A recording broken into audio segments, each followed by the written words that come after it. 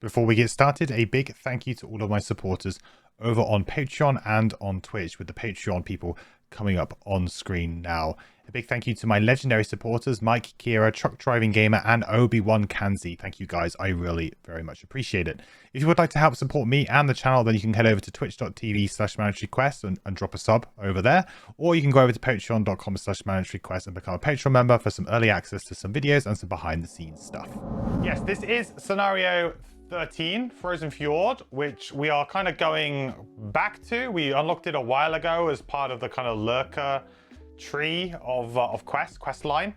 But this is the reason why we're going back to do this one, is because this helps us get closer to the Drifter retirement. So this, I don't know if it's completing this scenario or the next one. I just know that if we follow this scenario a little bit longer, we're going to unlock the other scenario we need before the Sacred Soil scenario that we need to retire the Drifter. So the plan is we're actually getting quite close to retirement on the Deathwalker as well. So the plan here is to try and do them both around the same time. So this is like a nice opportunity for us to maybe do that.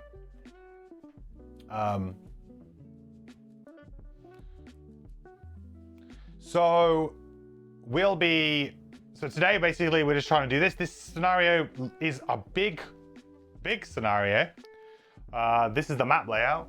It's huge, which is going to cause me some filming problems today. I'm going to struggle to get everything in, I'm sure. So apologies for that, but I will do my best to keep you guys centered on the action as much as possible. But things like the items and stuff may end up being pushed off to the side a little bit because, well, I'm just not going to be able to fit everything in. This is going to be a common problem, I think, with a few scenarios that we've got coming up, because also the spire that we unlocked as well from last episode, that one also has a huge footprint. So we're going to probably have a few little filming issues, but like I said, I'll keep you guys so that you can see the main action, and I'll keep the main important cards and things on the screen that need to be, but we may end up having to push some small items and things like that to the side. So before we get started though, we do need to do a road event. And we are still in summer, just about. We'll probably be in winter though, I think, after this one. So, summer road event.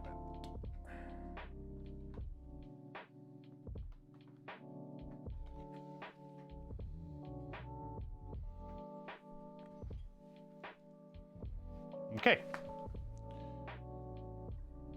Summer road event 10.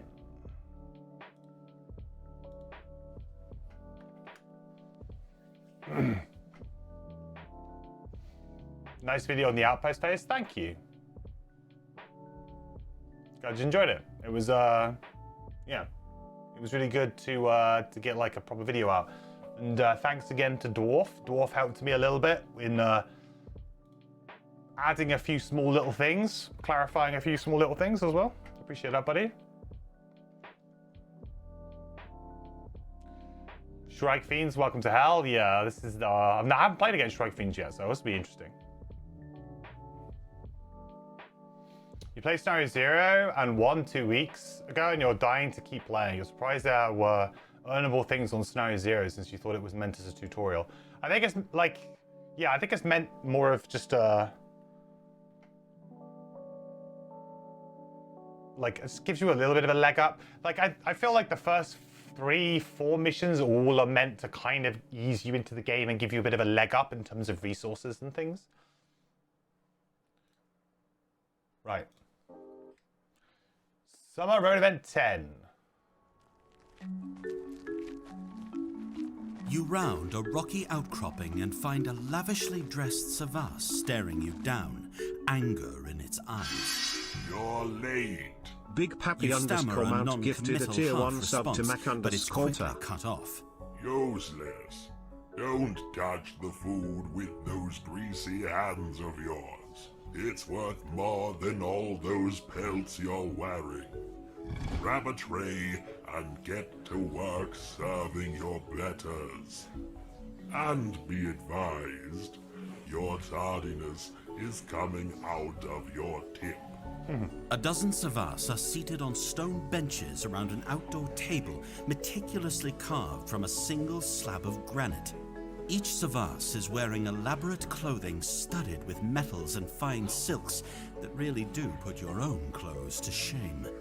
The scene is set for a magnificent feast, and a nearby serving area has gorgeous platters heaped high with the most perfect cuts of rocks? Get on with it. We're hungry. We're actually having to feed Option Craig A. rocks? You heard the Savas. Let's make some coin. Option B. Oh sure, you'll serve them, but these haughty Savas need to be taught a lesson. Rations from your packs it is. Ooh. Okay, guys. Option A or option B? Poll is up. Big Pappy, thank you so much for gifting a sub. To Mac, welcome Mac to the Adventuring Party. It was very, very kind of you. Thank you so much for gifting them a sub. I appreciate it very, very much. And welcome Mac. Good to have you here with us. Can't imagine Craig eating rocks. This is his favorite dish. It's kind of like an odd event. I mean, is it canon that Savas eat rocks? Or was I thought that was more of like a meme, you know? Is this cannibalism? I guess it kind of is. Maybe? Yeah, it's a little bit strange. I mean, we'll do whatever, I guess. Are Savas rock people like the Krakar? Yeah, that's the ancestry, yes. So Savas are all the ones like, so like the Krakar is a Savas who's had his like core smashed, right? That's why everybody loves him, because he's kind of like an outcast because he doesn't have his core. Whereas, you know, if you look at like triangles, for example, guys running around with all this elemental cores. Chat is pro-cannibalism. Apparently so. So option A, you heard the Savas, let's make some coin.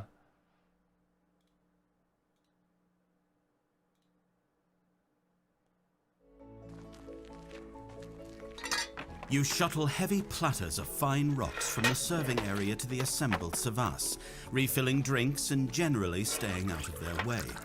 The Savas consume the geologic sampler with a deliberate slowness, savoring the crunch and grinding each bite to sand before swallowing. When the gathered group is satiated, one calls you over and hands you a small pouch full of gold with an idle nod of thanks. Well, ew. Ew. Gained 15 collective gold. Okay, well,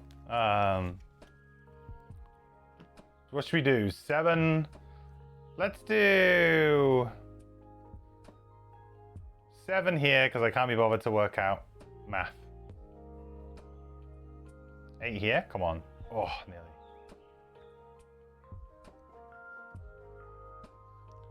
Nice.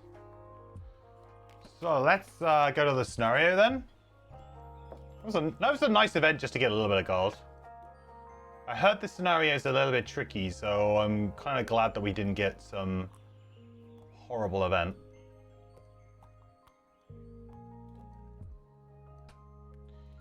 Frozen Fjord. Okay, here we go.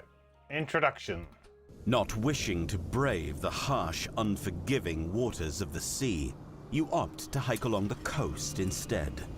You trace it for several long hours, eventually arriving at a series of immense fissures that cut deep through the ice cliffs, fjords blocking the way forward. Looking over the side, you can see the sea thrashing far, far below. Staring off into the distance, you spot a line of white jutting across the gap, a bridge. You head for it and discover a series of glittering limbs branching over the fjords. At first, they look to be made of ice, long, pale shapes that arch over the fissures and connect on the other side.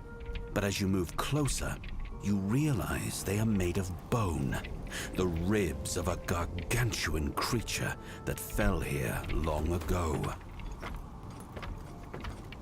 The sea writhes below as you cross, huge ice-clogged waves crashing against the cliffs. You spare only a glance, but the sheer distance of the fall makes your knees rubbery. When you look back up, you realize that you are not alone on this bridge. Several dozen feet ahead, at the apex of the rib, stands a tall man covered in a cloud of black, thrashing wings. You left your safety far behind, mortal, He says, not with a human voice, but with the collective shrieks and caws of his many birds. This place is not meant for your kind. There is no time to digest the warning. In a flash, the cloud of raptors fly at you, spanning the distance and snatching at you with razor talons. You manage to keep your footing, but a few of the birds have landed on the bridge ahead and are pecking at it feverishly. Their beaks are hard, and surprisingly large chunks of ice and bone break off and fall into the ocean below. Turn back. They shriek. Turn back. Or your corpses will be carrion for my brood. Oh. Okay. Special rules. No more than half the characters rounded up can start the scenario in the same room. So we are split. The scenario itself has 2 plus level times 2 times character hit points. So 24 is what what Gloomhaven Secretariat has worked out for us. So I guess we'll just trust.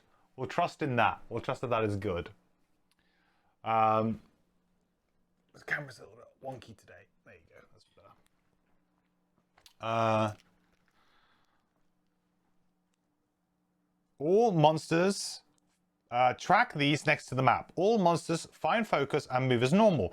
But whenever any monster does not have a primary target for one of their attack abilities, it instead attacks the scenario, once per attack ability.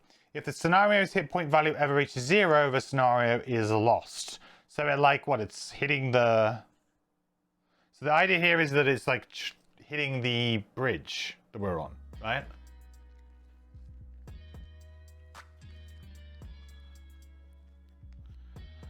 The scenario is complete when all enemies in it are dead. At the end of that round, read 96.1.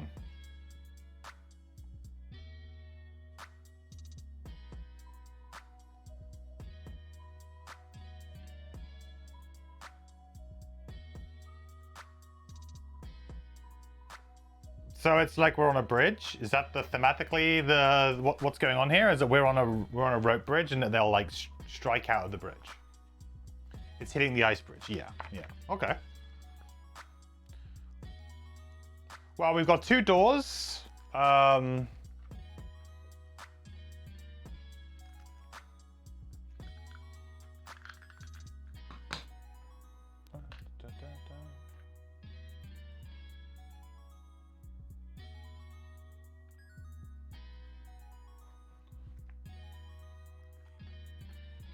So, yeah, we've just got to kind of keep going, I guess.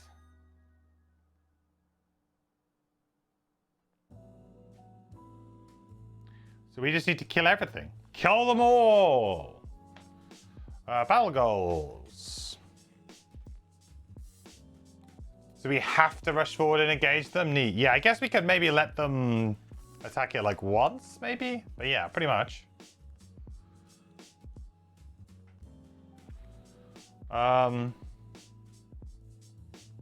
So for the Drifter, we've got Weakling, Die Hard, and Pincushion. Become exhausted before any other character. Possible. Die Hard, never have your hit point value drop below half your maximum hit point value. That's pretty unlikely. Pincushion, be targeted by attacks from 3 or more enemies in the same round. That seems unlikely maybe in this scenario. Unlucky draws. Yeah, like Pincushion, if this is a scenario where we're going to be like kind of split a lot of it, it's unlikely that we'll really... It's unlikely that we're ever really going to be able to do Pincushion.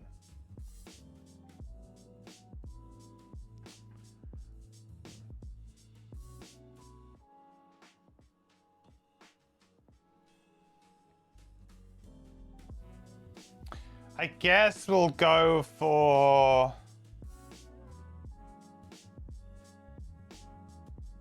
Die Hard? I don't know. But if I win this scenario, Drifter retires? No, I have to complete... I have to do this. Then this unlocks, I think, another scenario, which then unlocks the one that I can do. Is that right?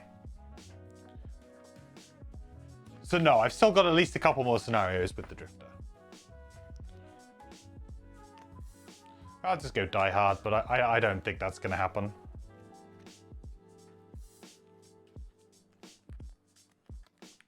This, then 32, then 69, yeah. So we got a couple more. So for Deathwalker, we got Pickpocket. Collect 2 or more loot tokens by performing a loot ability while adjacent to 1 or more enemies. That is possible, but again, probably unlikely with the number of enemies in this scenario. Dynamo, kill an enemy with an attack that would have caused at least 4 more points of damage than necessary. That's something that we can do, actually. And Zealot, have 3 or few total cards in your hand and discard pile while also not exhausted at the end of the scenario. Also probably pretty doable. I think we go Dynamo. Like, we've got a lot of big attacks. I'm sure there'll be a couple of instances where the enemies get low and maybe they're on like 2 health and we can hit them for 6 or something. Not bad draw there. Okay. All right, let's do it.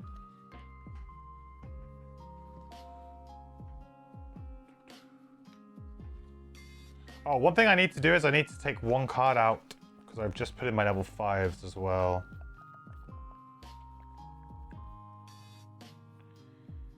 Yeah, take out that.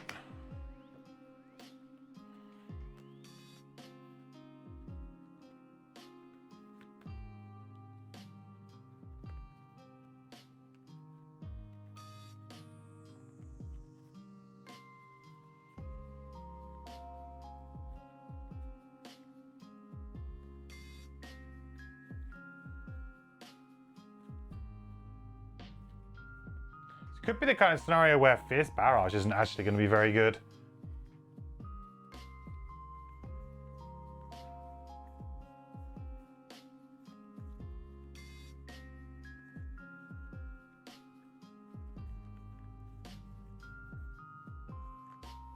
I don't know how many enemies there are, but am I really going to be able to be attacking 2 at a time? We do have Imps and Wind Demons, so there's probably a good chance that they're about. Are we going for Eclipse first turn with a Deathwalker here? I don't see any other way to get our shadows. I don't know. The guys have got 20 health, which is a bit of a worry.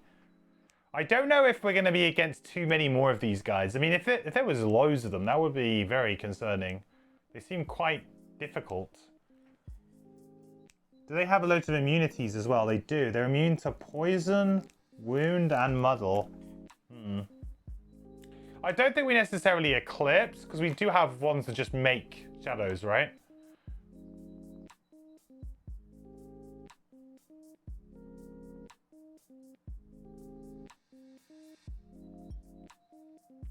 But Eclipse would give us a really nice head start.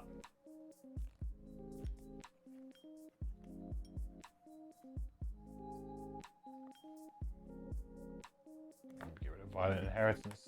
We won't use Violent Inheritance this game. Okay. 12, good. 11, good. All right. So I think the plan usually is to do a setup turn, right? Usually the plan is to make a setup turn. And that's, I think we still probably have to do that. I don't see any other way of the Drifter not being able to do that.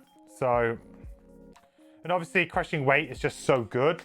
And it will just help us attack things like really quickly.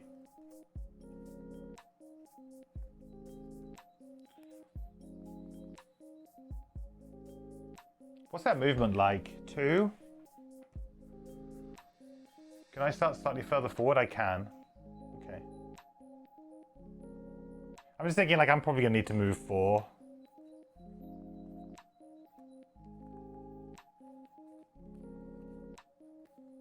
I think I'd just go for the standard Drifter turn.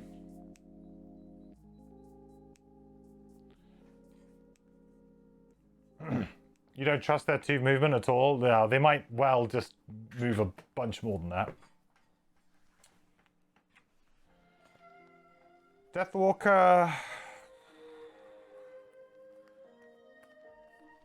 I could go with Eclipse. It does feel a little bit much.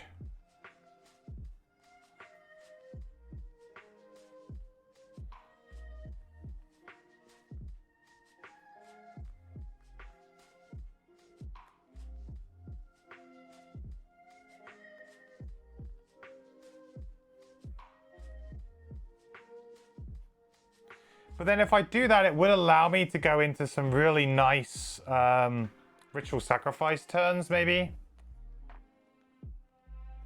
Yeah, okay, maybe I will do Eclipse. Can I move forward on that one? No, I'm in the exactly where I can be there. Okay.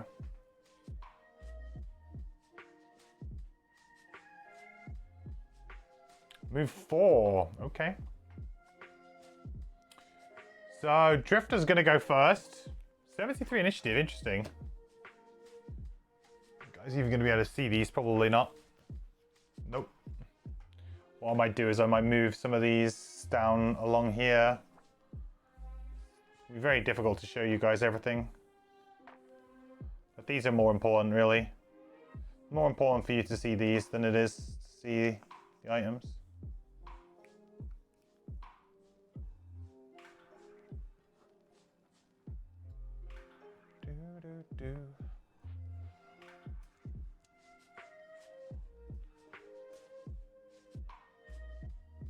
Okay, move 4.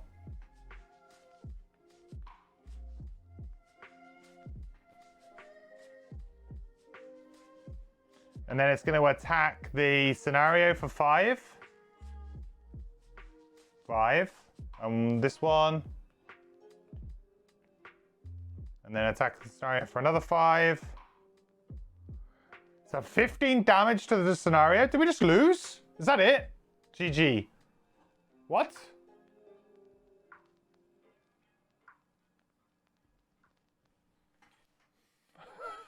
Turn 1 lose? What? There's no way for me to heal the scenario in any way.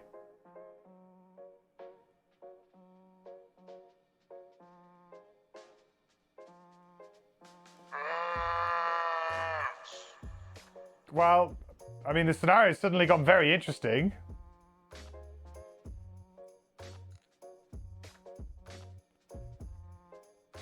Wow.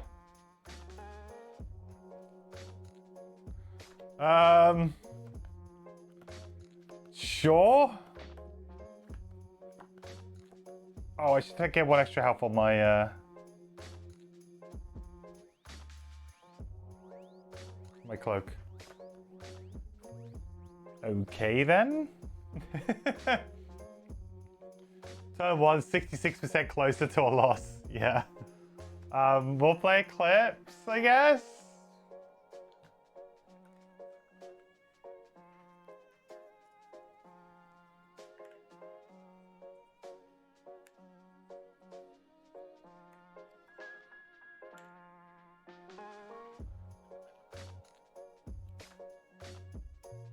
Create dark. Hang on, 3, not 4. Now I'm going to play my 4th. Actually, I'll place this one here then.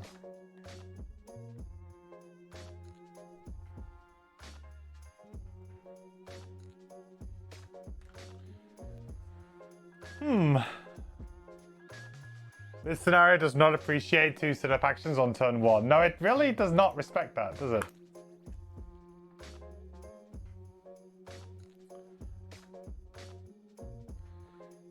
Well, I guess... Well, our hand's been forced now. We have to keep going. And basically, we can maybe only let the scenario take 1 more hit. The rest of this entire thing now.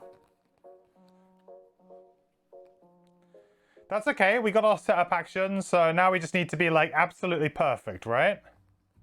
Absolutely perfect. No screwing around.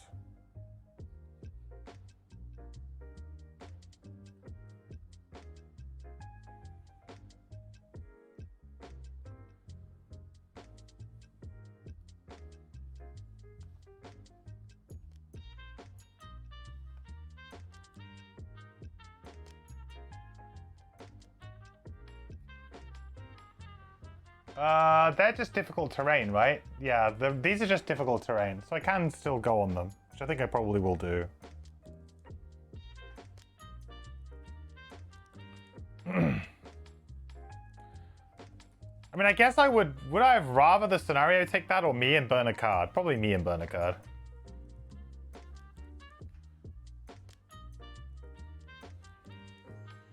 You was afraid of the turn 1 kill on this one, but didn't happen for you? I mean, I don't think they can get it on turn 1. Unless there was blesses in the deck, I guess. Somehow there was some kind of bless. There doesn't seem to be any other. There was no special scenario effects on this one, which is kind of surprising. Like, thematically, I could see there being special scenario conditions here.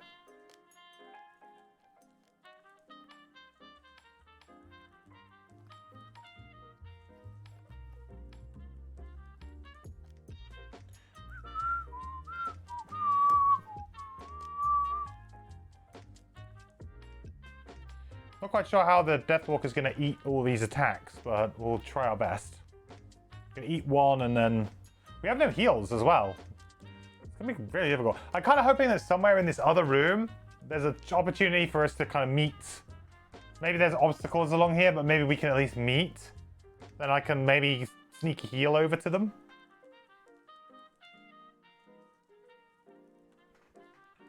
Move to attack 5, create dark. Oh, creating dark's very nice of you. Okay, Deathwalker time. So we'll use the bottom of the summon to teleport. Whoop.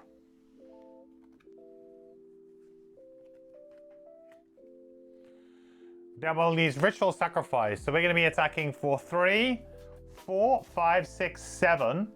We'll use the Spyglass here, of course. We'll use the Spyglass here. 7.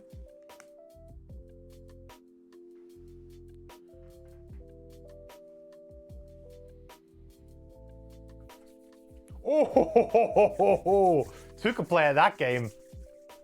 Two can play at that game. 14.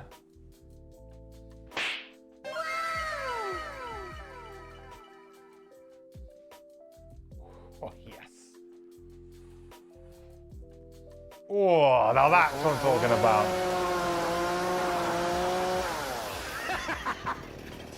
No, that's a lot of damage! That's a lot of damage. Are these the actual shadow tokens or from another game? Yes, these are the actual ones. Nice.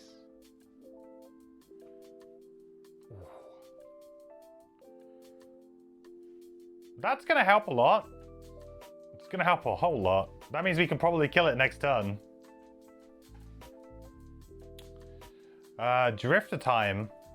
So we're going to move 3 and shield up.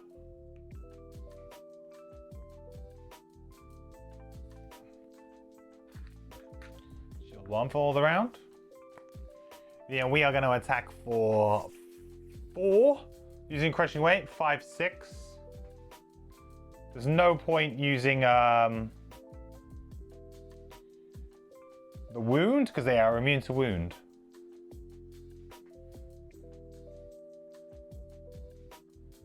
Seven. Not bad. Now we're off to a good start with these characters.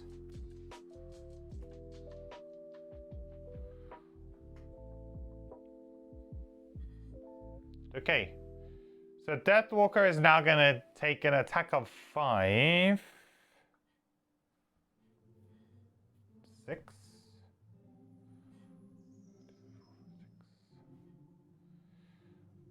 Create dark. Now the Drifter with disadvantage because of the crude hide armor. -2. So that's 5, 4, 3 with the shield 2, so 2 damage to the Drifter. Okay. Scenario is somehow still alive. Am I able to use the Necromancer with the green screen? It gets more difficult with characters with green cards, yes. I do actually have a blue screen as well. So I can potentially use that for if I was using a character that had green cards. But yeah, it does make it more tricky. But Yeah, I could also just change it to a blue rather than a green screen.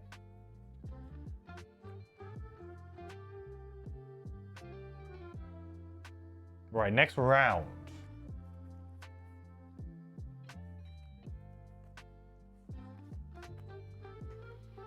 I think we're just going for the kill, aren't we, here? Really?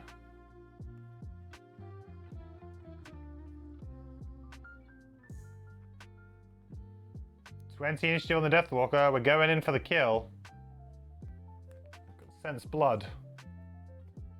Or is it blood? These guys don't bleed, right? Then I don't know.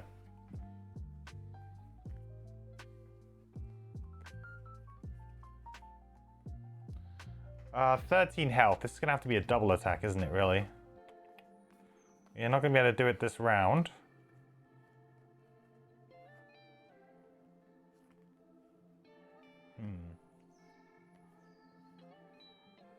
What health am I on? 16. I suppose I could heal, but it just feels a bit of a waste.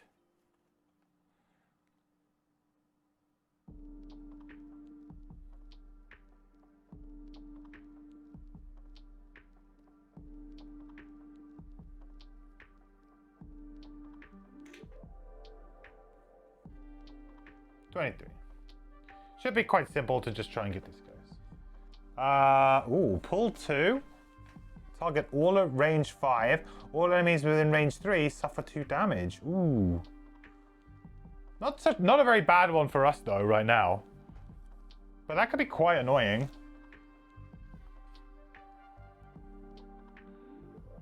For Deathwalk time. So I'm going to use the top of Restless Spirits. So this is a attack 3, but we are going to consume this shadow to make it a 6 and a curse. So we're attacking for 6 with a curse. 6. Bang on. 1, 2, 3, 4, 5, 6. Dead. Blue token. Should we gain that XP? No curse, unfortunately, because it died.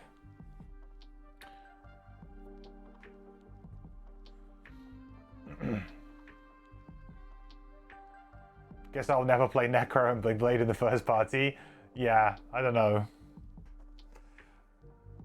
That's the major F your summons card. Oh yeah, I guess it would be, right?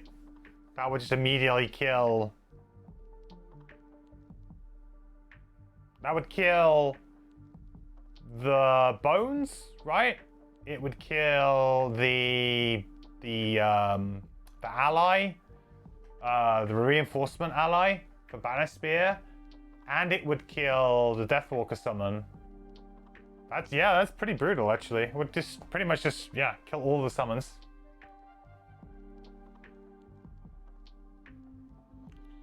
Bones survive. Oh, they got 3 health bones. I can't remember if they had like 2 or 3. Then we're going to move all shadows up to 2 hexes. 1, 2. 1, 2. 1, 2.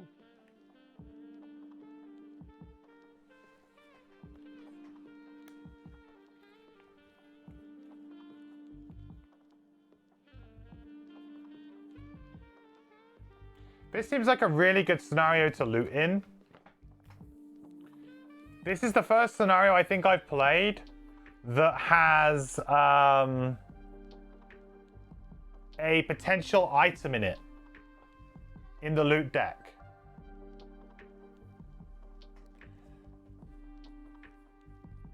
I mean, I've got plenty of time to get over there, I suppose. I've got plenty of cards. I could probably just... I mean, how many turns have I got? 1, 2. I got 2 turns plus potentially... Yeah, this is fine. I'll probably just like loot and then move across, and yeah, I should be okay.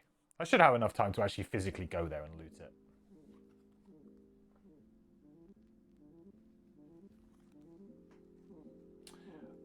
Okay, so I think the first thing I'm going to do is I'm going to use Draining Arrows. Move 3, but we'll just move 1 here.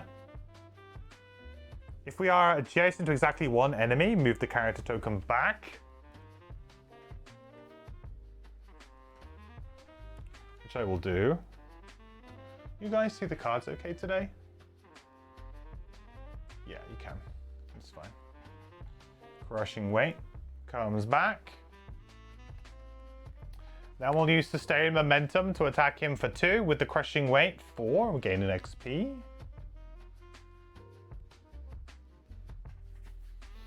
Four.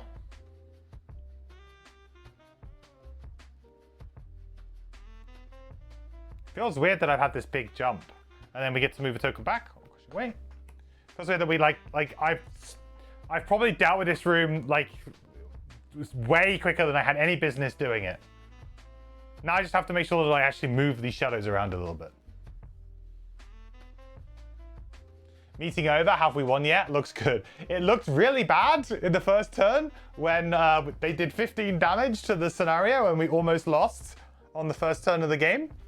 But then we drew our own ×2 and just absolutely destroyed the Shrike Fiend. So we kind of like flipped the tables back in our favor. Although having said that, all it would take would be for me to maybe open a door and not go far enough into a room and be out of range of an enemy, and then suddenly they just blow everything up. So it's like, I'm on thin ice. I'm gonna need to like, especially going into a scenario where I don't know where the enemies are, this is quite troubling.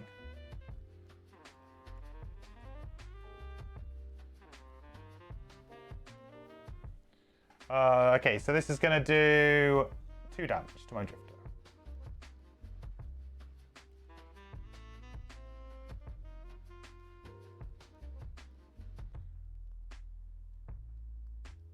Presumably this doesn't do, does this do damage to the bridge? I think it does, right? No, it doesn't. It says whenever it doesn't have a primary target for one of their attack abilities. So if it's a non-attack ability, right? So yeah, it doesn't do anything.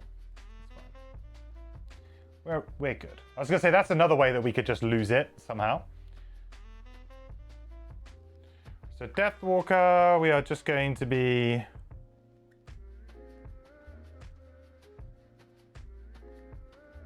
We're honestly just going to be moving on to there to get the loot. That is it. Nothing else to do. Move, make loot. Job is good. Okay, so how much health is this guy on? 9. So we can't quite kill him yet. Still going to be at least one more attack, I think.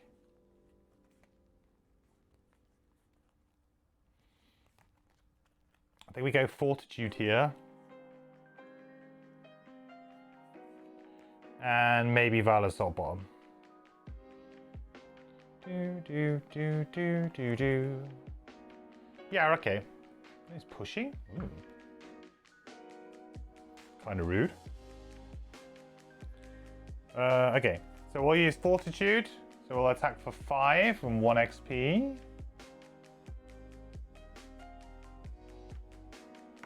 Five.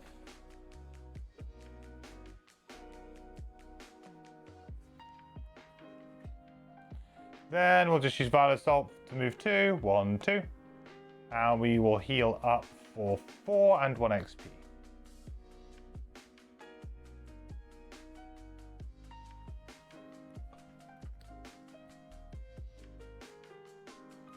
Deathwalker is literally just doing a move 2. And throwing away this card, doing nothing with this. Just so that we can get this loot. Because I do want to get loot in this scenario to see what this item could be. Lumber, I mean, it's fine. We'll take it.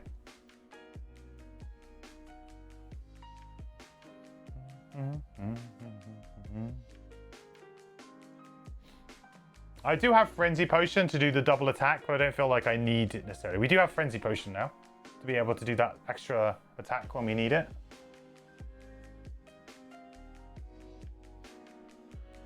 Boop, boop. We're going to be attacked for 5 here. Sorry, with disadvantage.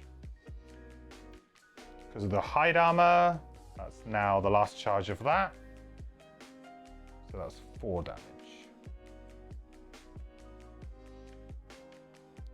And then a push 2. I mean, you're helping me get close to the door. I'll take it.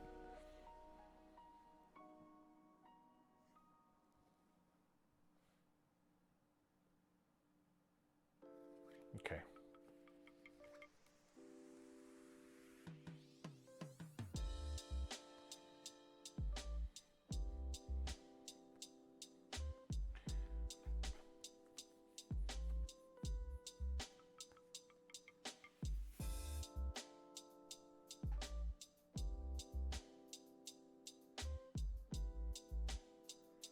Me using Dominate as a move 4? Uh-oh. You know things are going well when you don't use the top of Dominate.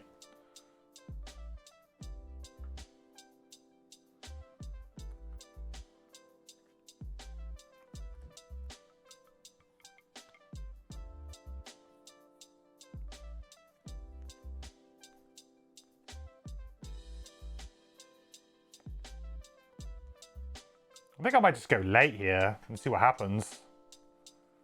Yeah. Hopefully it comes to me. Uh-oh. Oh no, it's a ranged attack, thank God. Ooh. I thought, uh-oh. I just screwed up.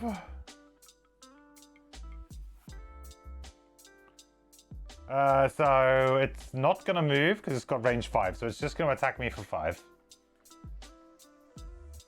5.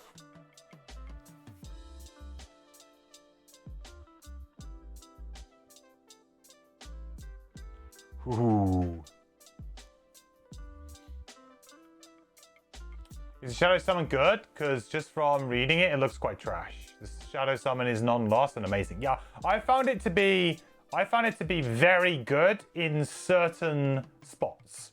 Like, I haven't found it to be excellent every scenario that I've played, but like if you look at like yesterday's scenario, for example, it was incredible because it was just fighting enemies that didn't have shield, didn't have retaliate. Well, I mean, they did eventually have retaliate, like there was hounds in the scenario eventually, but when we were just first facing against imps and with the polar bear, like if it's got a very soft target, if you like, it's really good. It's a very efficient cost summon, and the fact you can play it multiple times.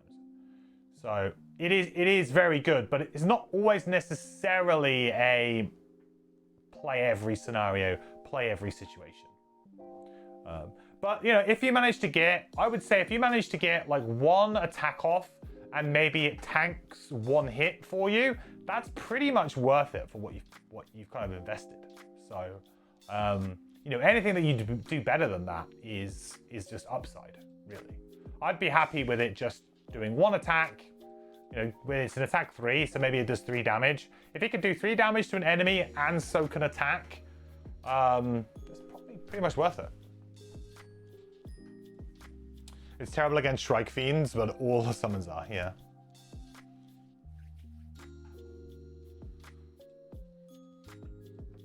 Attack 3 disarm, can't argue with that. Yeah, exactly. Just like phase an attack, get 3 damage in. That's going to be very useful. But yeah, certain scenarios like this one, I find it very unlikely that I'll be playing it. I mean, there are some enemies coming up that are a little bit more favorable. Like if there's a bunch of snow imps, it is quite good against snow imps.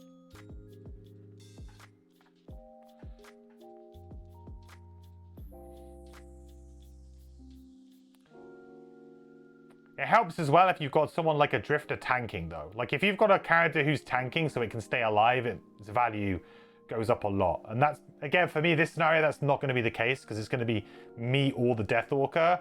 And in those situations, summons break ties, so it's less likely.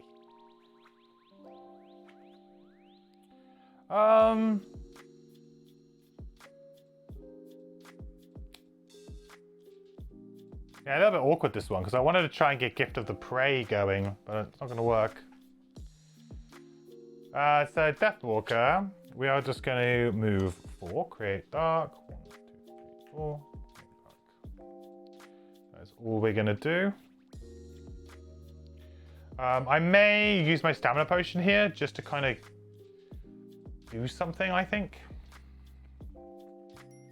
Got 1 card in my hand. I could like Black Barrage, you see, and just get all of my shadows near me. Is that worth it? Or I could try and make a summon. I could actually try and make a summon, which wouldn't necessarily be a bad idea, because I can probably... There's a good chance that the summon will be able to get one attack off. So I could make a summon. After saying that summons are terrible in this scenario, I actually have a very good spot here to maybe make one, and it doesn't take up much of my time. And if it tanks something, if it gets one hit in, then yeah, we said it's well worth it. So I think I might try that actually. Or do I just try and move all of my shadows?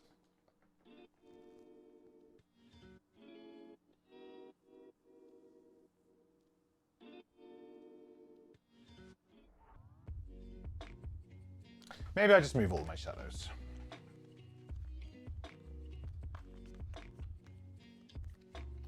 Right, we're spending our stamina potion.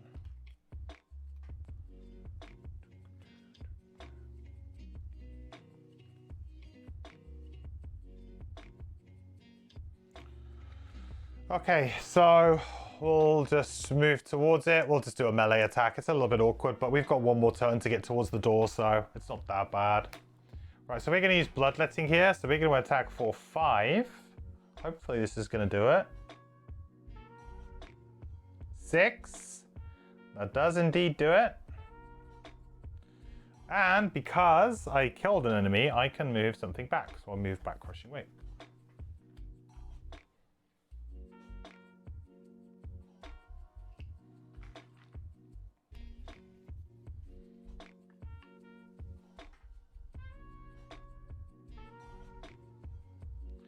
Right, so now we need to go open doors. We've got to turn on both characters here.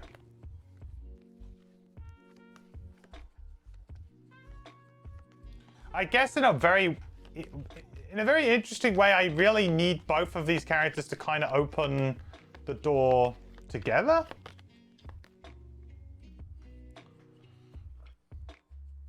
Because if I open, do both doors open when I open it? No, I have to open each one individually, I think. Unless, I mean, there's a possibility that the section link doesn't say that. That maybe something happens in the section link. But let's say, like, there's a line here between this, which I can kind of see them maybe doing, putting a load of obstacles here to say, hey, you can't join up. If that is the case, then there could be a weird situation where I open the door with the drifter, there's an enemy here, I can't get to him, so it ends up just like blowing up the bridge. You'd wager the section will do it, but I don't know. There's a chance of it, but I don't know what's going to happen. I'll go get the loot. I'll go get the loot, and maybe we'll figure something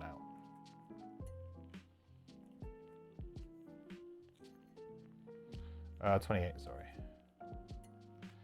And yeah, I mean, this is just whatever. We're just going to move and get the loot.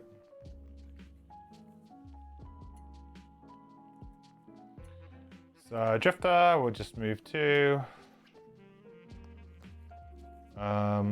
Do I want to use my Amulet of Life here? What am I on? 9, 18. So I'm going to heal 4. Yeah, I guess I should probably use my Amulet of Life here to heal myself for 3.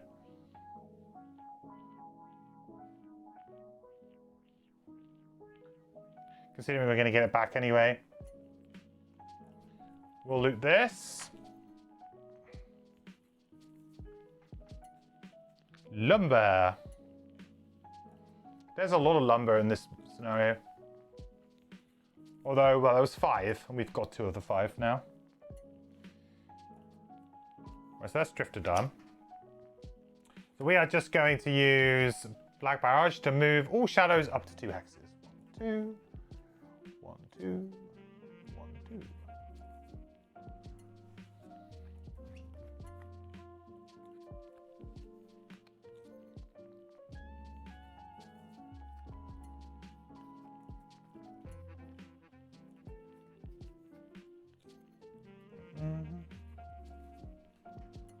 Doodle-doo-doo-doo.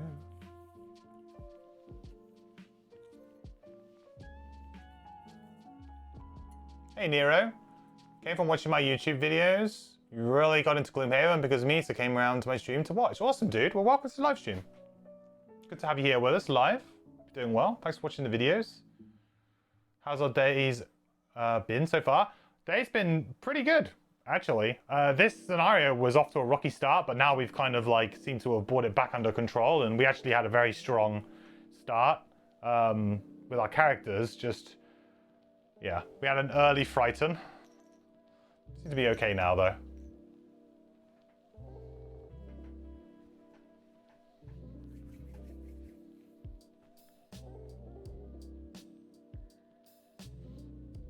Is Frosthaven like an expansion, or is it its own thing, basically? It's basically the sequel.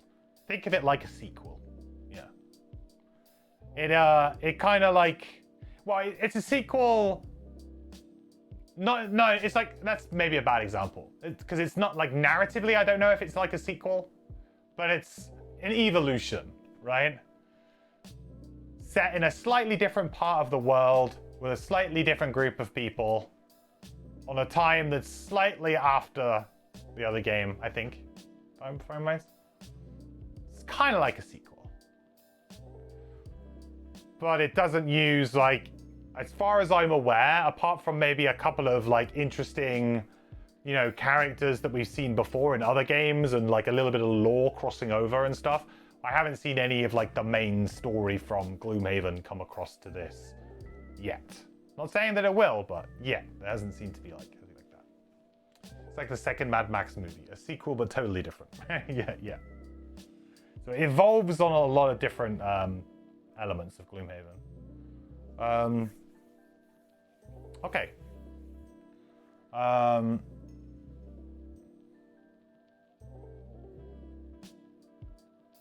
So long rest then. I think that's what we do now. Boom. Big old long rest. So we get to reset everything. That's really nice. We gain 1 XP on the Drifter. We went down to 9 health, right? Ooh. We nearly lost Die Hard, but we actually survived just about.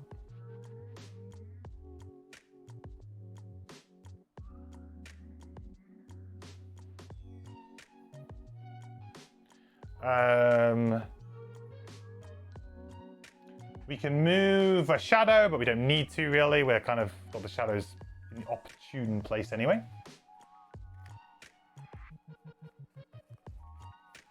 I've really been getting sort of into Gloomhaven because it's a tad bit overwhelming to play solo on tabletop. Yeah, it can be.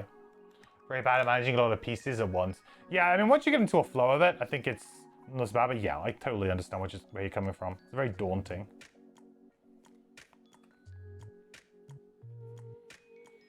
Very, very daunting.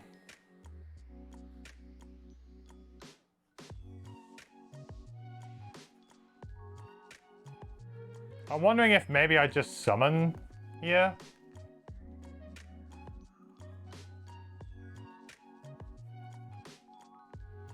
And then I wait a turn for my Drifter to kind of get close, and then next turn we open the doors. I think like that seems like a reasonable. And I can get a summon going then.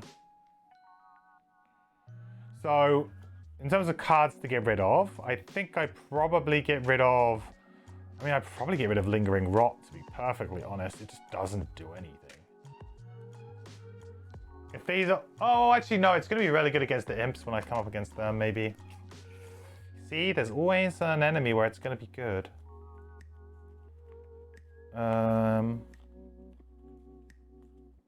Although, can I get rid of it? I could probably get rid of it, because I've got the other one, right? I've got the one that... Yeah, I got the Wound one. I got Fleeting Dusk. That's probably better. Yeah, get rid of Lingering Rot. Might regret that, but I doubt that I'm going to be against, like, 4 enemies.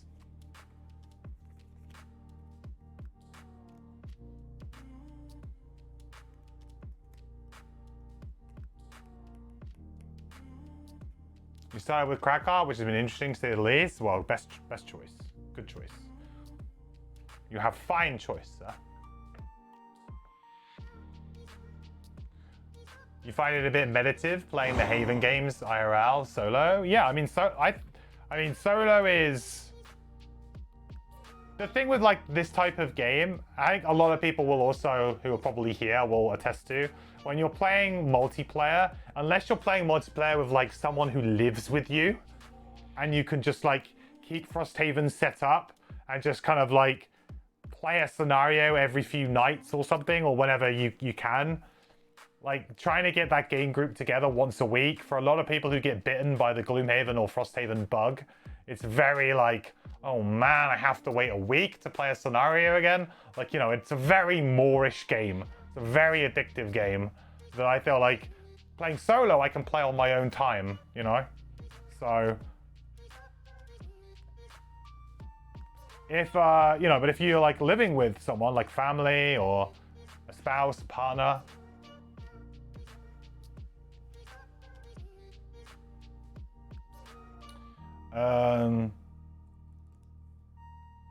okay, so we got rid of the card there. I need to get rid of one card on the Drifter, don't I? I think I'm going to get rid of Fierce Barrage. It seems an odd choice, but the only thing I'm thinking is that if Snow Imps come up, but it just feels like everything else is not great.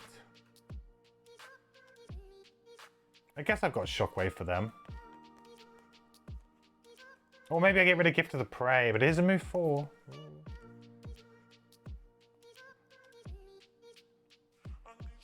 I'll get rid of Sustained Momentum. I think I can keep my tokens. I don't need that. I can get the tokens flowing. Okay, next turn.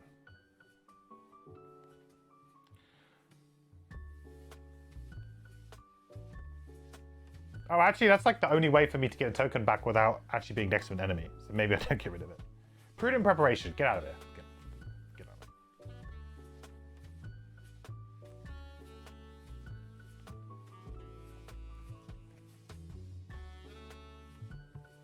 I forgot to heal on the Deathwalker, didn't I? Do do do do do do do do do.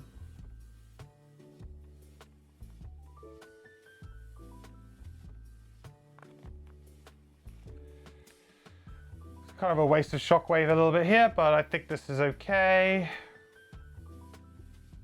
So we're not opening the door right now. We're going to do it a little later.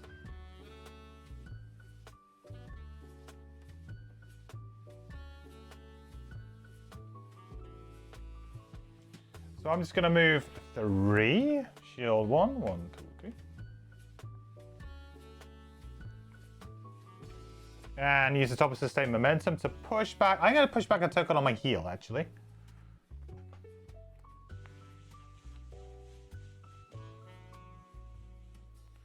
Then Deathwalker. We are going to place a shadow in an adjacent hex.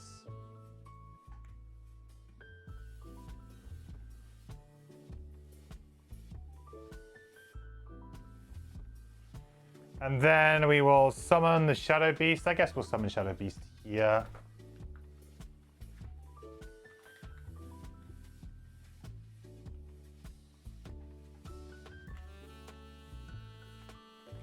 So I still have 3 tokens, and that gets me an XP. Feels weird that I've only earned 2 XP on the Deathwalker so far. I guess we did just destroy that Shrike Fiend.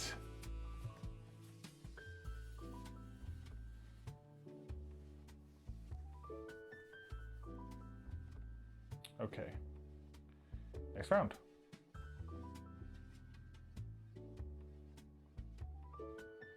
So, Drifter, open the door, maybe.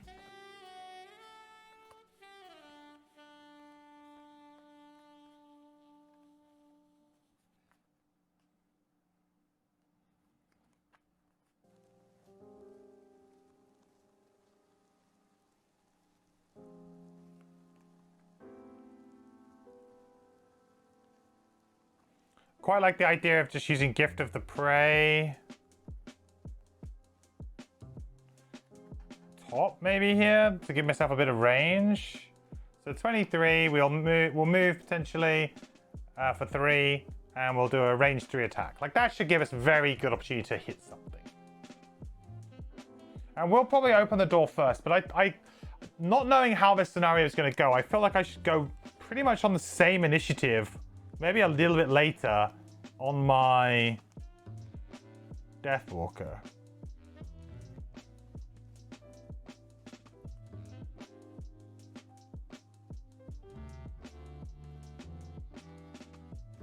Yeah, I'm going to go 24 on the Deathwalker and use Fluid Knight.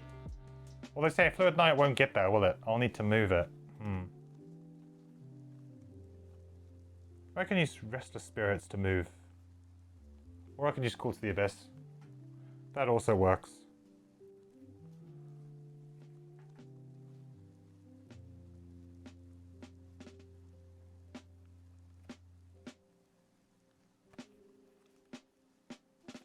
Actually, we'll use Black Barrage.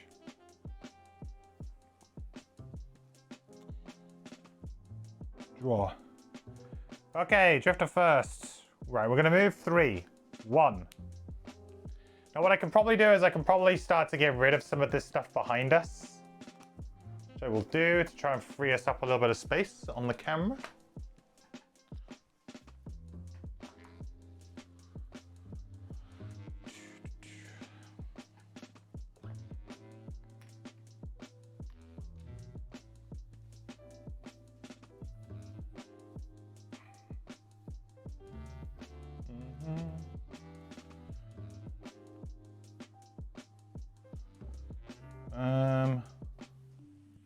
Hang on a minute, actually. Ah! Damn dungeon tiles.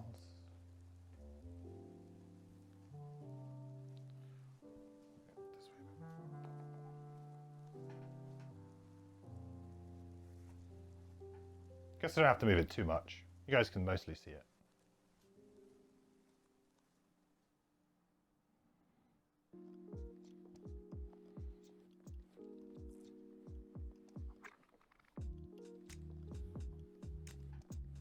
Okay, so we need to go to 44.1.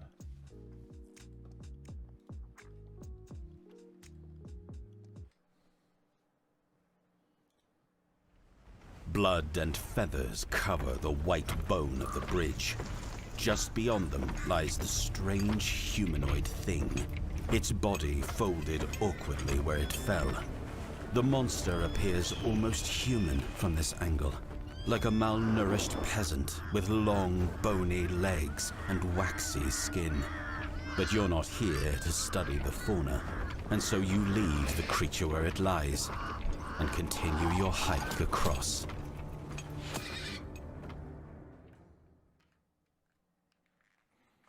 Okay. New room. Oh, there's another one? Oh, but we can join up. Okay, that's fine. There is another one. Uh-oh. Wind demons. I didn't sign up for this.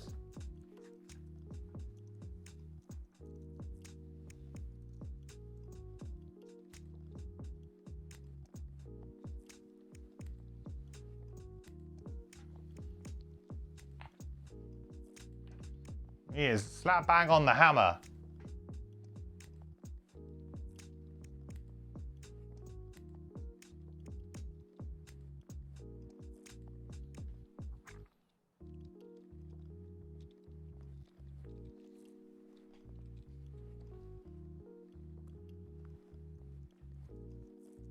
Demons are the bane of your existence for a bit, just a smidge. Demons are, yes, very tricky enemies. Okay. Oh, this is super awkward too, right? Oh, have I just lost? Oh, I've just lost.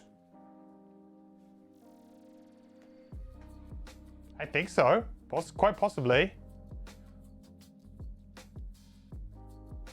Depends on where I've got to put another room at the back there. But we might have just lost.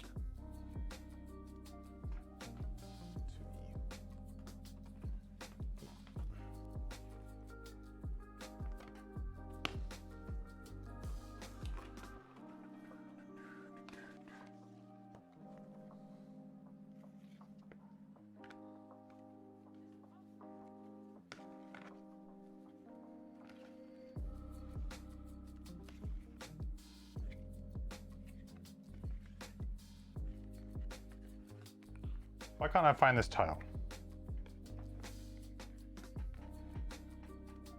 Go to E.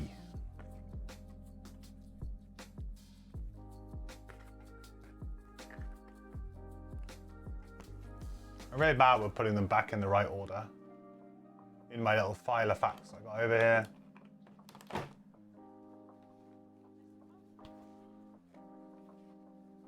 I've let them sprawl out.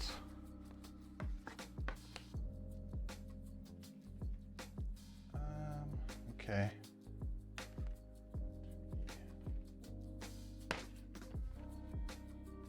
Ah! No, but I think I need that one later for later anyway.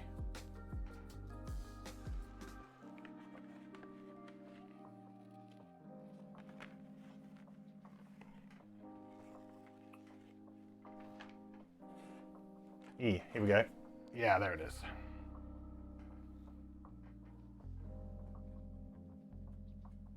All right, we got another big one there.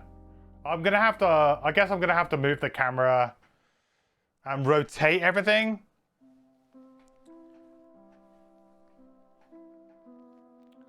We're in for a big rotate.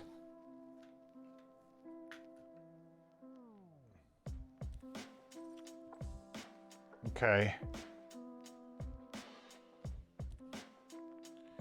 Although I'm very scared. These wind demons going before me might mean that we've just lost because the wind demons can just destroy the scenario. I mean, I guess I'd have to be kind of unlucky, but it could be quite close.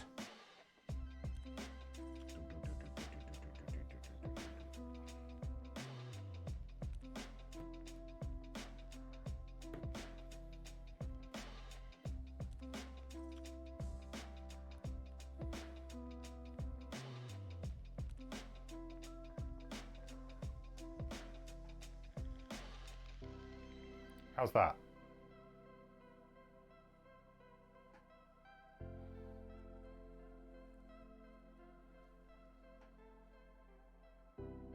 That's not bad.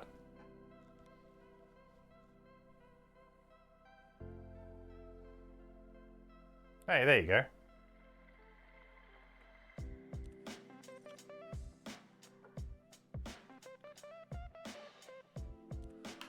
Do.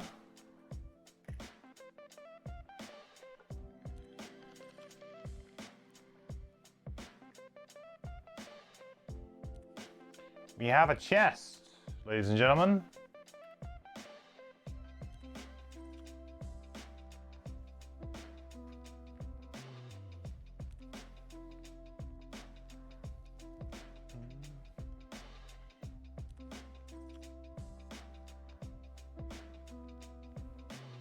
Yeah, no, we don't have to worry so much about the Strike Fiend. We're okay. Well, it's still gonna get hurt, but it's not as bad as it could be. Right, where are you wind demons then?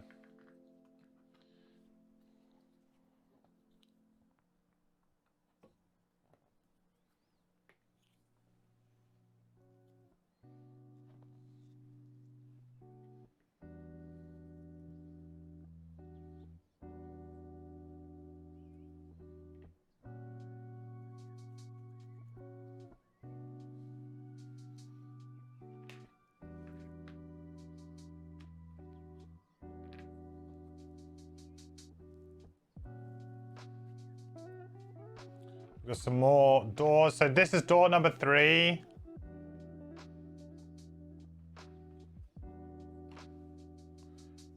And up there is door number 2. But we can join up now, which is nice. It's already separated for that one small bit.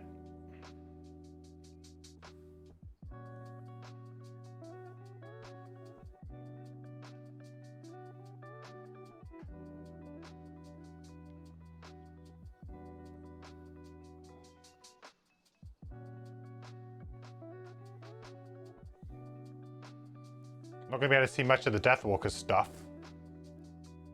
I suppose I can go in the top right hand corner with the Deathwalker.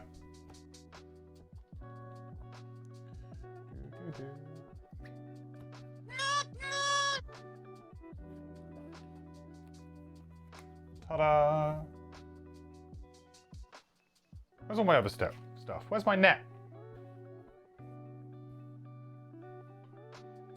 Did I accidentally push it underneath this?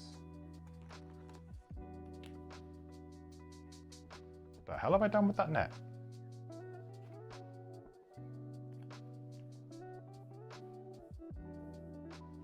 Where's my net? Oh, here. I've stupidly put it back down here. I got it mixed up. Okay.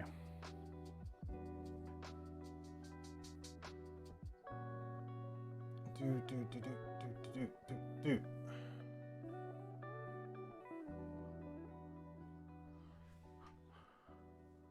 Okay. Whew. What a scenario. Could I use booster speed now or is it too late? I believe it's too late. Spyglass 2? Oh yeah, good call.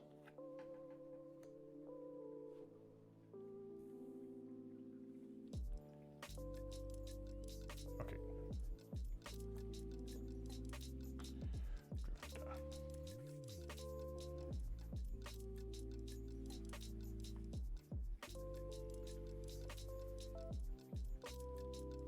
Did I knock that or something? Definitely come further down.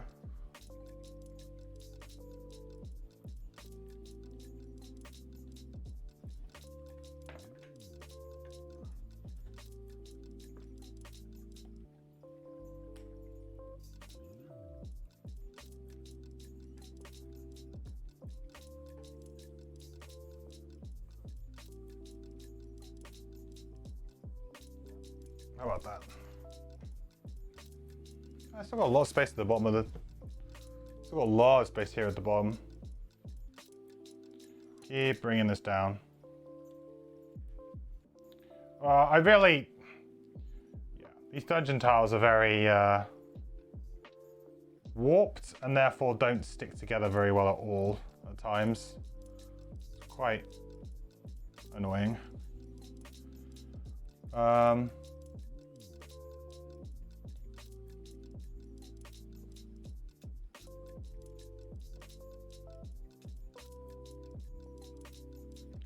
There we go. A little bit better. To be honest, we should be able to get rid of these tiles pretty quick once we get going, you know?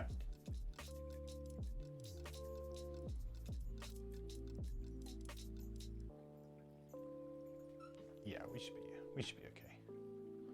I'll be able to move these very soon anyway. And then we'll be able to fit that in there like that. This in here. Yeah, there you go. Get rid of this. You don't really need to see this.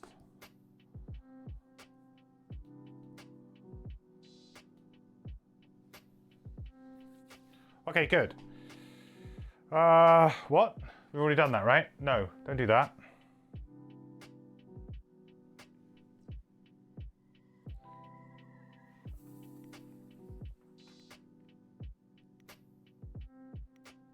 So, standee number 4 and 3.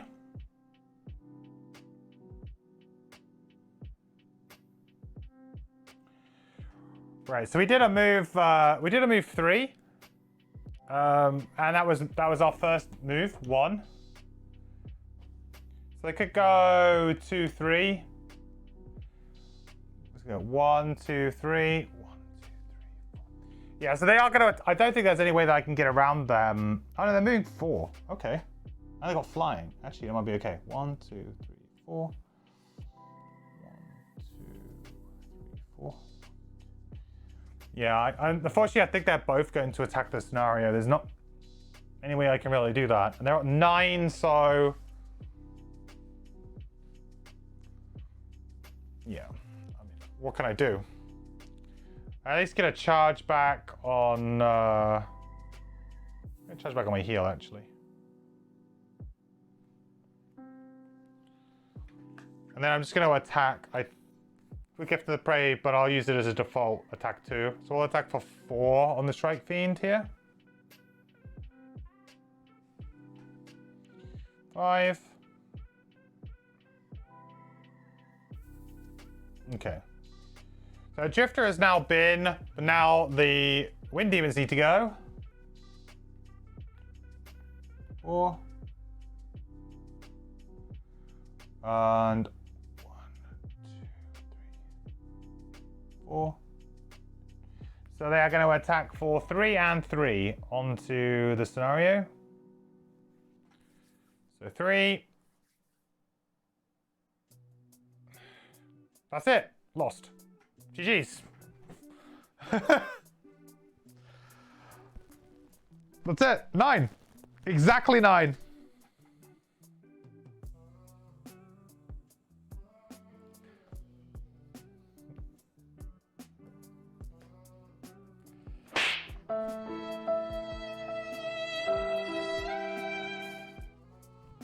I'm gonna say that I don't think this is a good scenario.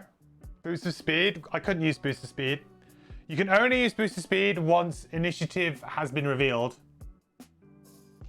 So you get that. So basically you reveal your initiative, then you get your chance to use it. So, you know.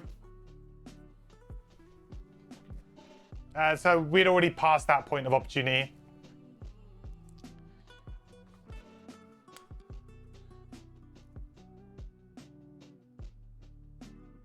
If I changed up round 1, I would have it. Would have had it. Well, I mean, if I hadn't drawn a ×2 on the 2 attacks that were on the scenario, right? I mean, if you're gonna talk about luck, like me changing my strategy, yeah, but I shouldn't have had to have absorbed 2 ×2s, right? Like that's pretty unlucky that there was only 4 attacks levied at the scenario, and 2 of them were ×2s. That's pretty bad. The Wind Demon doesn't attack there. Well, no, the door's closed. I thought there might be a scenario rule that would open the door, but it doesn't. As far as I'm aware. So, unfortunately, that 21 initiative just kind of boned us, really. So yeah, we could have changed round 1, but also we could just have not have flipped the ×2. Can't buy an Iron Helm for the scenario next time. If only. Yeah, it's just kind of.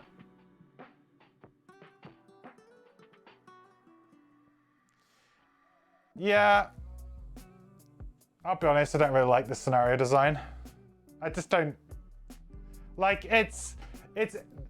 I don't like scenario designs that almost force you to fail once before you can kind of do it again. Because, like, you need to fail this to kind of understand where everything is.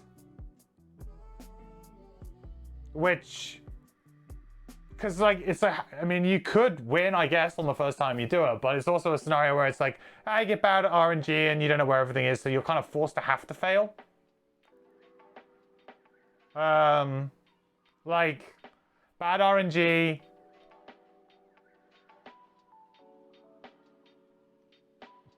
Don't know where the enemies are, and they could just win out of nowhere, like I just called it. Yeah, just my opinion, not great scenario design. Don't like this one. I like it when the scenario design is like interesting, and like it is at least something a bit different, but it's a crapshoot.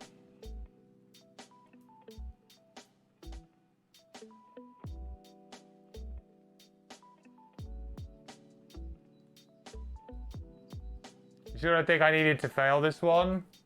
RNG is RNG, but you know round 1 the scenario is taking approximately 10 damage. In your case it was 15, but still. Yeah, well they took...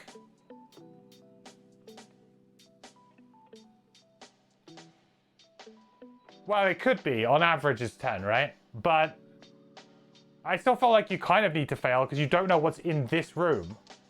And obviously opening the bottom door is not a great idea. Opening the top is better. So there's a bias to the top room, basically. Like this room here is the better room in terms of like opening the doors and things. Like it's the better room. The bottom room should be for the ranged character. The top room should be for the melee character. Like that would be the better way of doing it. You know, if I was playing 4-player, maybe I would have had a little bit more.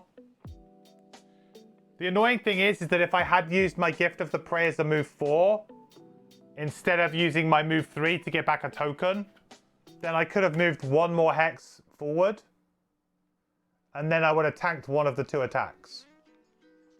So like, there was a line there where I do actually sort of keep the scenario going. But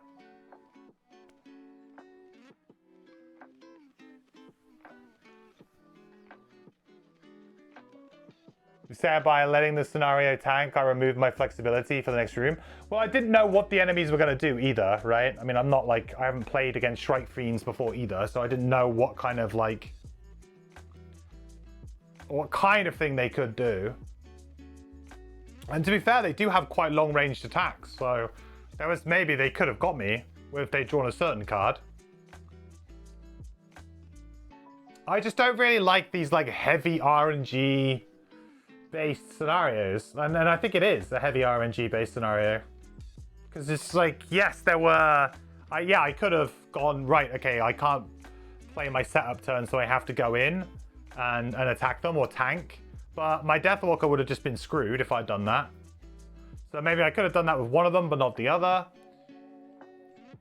But also just drawing, you know, a 21 initiative off of the Wind Demons on that one turn, and then they draw the ×2, right? It was like the perfect storm. I still feel like, I mean, I don't know what's in the other 2 rooms, right? But going down to that low on the scenario straight away was hard.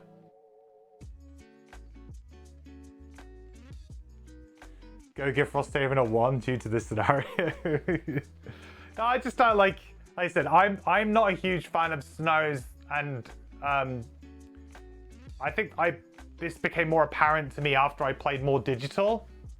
Because the digital scenario that comes to mind is Infernal Throne, which is a scenario that I think a lot of people didn't like. Even though the actual scenario is pretty cool when you think about it, like the way that it works is kind of cool. But a lot of people didn't like it because you spent a while playing it and then it was like, oh yeah, now this happens, and you had no clue. Like, so you almost had to fail it in order to be able to win it because you needed to understand what the scenario objective was.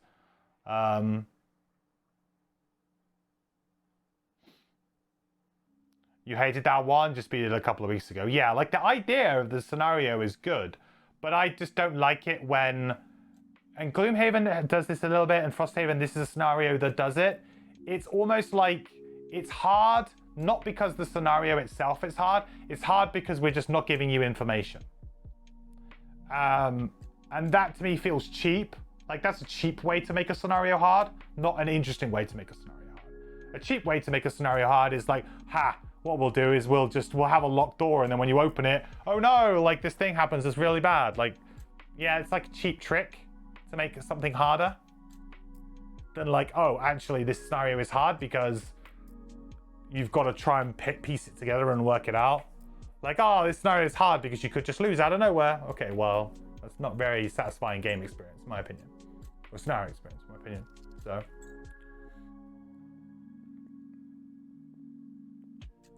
Just, yeah, like, I mean, we've got, like, I could maybe... The problem is I don't know how long the rest of the scenario is. I'm thinking, like, maybe we could set up and play another one, or maybe we just call this a short one. I don't know, today. I've probably got enough time to maybe, like, start part of it, but I don't think we'll have time to, like, finish it today. That's the problem now. Is that I've probably got time to, like, maybe start it, but I don't think I'll have time to finish it.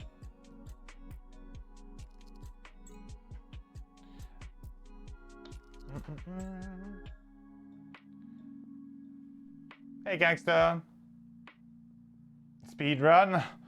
Speedrunning is a little bit difficult when you got to set everything up manually.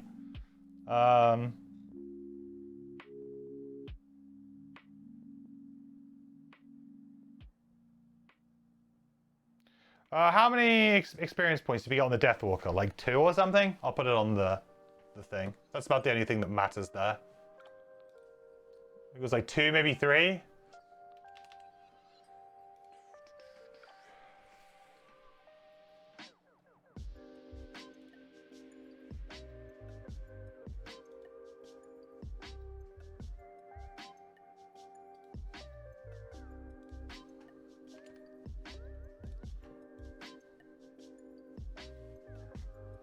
Okay, well, let's, well, yeah, let's reset it then.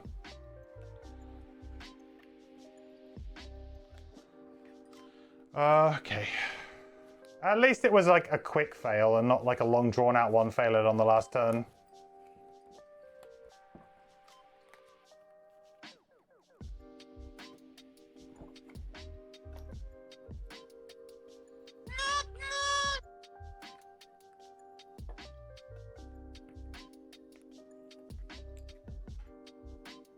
Just annoying because I literally just I have all the tiles up, spend like 15 minutes setting the tiles up, times 2, lose.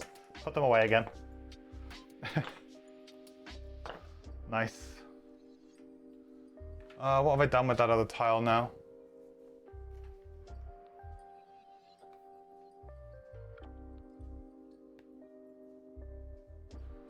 That one? No, it's not that one.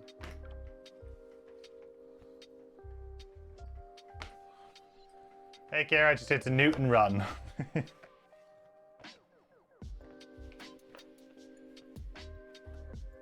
we go, that's the one I want.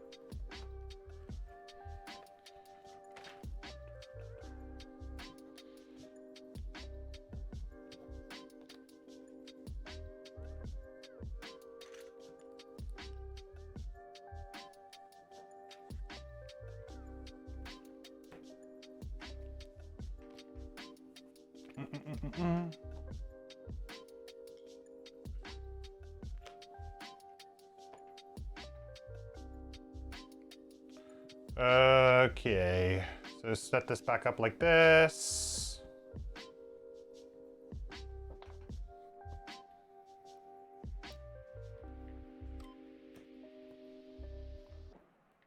Okay. I might swap the room so the drifter is like... no, I probably don't want to swap the rooms because otherwise the shadows are in a weird place.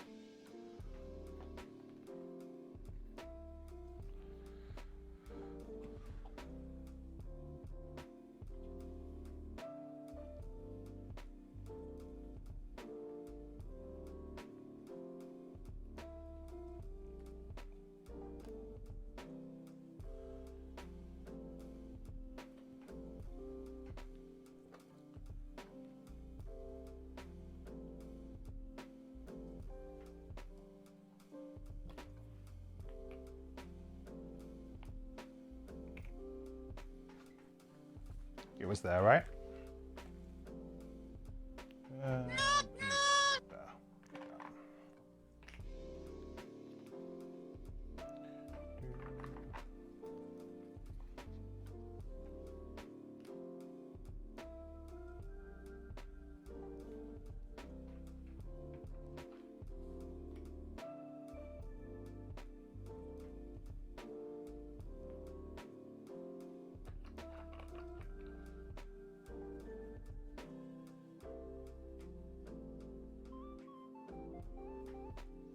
Oh, I think I realized I didn't put an extra obstacle down, or did I not? Did I put that down? I think I did. Oh, I don't think it really mattered.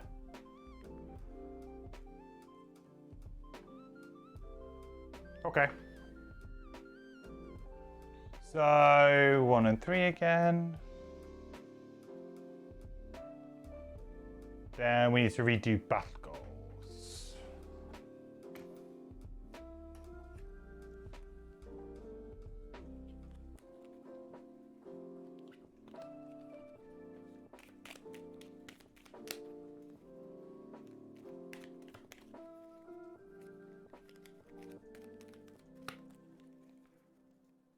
Might swap up the starting positions.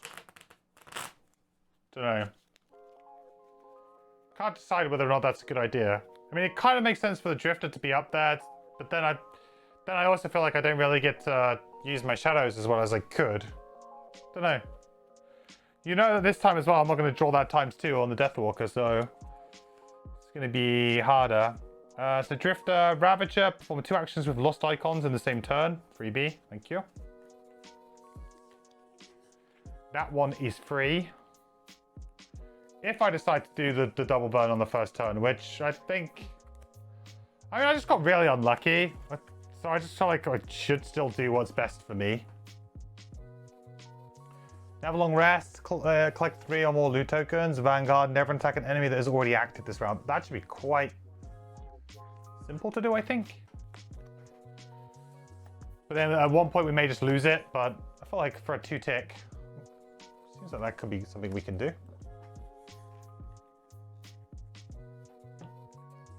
Okay.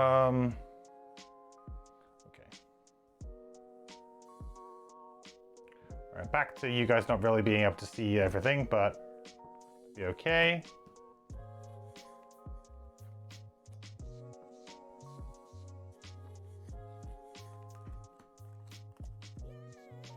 Spyglass.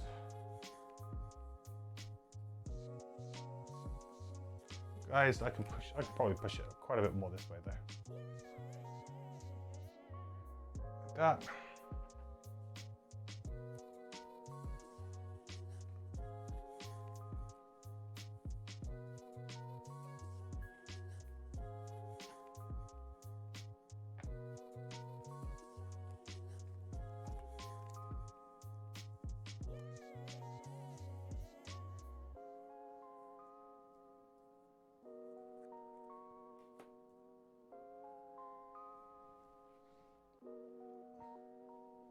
Okay.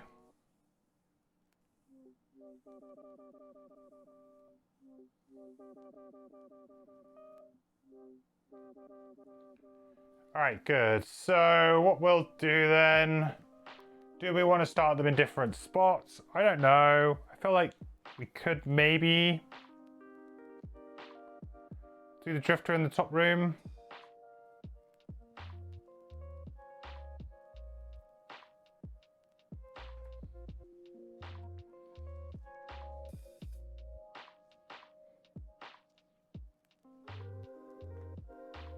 Maybe.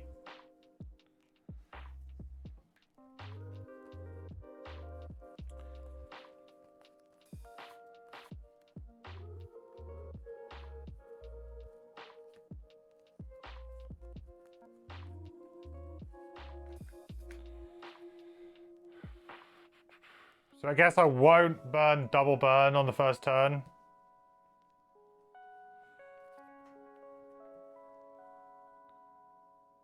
Deathwalker. So I feel like Eclipse is a pretty good one.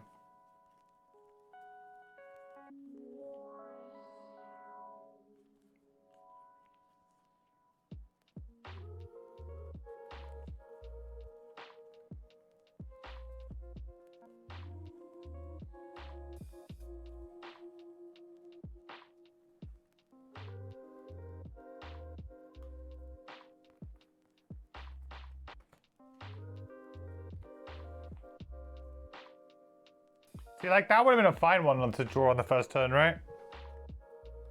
Would have been absolutely fine.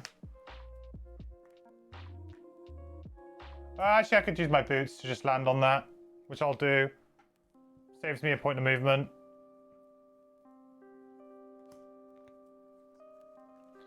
Shield up for 1. We'll play Crushing Weight.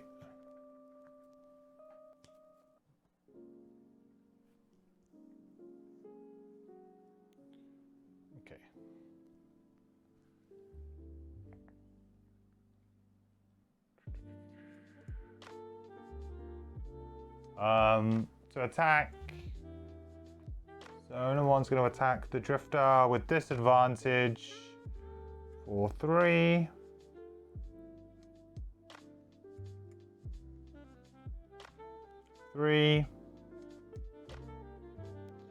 Pull 2.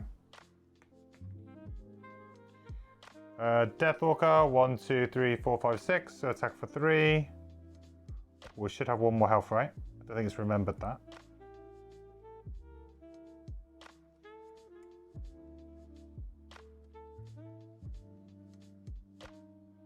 2. Move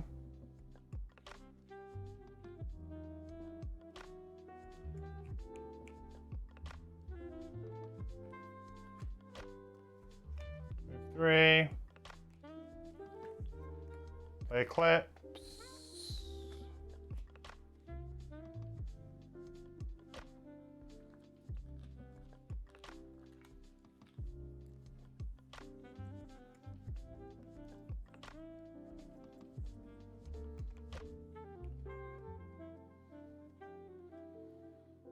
Okay, next round. We'll try and speed this room so we can at least get back to where we were.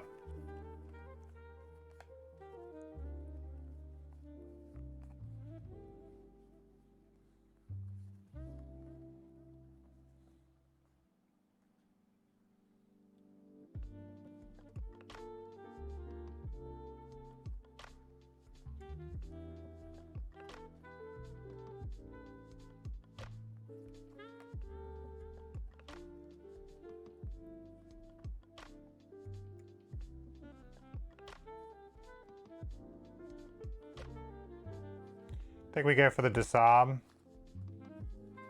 It's a bit of a late disarm though.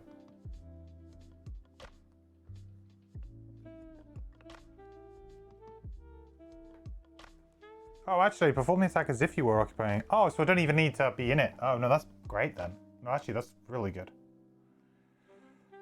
Okay. That changes the game a little bit. I don't actually need to be in the hex for Dominate. Dominate's our level 5. We're actually going to use it for the top. 29, and maybe I'll bring that down to a 19 if I need to.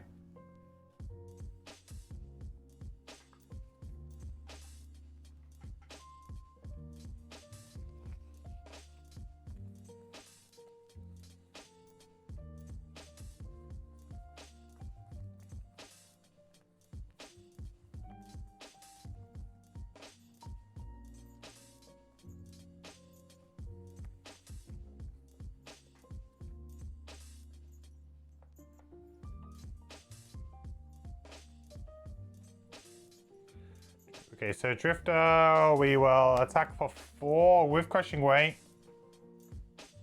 6 plus an XP. 7.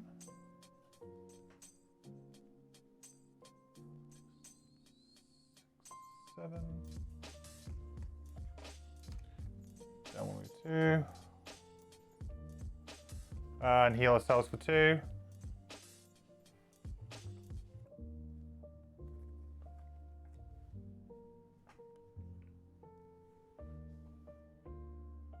Deathwalker. Just gonna use Dominate Top, Consume Dark to attack for 6. I'll use Spyglass, why not? To give us 1 XP. And a disarm.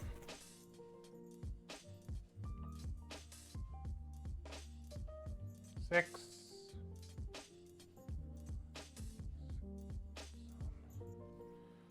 Yeah.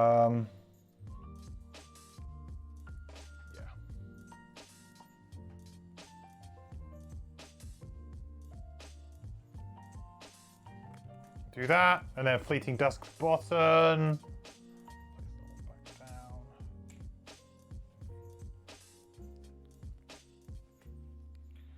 Deathwalker done. So, Shrike Fiend, this one's going to attack for disadvantage on our Drifter. So it's an attack of 5, create dark. Disadvantage. 5.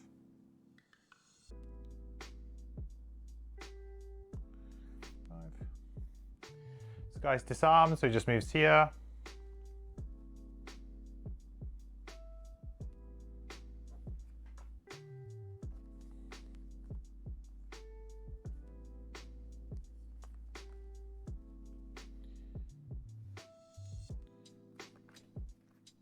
Just do a nice ritual sacrifice, big attack with the Deathwalker. Drifter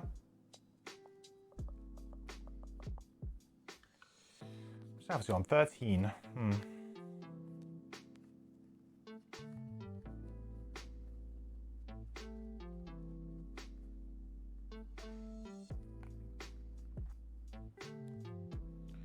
14. 9.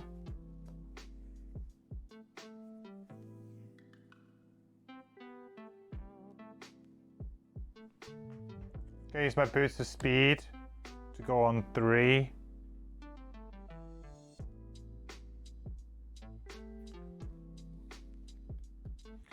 So I use Ritual Sacrifice, add +1 for each shadow in or adjacent to the hexlock by the target, so that's 3. So attack for 6, 7.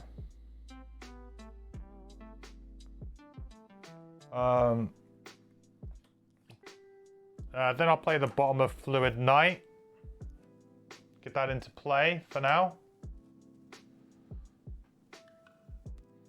All enemies within range 2 suffer 2 damage, so Drifter is going to suffer 2. 1, 2. Deathwalker is not. I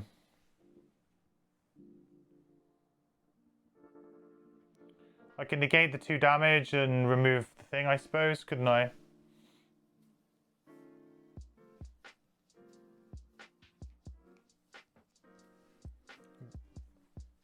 And my bomb doesn't feel like the best, but like taking 2 damage would probably be okay, but that's fine. Create Dark. Remote Run.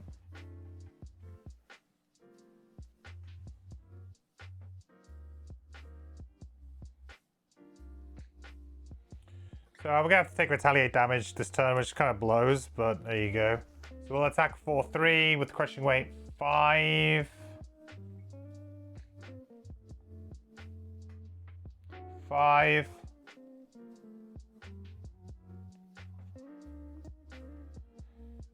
Take 2 retaliate damage, but I'm also just going to play the bomb of Prudent Preparation to heal myself for 2, so negates it. Okay. Next round. Speedy, we're getting there.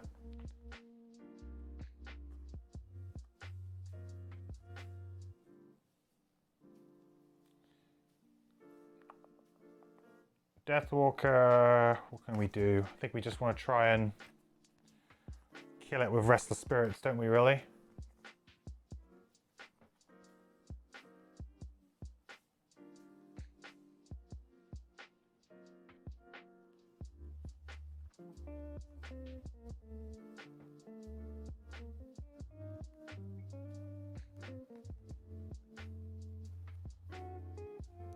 Kind of got to hope here that we can go before with the Deathwalker. 20 is good enough.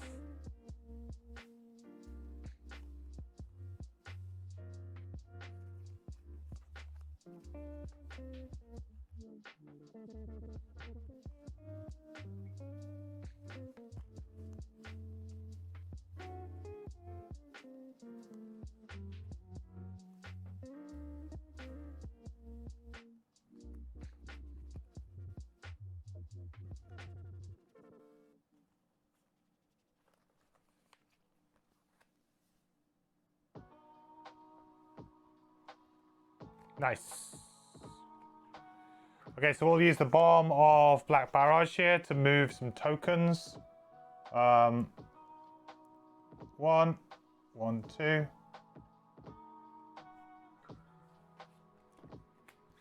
Then we'll use Restless Spirits to consume this to attack for 6 with Curse and an XP.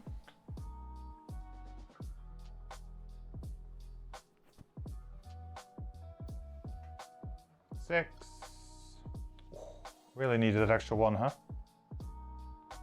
Kind of blows. But it does mean we get to put a curse in, I suppose. Usually we end up killing with that.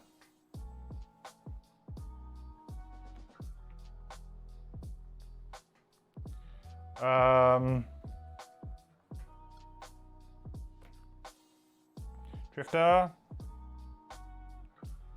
So it's going to attack for 4, gains an XP with crushing weight.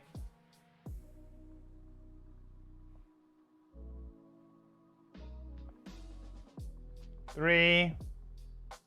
It's a bit annoying. It puts him almost just a little bit out of range. And then this one, I will just move a token back from this. Boop. And then move a token back from this as well with the move 3. Boop. 2 tokens back. So attack for 5. Number 1, 5 on the drifter. 4.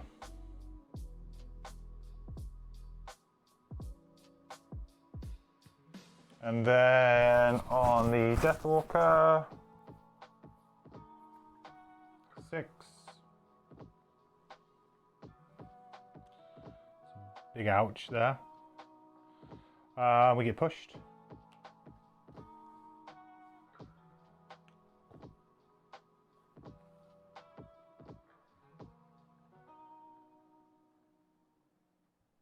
Can't get pushed on the drifter.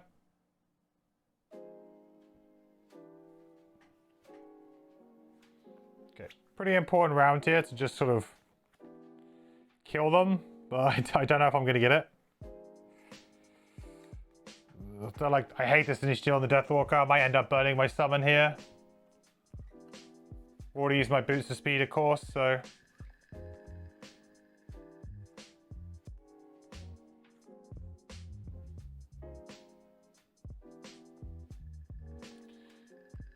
Yeah, that sucks. That's not nice. I couldn't beat that anything that I did here. Okay, so he's going to attack for 5 on the drifter. Curse. And then 5 on the Deathwalker. It's going to be a burn. So we're going to have to burn our summon. This is okay, we don't really use it this scenario.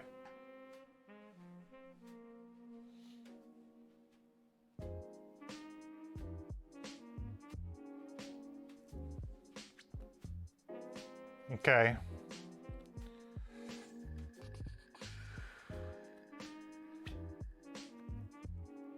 Annoying turn now, though.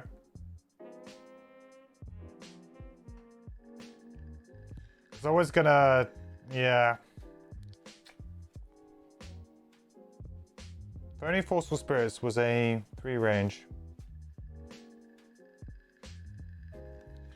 Well, we'll have to move there, and then we'll have to do Forceful Spirits top and attack it for 2. This could be brutal if we miss, but...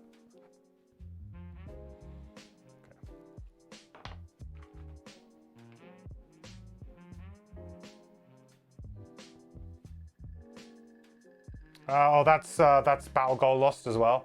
I don't care about battle goals now.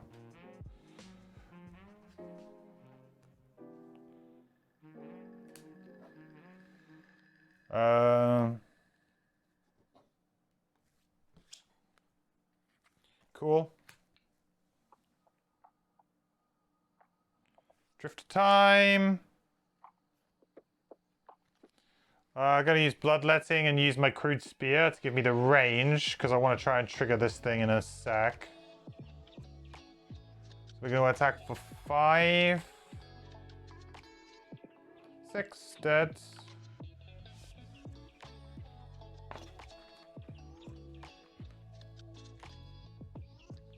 Move a token back. Then we'll use Gift of the Prey, jump onto this. We killed an enemy, so move a token back. Loot this.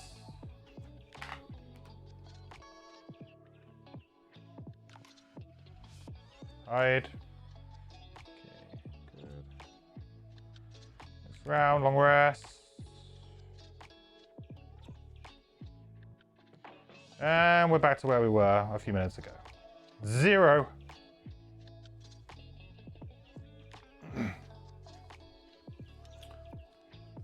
Strike Fiend's incidental area damage is terrible for summons, yeah. Definitely not a great scenario for it anyway.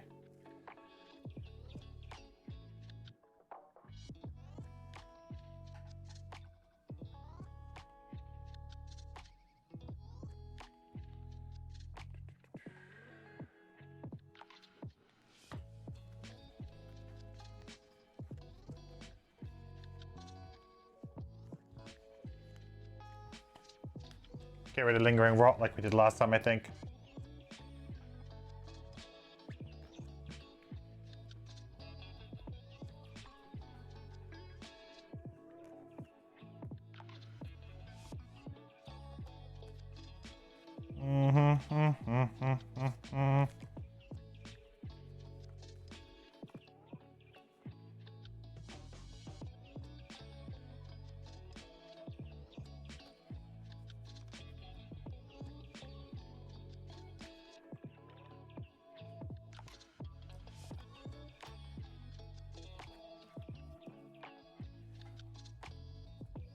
Okay. Now we're all reset.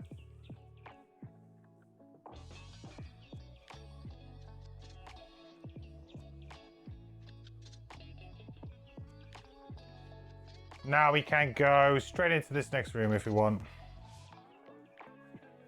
And to be honest, we've taken no damage on the scenario, so we're under no risks here at all, which is quite nice. So I think the Deathwalker, I quite like the idea here of just sort of beaming getting over there really quick.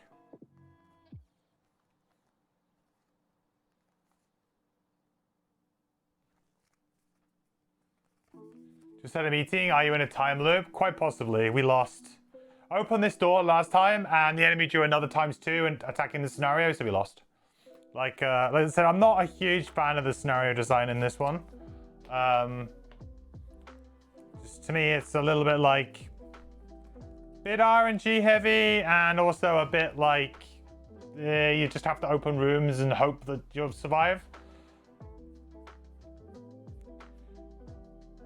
Does seem like there's a lot of, you know, it's like, hey, we'll surprise the player by putting some enemies somewhere where they won't expect it, and then, oh, we lost. Just doesn't feel good.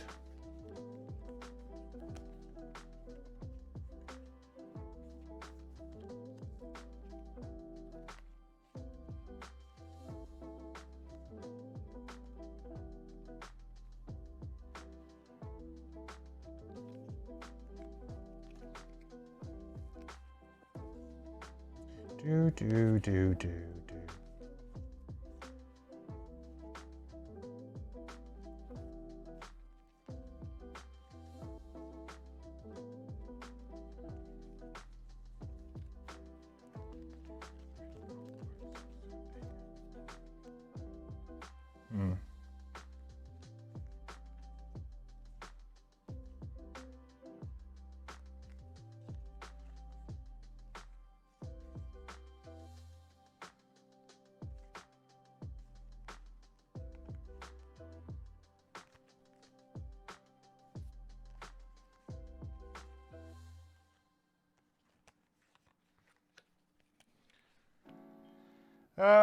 Okay, see how we do this. I think the Drifter needs to open the door, just in case it's the early initiative.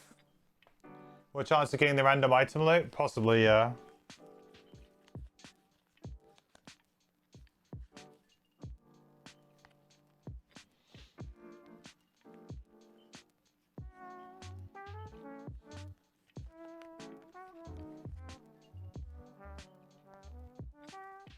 I guess I probably should have used Amulet of Life at some point here to heal myself for 1 before I refreshed it. So I'll just give myself 1 extra life there for that.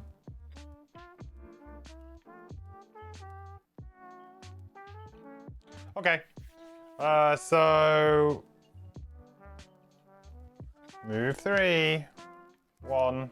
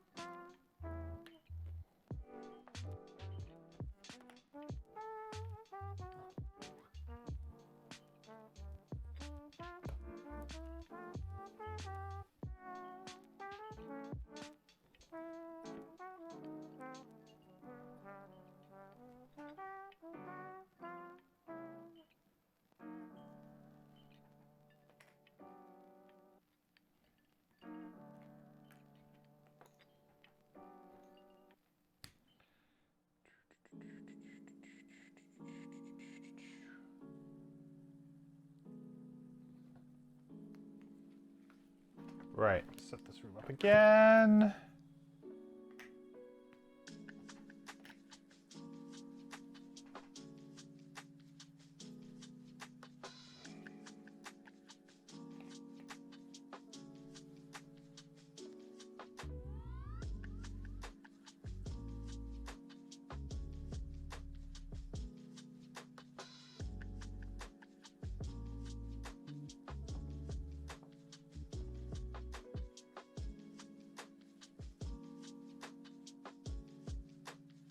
I don't think I've set the room up right. I think it's supposed to be this way around.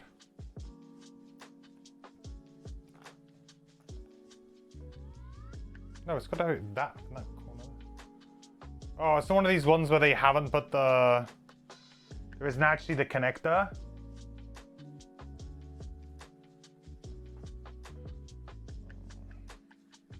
My least favorite.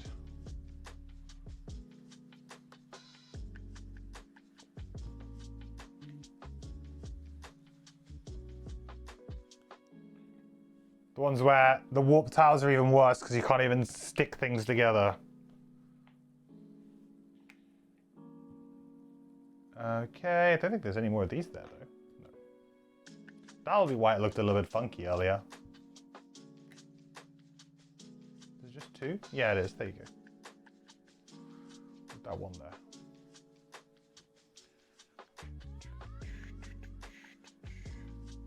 Two is here.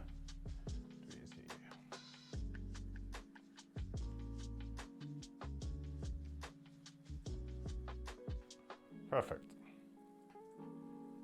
So we've got one more Strike Fiend as well, haven't we? Right on the hammer.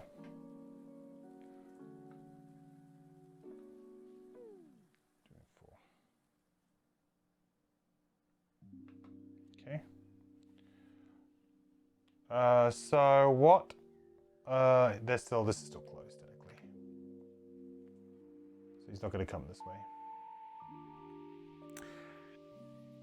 So I've got one. So I've got two more pieces of movement I can do. And the other card that I played was Fortitude, because I was thinking, hey, let's try and get one of these guys with the shield. So I think that's what we'll try and do. We'll go 3, but we're going to go 1, 2, 3. We'll go up here. We'll use our spear.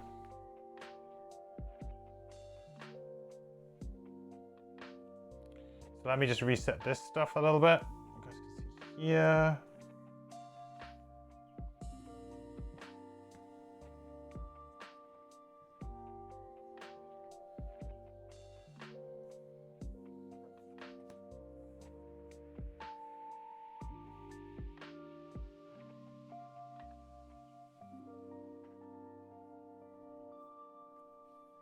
So that's going to be 5. Put the stuff up here.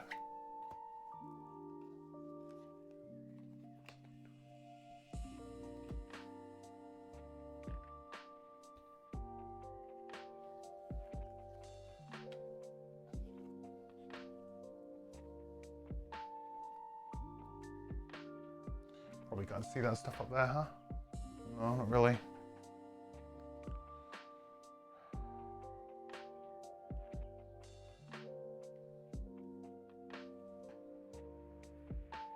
I mean, to be honest, I could probably get rid of this now. I've moved off of it. I'm not moving in there.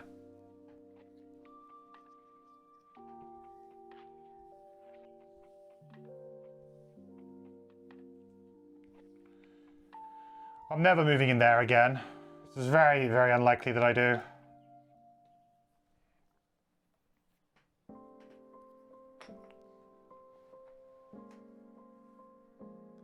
I need to run from the demons, you think? Why?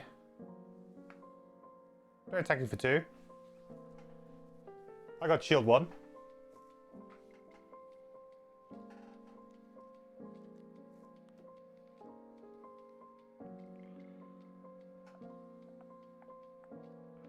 So we'll attack for 5 using long spear.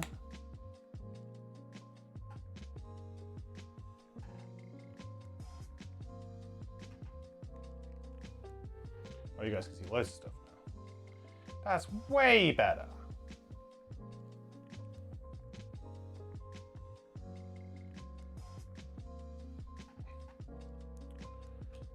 So 1 XP. Attack of 5. With that pierce 2. Wow, more pierce now. Nice. So 6 damage to number 3. Almost. Very cool. But that's good. We good now.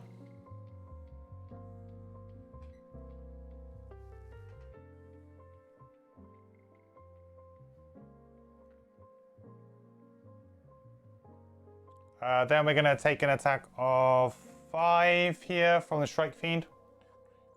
Yep.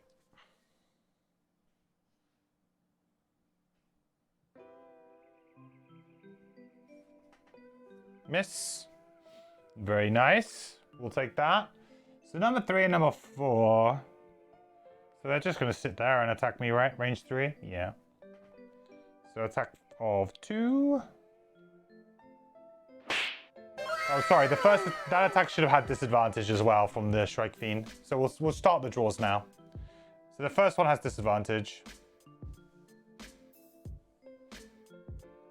So no damage because of the shield.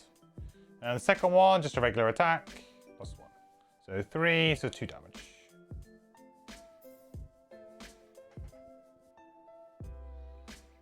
Oh, sorry. I kind of skipped over the Deathwalker there, but the Deathwalker's not doing anything to... Oh, I forgot that I got to open the freaking door.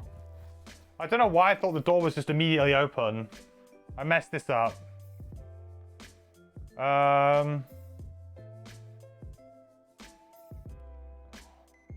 really bad turn now. What was I even attempting to do? Oh, screw it. We've done it now, so whatever.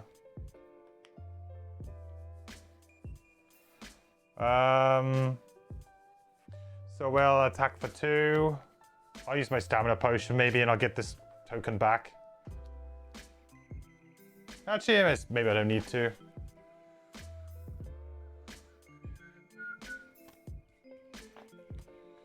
Attack for 2. 4. Well, it's a Deathwalker seems to be able to draw.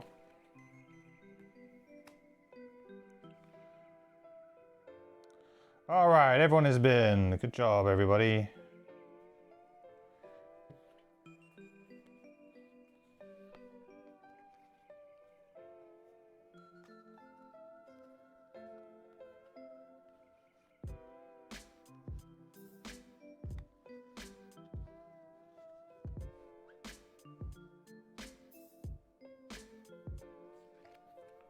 $24 here.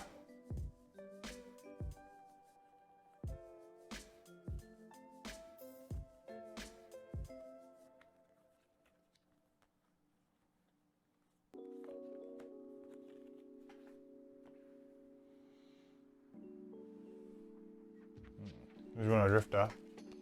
The gods are smiling on me now? Yeah. Seem to be doing much better at the moment, alright?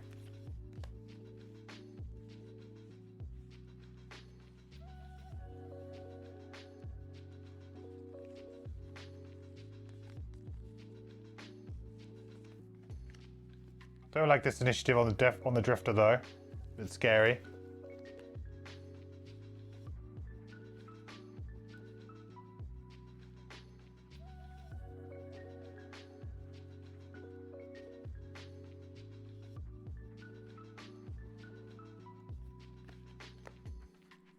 Maybe we change it to 27.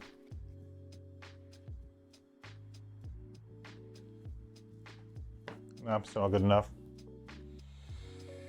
Okay. Alright,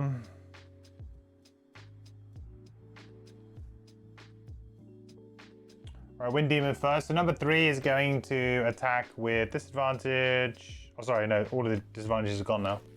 It's going to attack normally onto the drifter. So for 3, 4.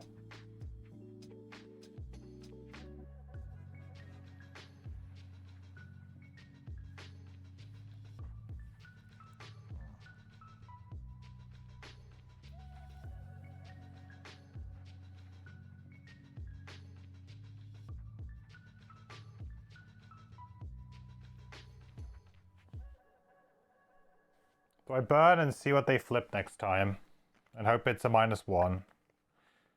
Sure, let's do that.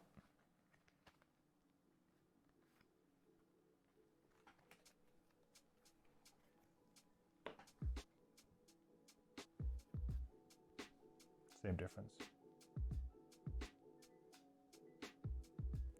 So this pulls me here, then this one pulls me here, basically.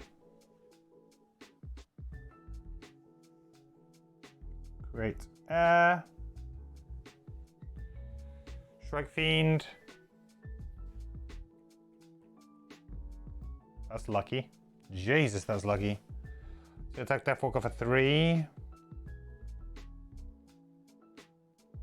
6, so I have to burn a card.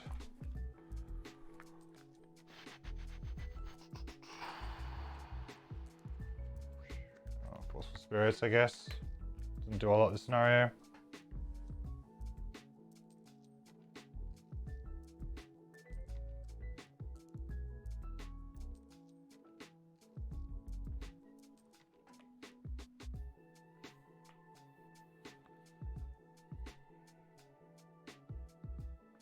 Okay. Fleeting Dusk. We'll place a token here. Then we'll just use Fluid Knight top. We'll attack for 5. Great Dark. 1 XP. Consume this. How much health has he got? 16? Probably not worth me going quite for the advantage quite yet.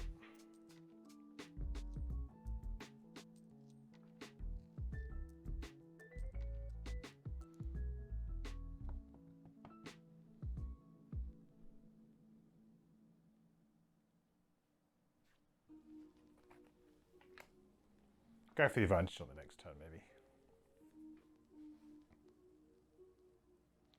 Drift of Time. So I guess I'll just default attack to number 3.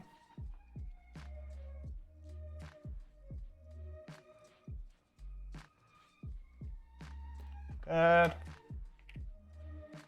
And then we just move up to 2. I'll use my boots here to jump onto the chest, get the heal.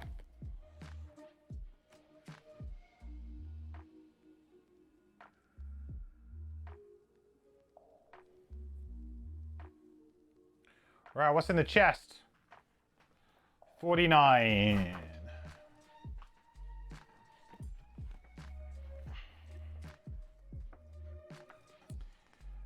Ooh, Bone Boots. Gain Bone Boots Blueprint. 71.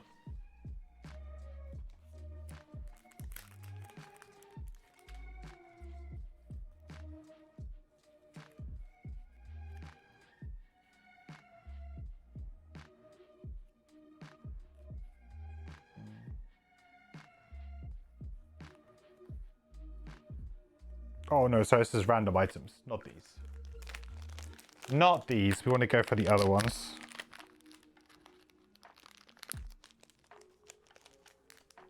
Uh, 71. Ah.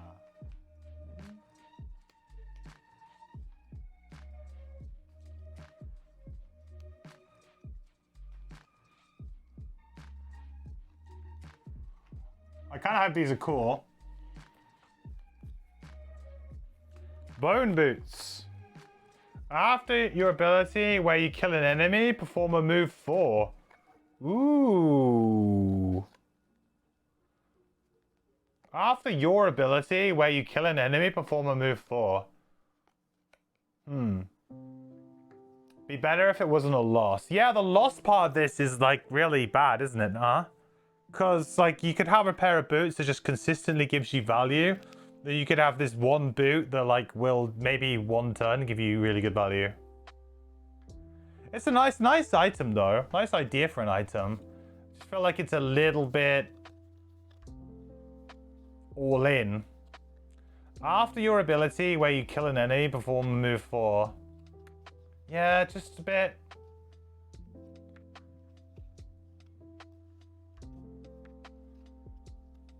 I wish this was a little bit lower and was reusable. Like, imagine if this was like a reusable one, but it said maybe move 1 instead. Like, after your ability where you kill an enemy, perform a move 1 and maybe make it a tap. Or maybe move 2, maybe make it a tap.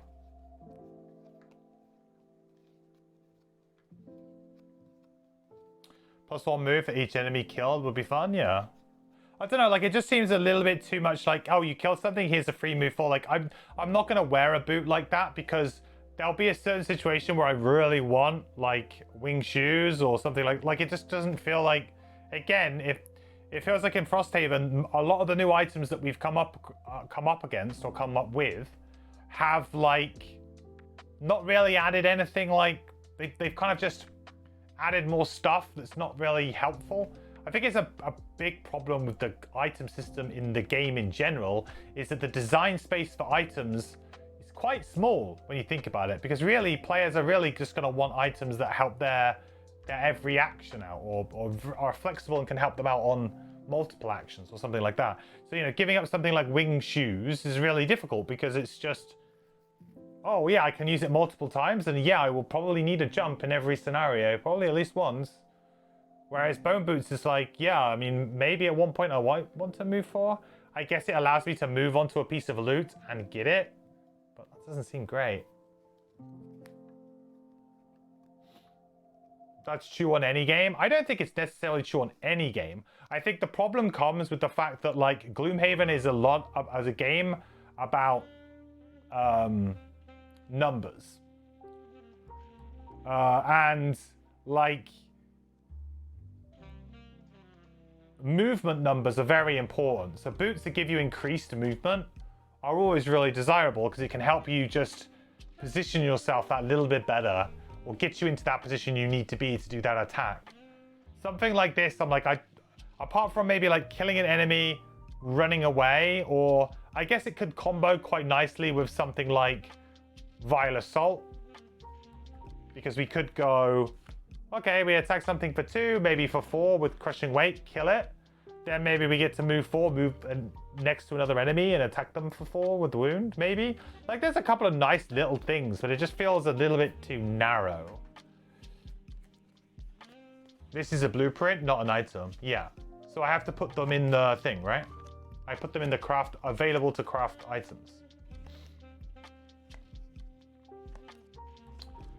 But yeah, it's just, I think it's a general problem with Gloomhaven in general, is that there's so much value in move and attack values, like in terms of getting plus move, or that apart from completely taking those things out of the game, it's really difficult to design interesting boots that are different. And it's the same. Boots are the big one that have the big problem, I think. Like, because it's small items, you can kind of like, there's a lot of creativity there.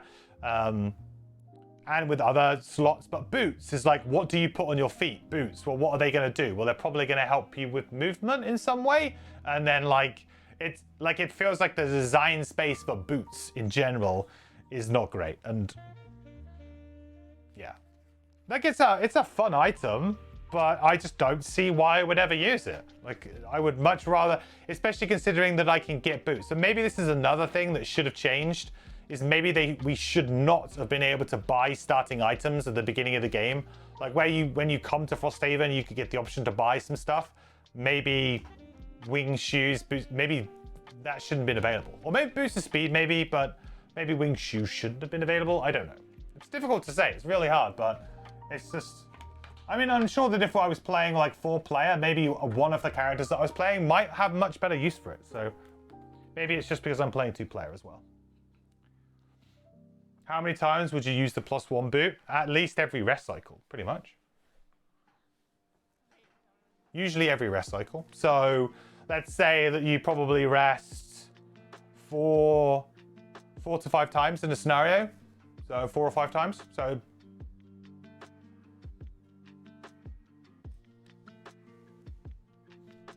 you think there are some interesting and competitive boosts in Frosthaven, especially for certain characters? You think I might be surprised as you go? Yeah, maybe.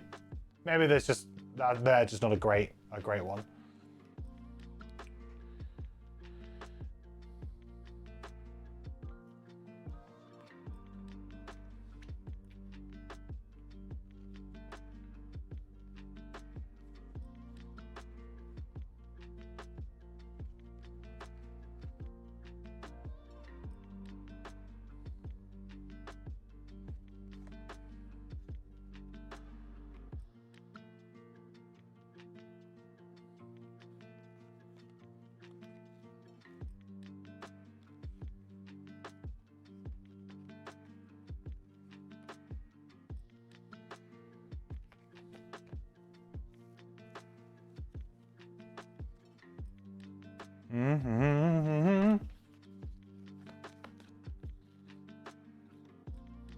The boost made with mushrooms should have a Mario reference too.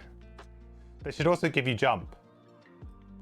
Like, I don't feel like it would be too broken to give them jump as well. Like, I move forward with jump. Then I think you'd be like, kill an enemy and then maybe like position yourself really, really well. Basically get the ultimate positioning you could want. Because like the argument of like, how many times do you use winged shoes? Well, you might use it much less than a +1 movement boot. You might use it much more, depending on the scenario.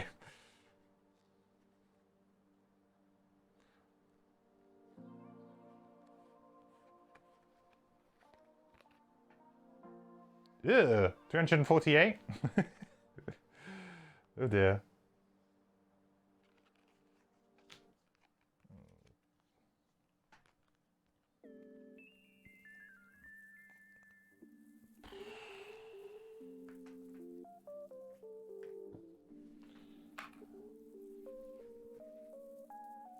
Okay, disadvantaged attack on the Drifter.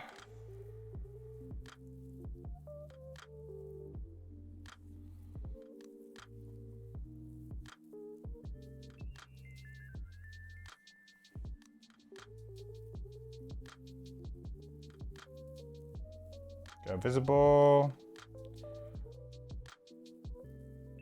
Oh joy. Deathwalker.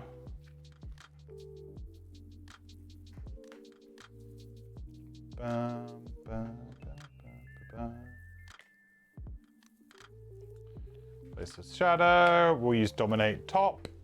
Consume the dark. Add disarm. So we'll attack for 6. I'll use a spyglass here. So we're gonna be attacking for 6 with disarm, 1 XP.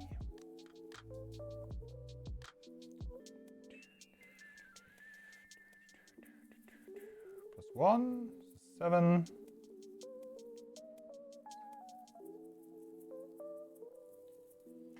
Disarm.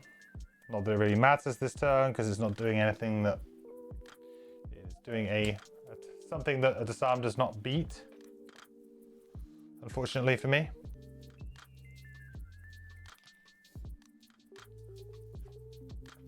Oh, I'm gonna have to use stamina potion.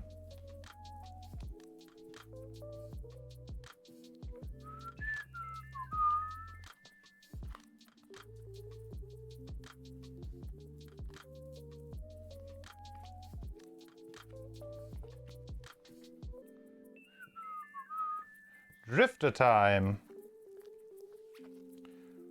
Very annoying because I was going to kill this guy, but I guess at least we get our heal off.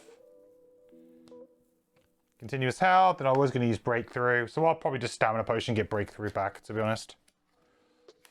And we'll go late. So I'm going to use Amulet of Life to gain an XP and heal for 3.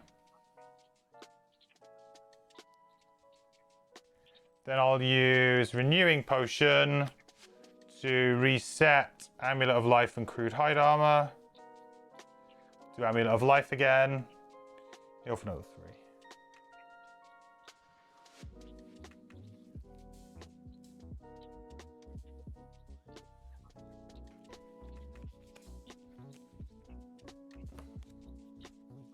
It needs something else, maybe even heal 1. Yeah, I don't know. Like, it does feel a bit bare bones. Just needs something else to it. The bone boots feel bare bones. How ironic.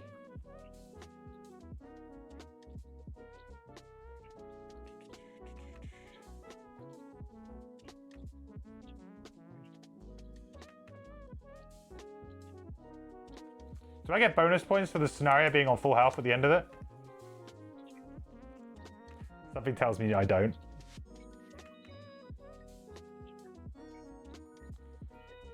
I get like a nature award for, you know, preservation. Seems fair.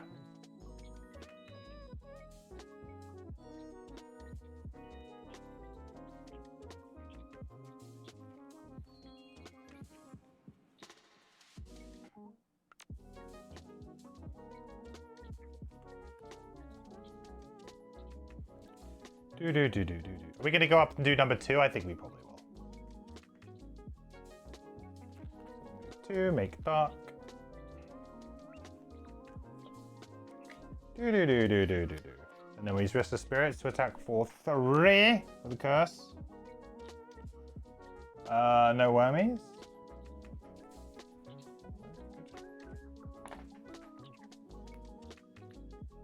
Oh, I guess I should have done the attack first and just got the loot. Yeah, I don't know why I was doing it that way. Bit dumb.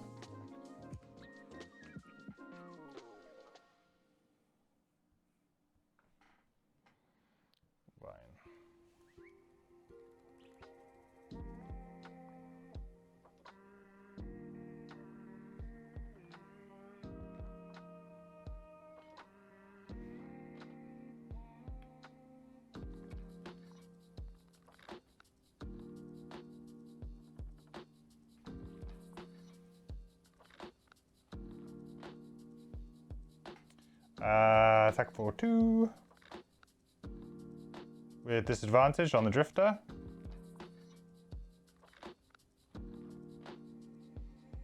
Three.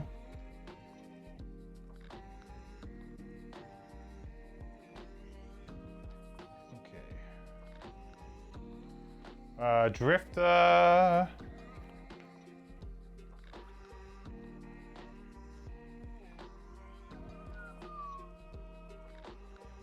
Default move 2. Then we're gonna hit it for 4, 5, 6. Gain an XP. With the 5.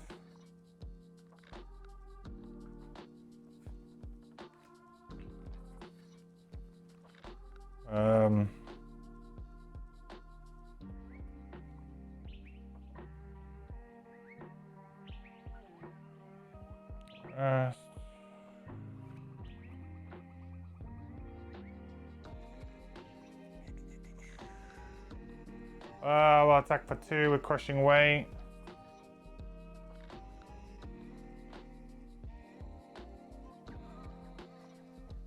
Uh, 4 minus 2 shield to 2.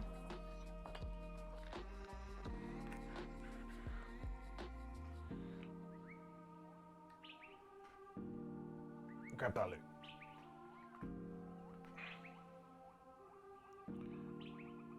Speeding through this scenario now a little bit. Still got 2 more rooms to go though, so. Okay, so we're gonna heal up for 2. 4 items back.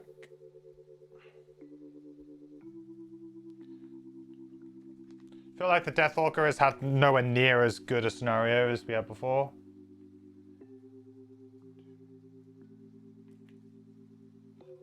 Right, I can get rid of this one now.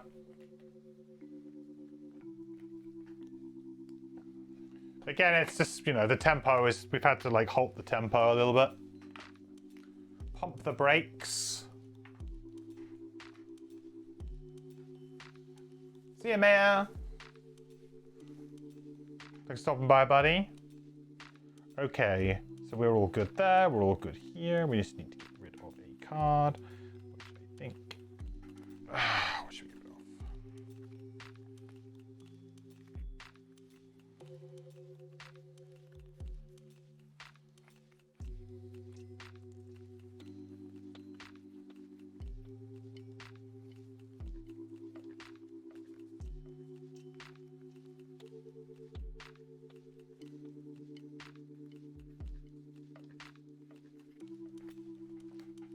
barrage, I guess.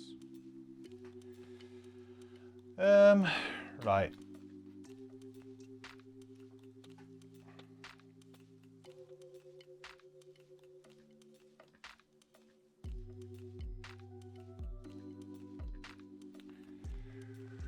Do.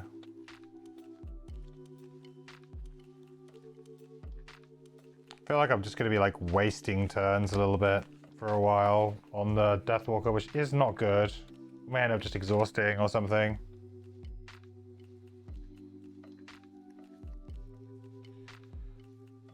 Move this, 1, 2, 3, 4. Wow. And then we're not going to do anything with this.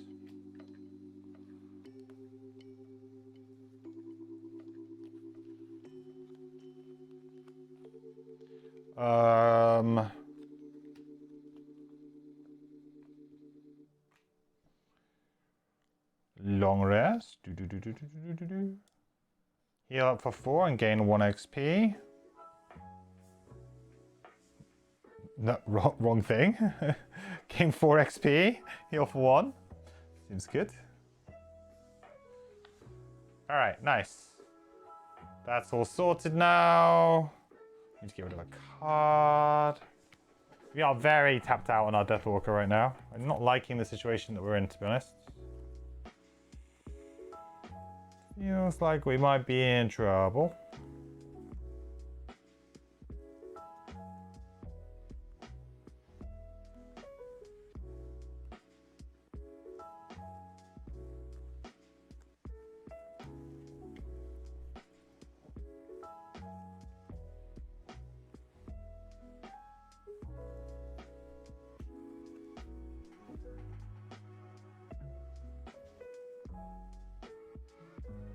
Okay, so this round I think we need to just go into like number 2.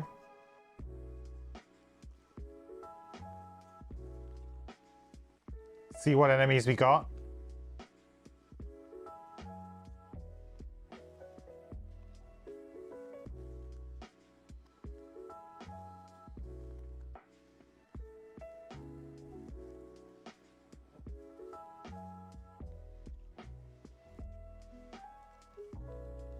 Maybe a good opportunity to play Shockwave.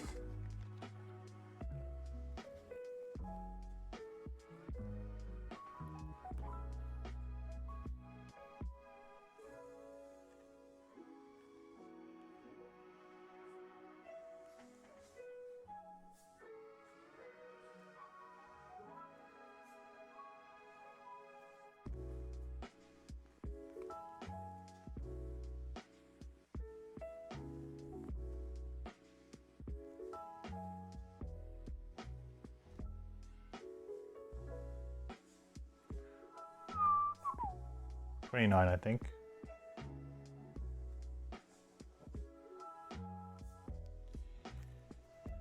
Okay. I'm gonna fall for the snare to tank. Just assume the biggest attack against you. I guess it will be a crit, yeah.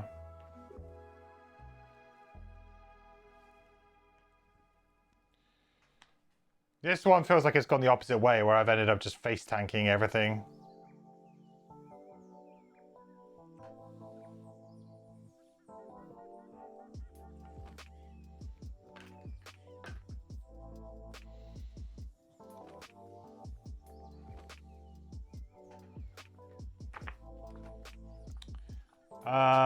That's still 2, right? 38.2.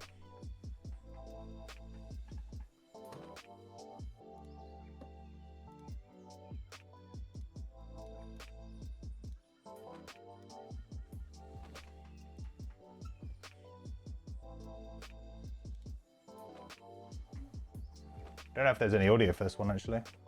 Doesn't look like there is, actually.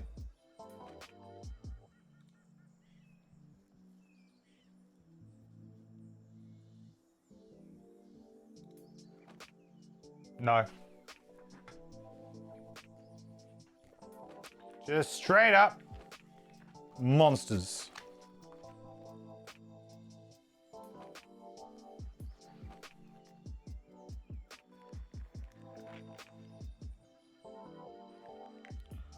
Another Shrike Fiend? Jesus Christ, why is there so many of these guys?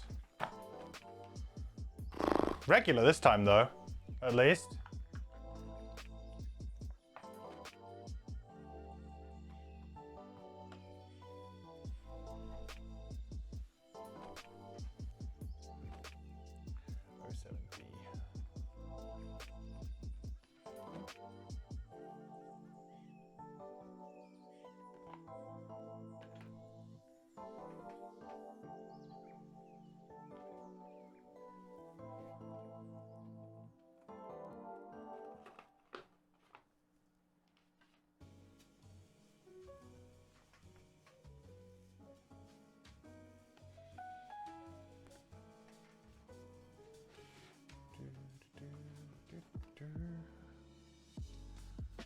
There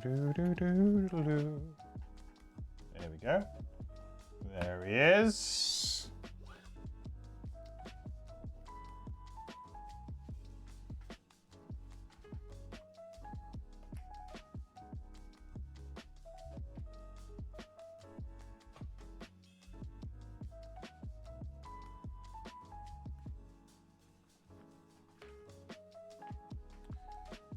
One bit of rubble.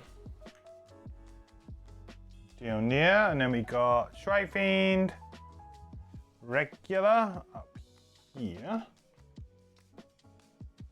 And then we have two imps. Imps. One elite, one regular.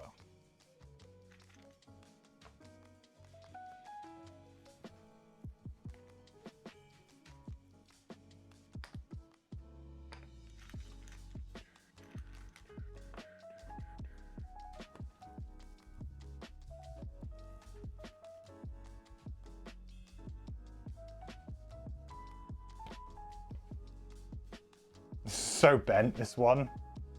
It's like getting airtime over there.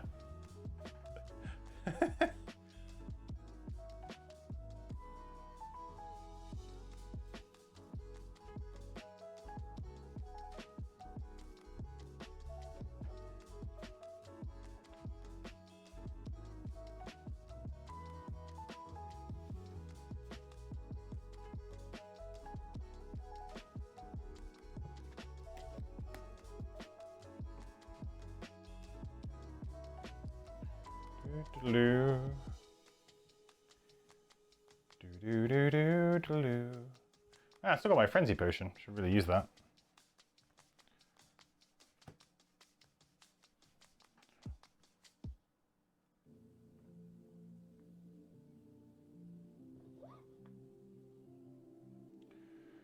Drift time. Imp is bad. Imp's always bad, huh?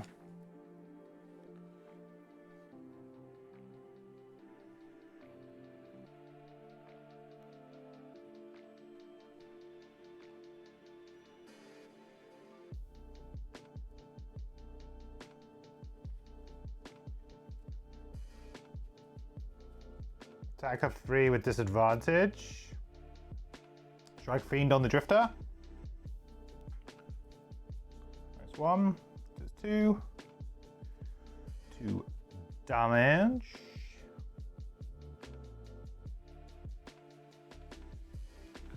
Right, Deathwalk time.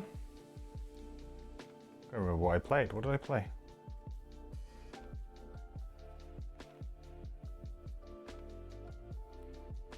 Did I play? Oh, these two, yeah.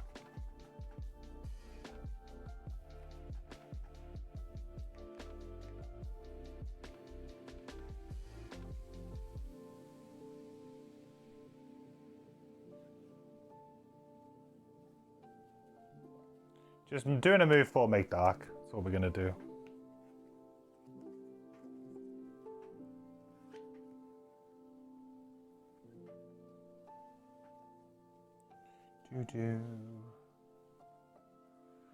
Right.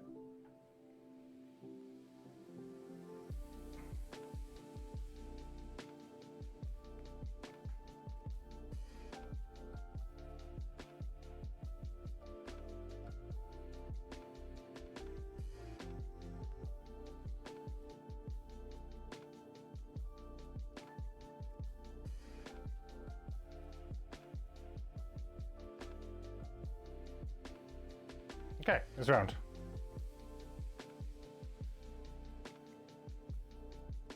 I think I'll just try and like finish this room ridiculously quick if I can, which I should be able to do with these guys.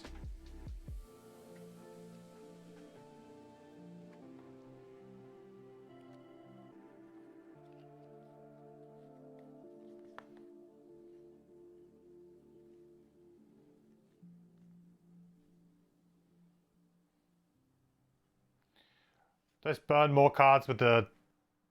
Yeah, I think I just burn more cards with the Deathwalker as well. Why not?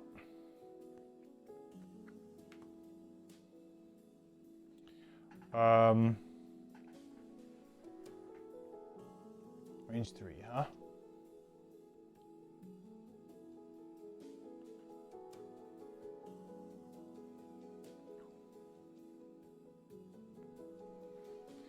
Okay, so Deathwalker first.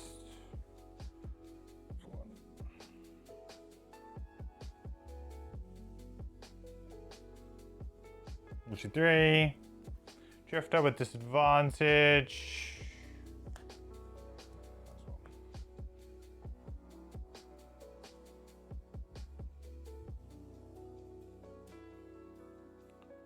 Drifter.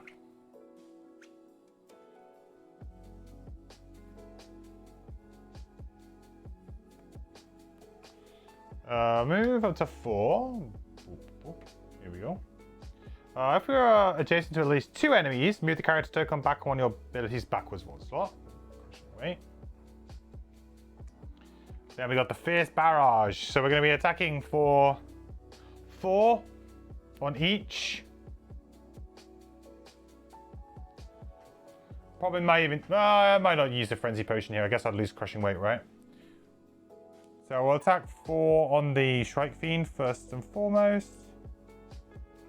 4 on the Shrike Fiend, 5 to damage the Shrike Fiend. Oh, I need to give him a number. Whoops. Number 2. 1, 2, 3, 4, 5. That will trigger Shockwave. One of those. So 1 XP for the Shockwave trigger, and then 2 damage. Oh, I've got to do the numbers on all of them.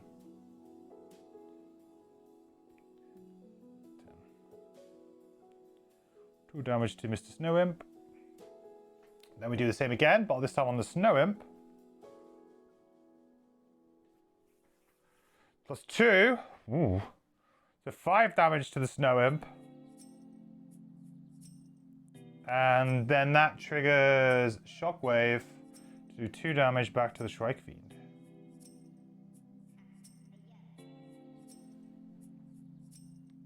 I think I want to try to keep this going along though. I think I want to try and maybe rescue Crushing Weight from the brink of falling off.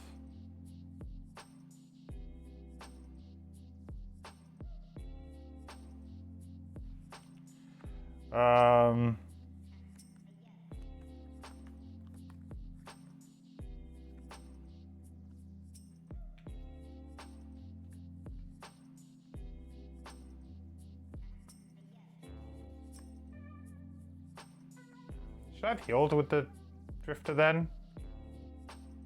Yeah, I probably should have. Oh no, because I want to heal to get the Brittle off. I'll just leave it. Okay. So the plan here was to get a good call to the Abyss into Fleeting Dusk top.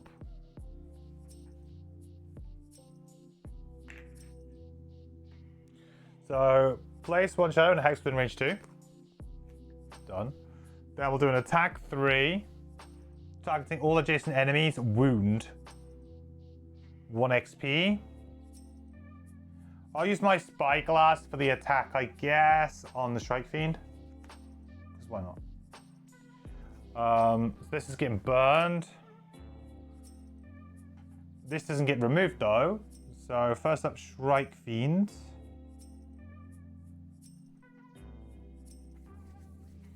1. I should have probably used my power potion there as well. Nah, it doesn't matter. I don't think we'll be killing you anyway. So that would be 4.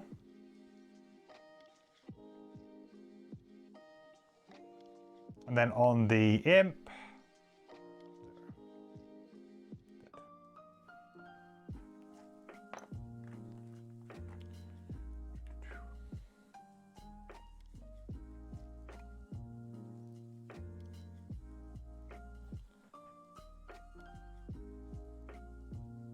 6 damage, what? What do you want about? Strike Fiend's dead?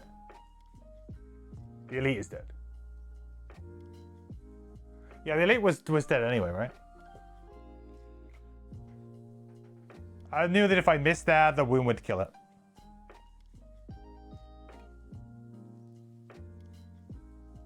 Attack 3 on the Drifter. Miss. Does apply Bristle though.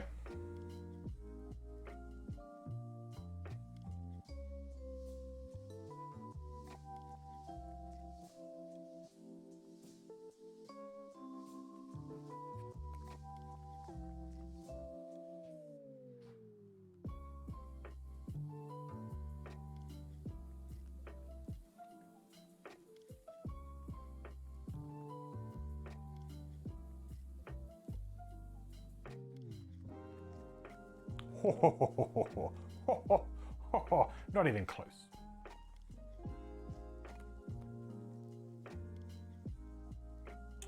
So I'll Amulet of Life. Heal myself for 3.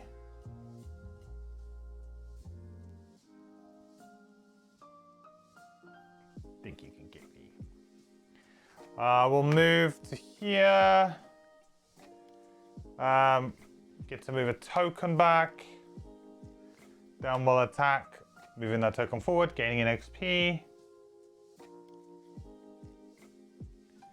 Okay, so we need to draw for an attack 4, 5. Strike Fiend is dead. This token, we loot this token. Come on, item. I really want this item.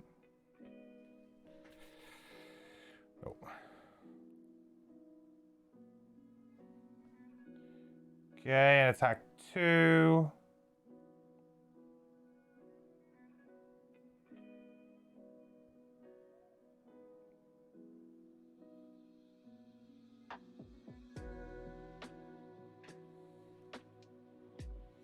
Oh, Deathwalker, right? 2. So maybe just go and open the other door with the Deathwalker, to be honest.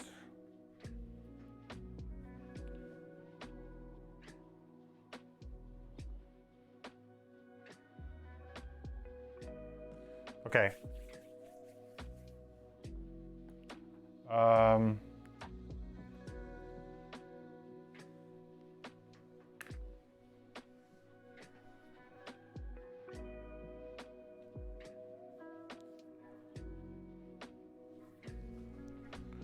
Do.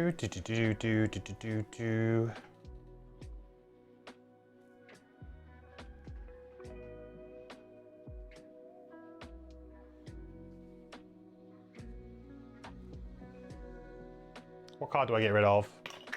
I'm very low on cards on the Deathwalker. Like, I'm actually just dead on the Deathwalker pretty much at this point in time. So...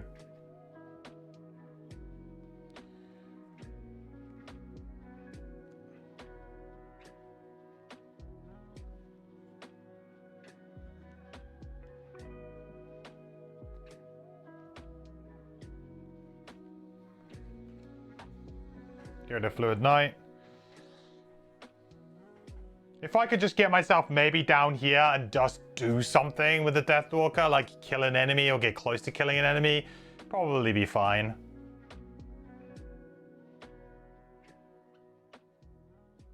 So I feel like on the Drifter, I might just have to short rest here. Not ideal, but again, I'm very low on cards with this guy too.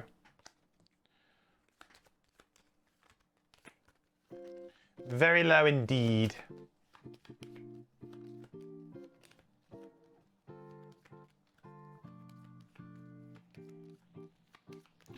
feel like this scenario this time, the second time through, I've played it too cavalier. Like, I've been a little bit too like, yeah, this scenario is actually not that hard. I just need to burn a few cards here or there. To some damage. And actually, now we're getting to like the tail end of it. I might actually come up a little bit short. A bit nervous about.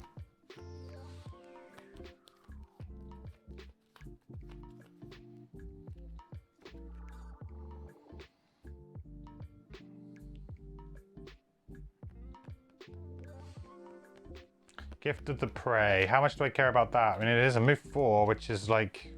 I do have other move 4s. I'll get rid of it.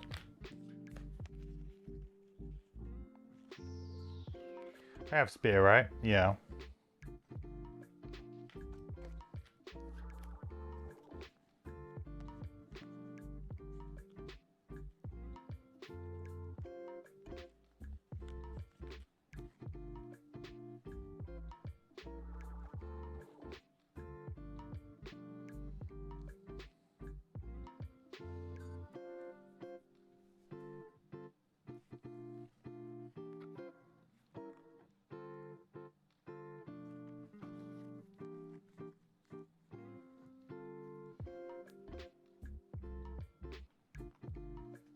Oh, I long rested, didn't I?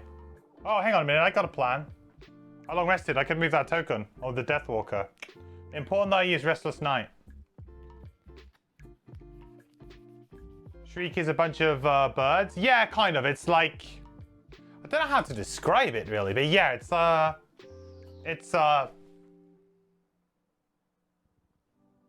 not going to focus because it's fit range. You see that? He's like a man who's been like engulfed in birds.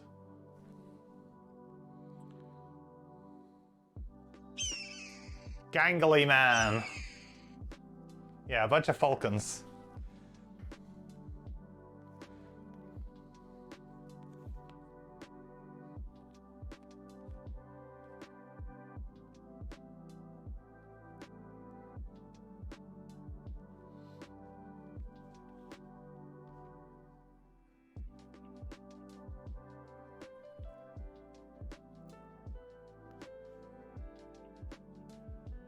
I actually could have long rested on the Drifter that turn. It's okay though.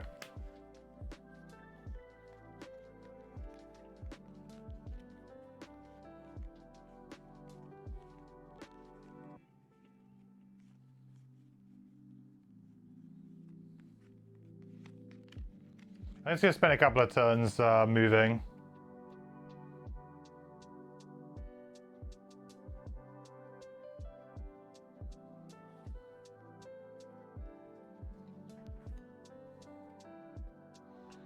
You attack from here.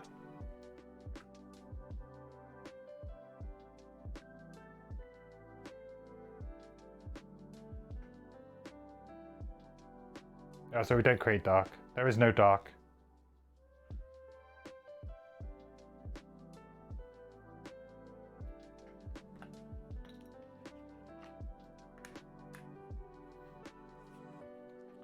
Now we're gonna make dark.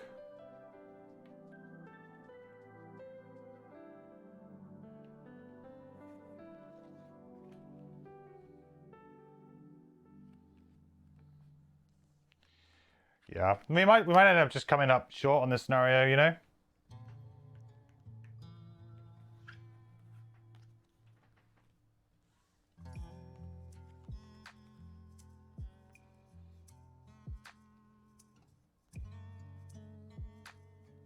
Depends what enemies do in the last room.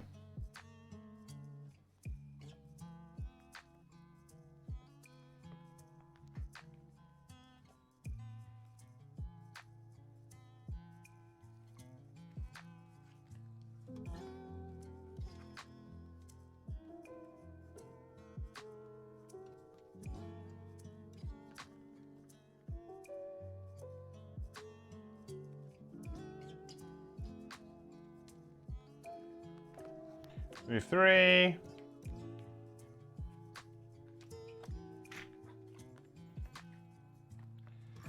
Move 2.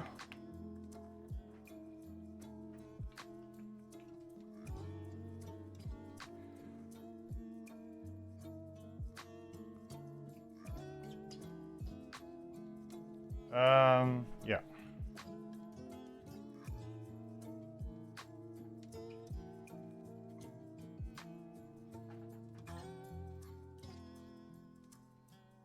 I'll read that braille too.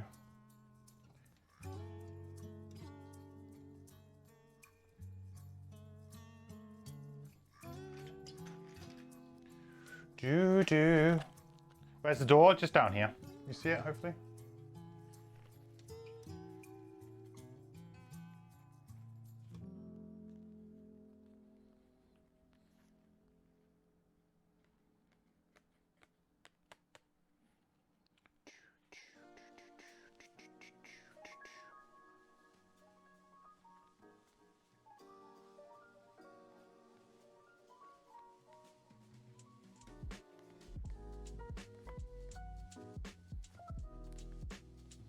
Guess the one thing that I'm really scared of here is like wind demons or something. Like if it's like, hey, here's a bunch of wind demons.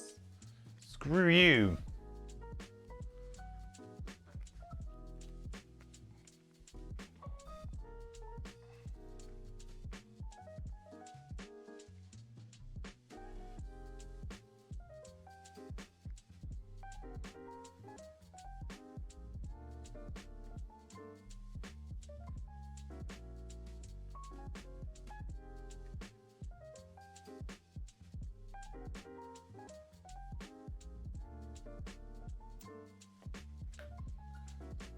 Yeah, we're not looking too hot here. We're looking very not hot. Got 2 more turns pretty much on my Deathwalker, that's it. I can open the door, which is kind of nice, I guess, at least.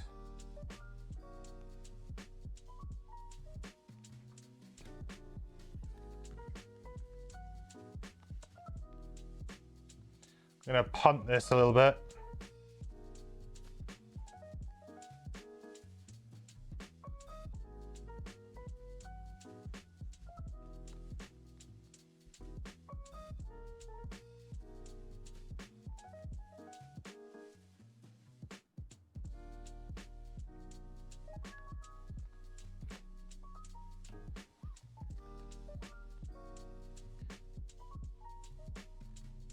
Yeah, realistically anything could happen here.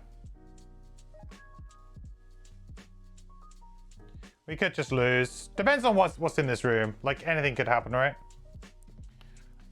If there's like loads of stuff at the back end of this room, we might struggle. Okay.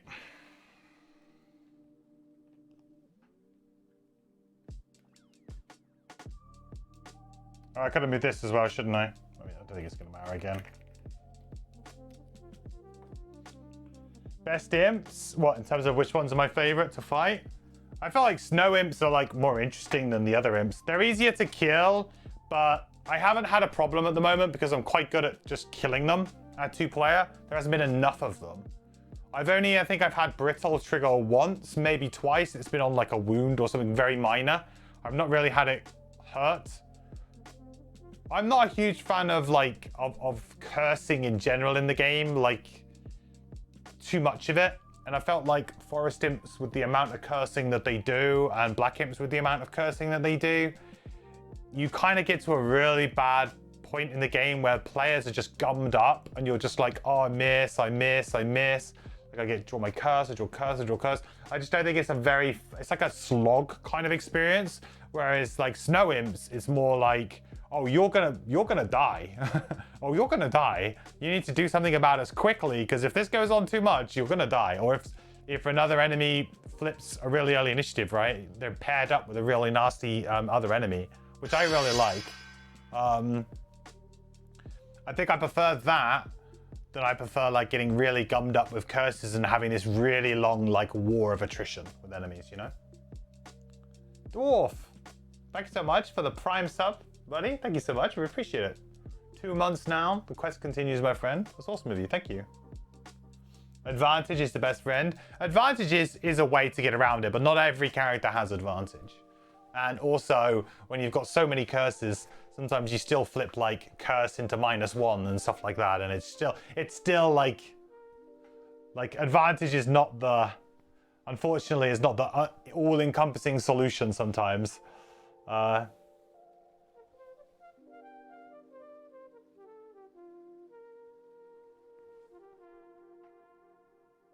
won? No, not yet.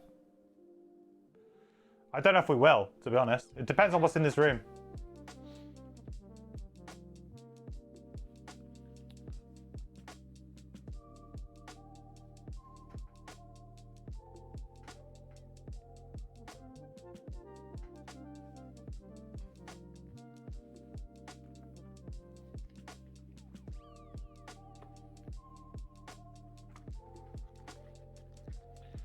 I don't like the fact that there's 3 standees, I'm not gonna lie. One of them being an elite imp, it's the same as the other room, huh?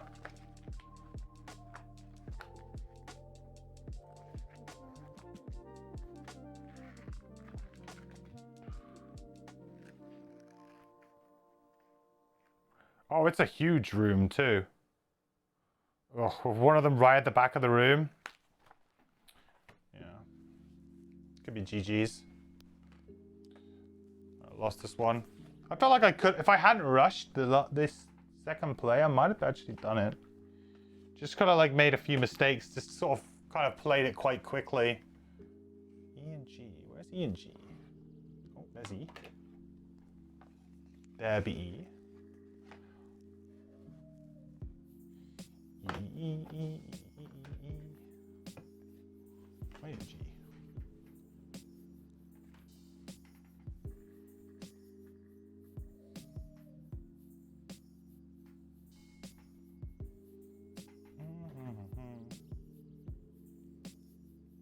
Like this? Yeah.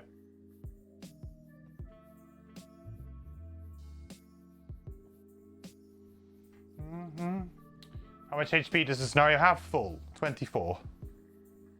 See, I've played it like way too cautiously the second time around. But then having said that, to be honest, it was more the case that the enemies always had range on me anyway. I never felt like I made a conscious decision to go in and take damage, apart from the very first turn of the game. But even then, that didn't matter because they drew their thing. Like, this is why I don't think I like this scenario, because I just don't think it's a very... Like, I was fighting enemies who had range 5 and 6. Like, what am I... They're not going to attack the scenario.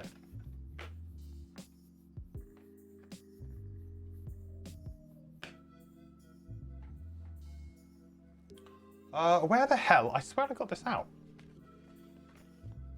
Better than attack scenario, I can take some imp hits. Yeah, I could take a few at the end here maybe, but...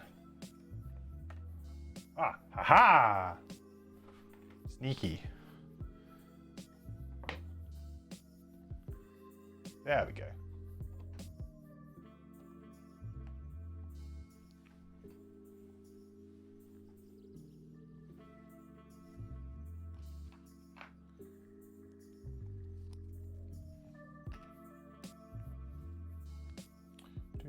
Okay.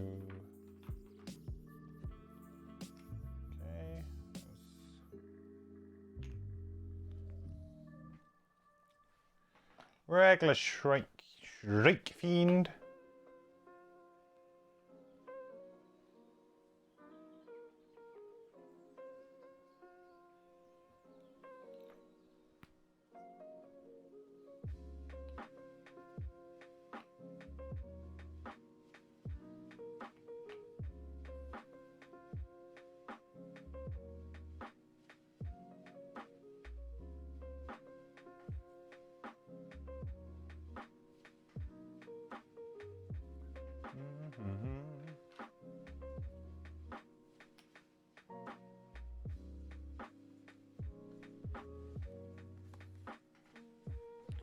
Um,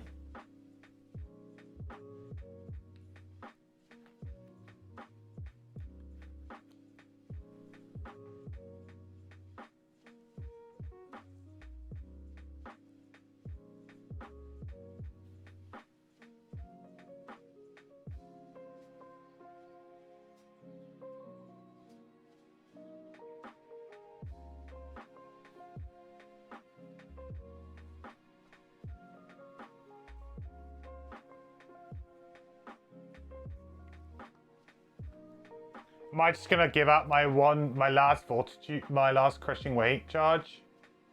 I think I am.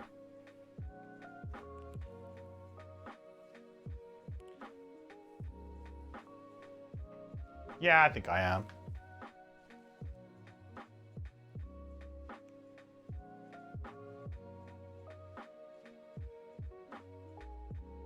It's immobilizing, which kind of blows. We'll use the spear. We'll attack for 5 here.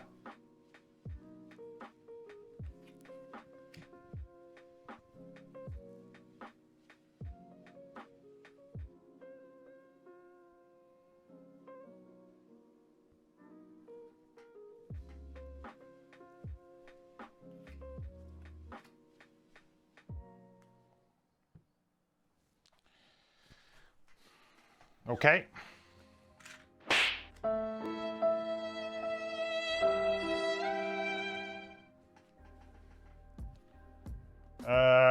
Disadvantage against him.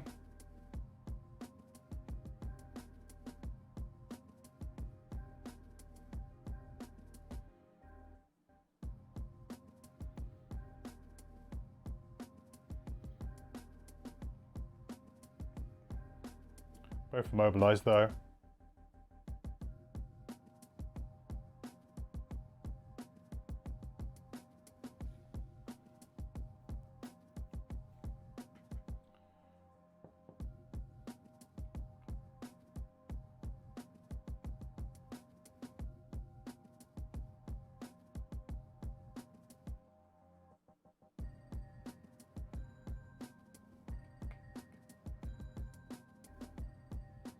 Four, 5.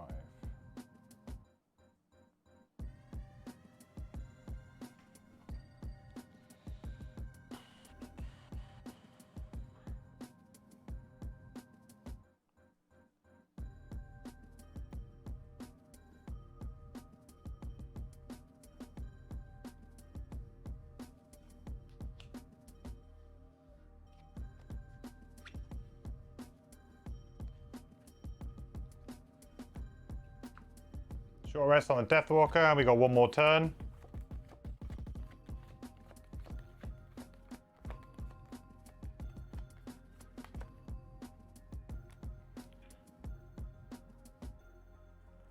Choose the other card.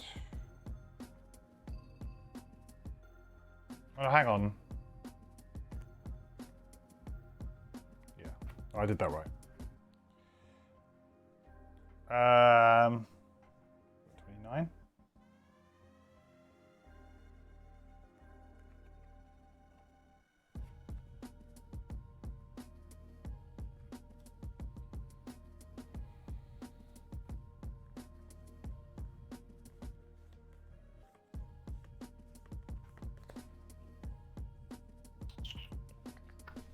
Not too sure what to do here.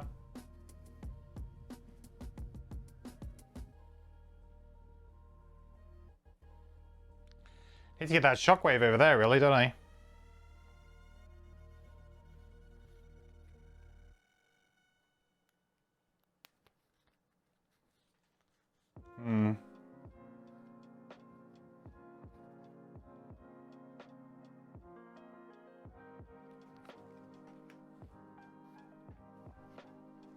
Can't really do anything here apart from maybe just heal and kind of waste a turn to get my immobilize off.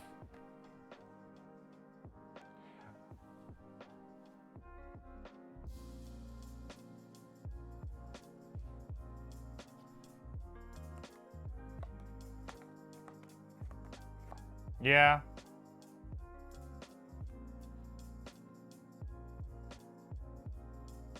Yeah, I think we lost. That's a shame.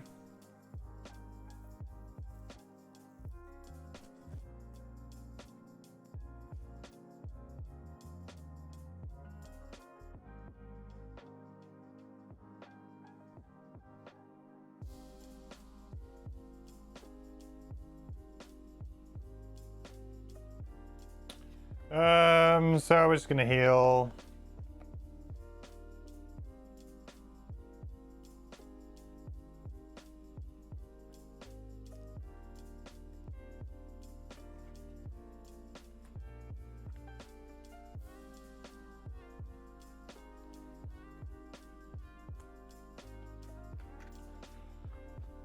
I mean, there's a small chance, but we have to draw something pretty bloody good here.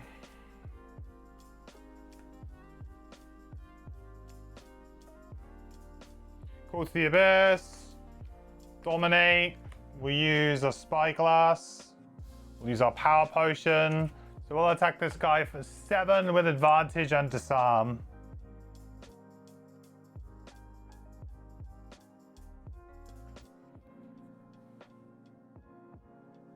8.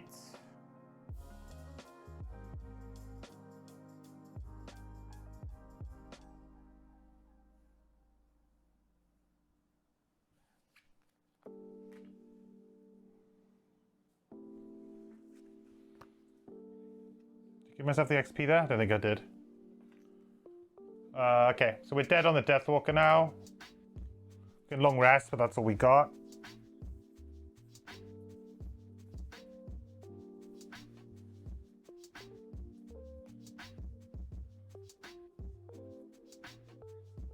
Oh, it's got extra target here, huh? Well, that could be good for me, actually.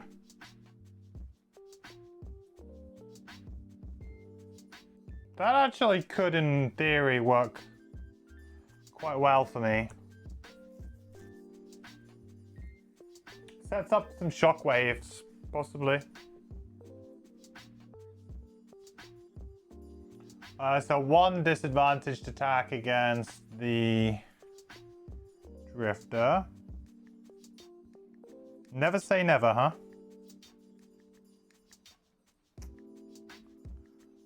2 plus curse.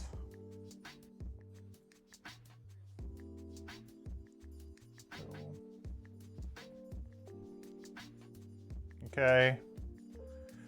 Deathwalker.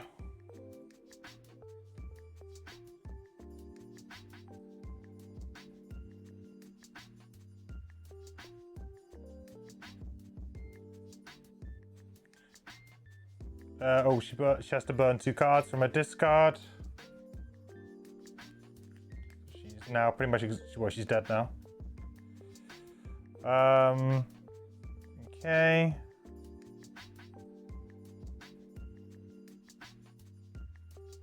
This guy, 1.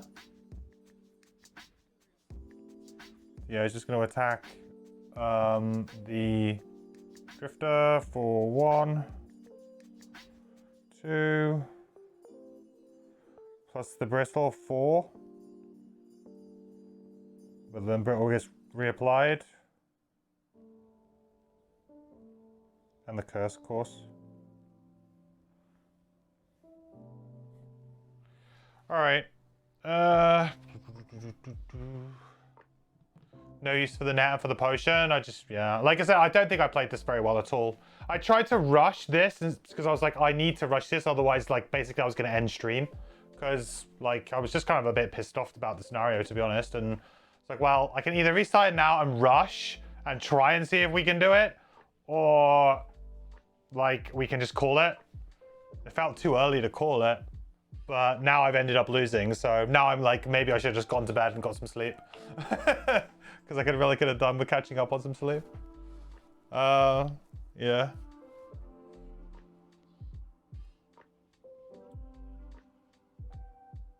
Okay.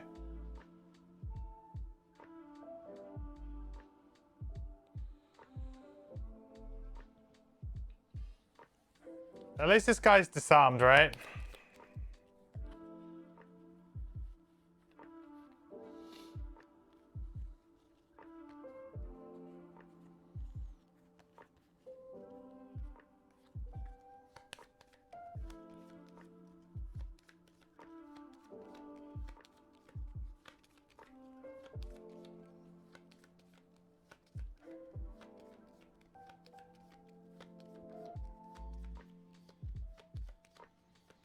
Bearing in mind that it's only like I can kill one of the imps with shockwave triggers, right?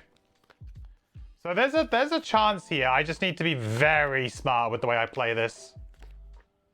Alright, well I can't lose that one, so that's fucking joy.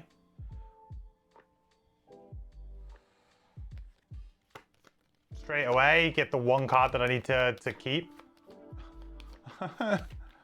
Not getting any luck today. I was getting luck initially. My luck's been all over the place, to be honest. Up and down.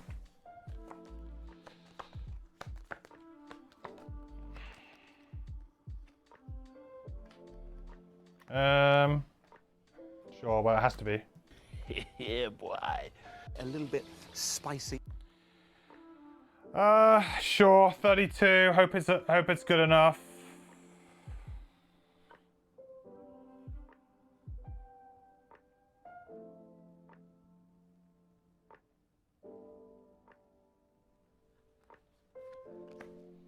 GG's. Actually, it's fine, probably. They haven't done any damage themselves to create anything. Create fire, why not? You guys hate fire, probably. It's actually probably fine.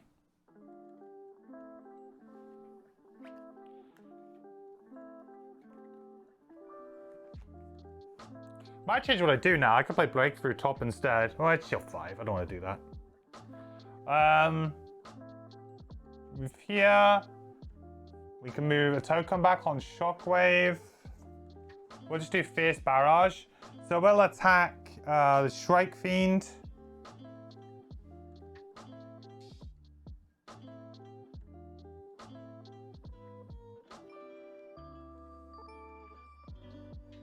So that's 2 damage.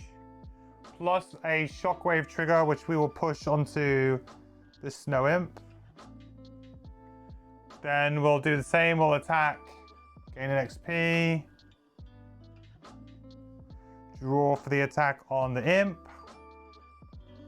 Doesn't do any damage, but it does mean that we get another Shockwave trigger. So that dies.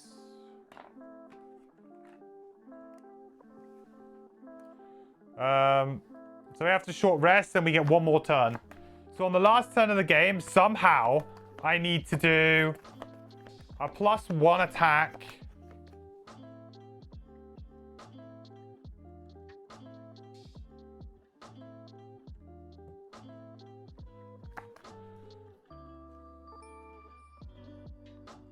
I need to do a +1 attack.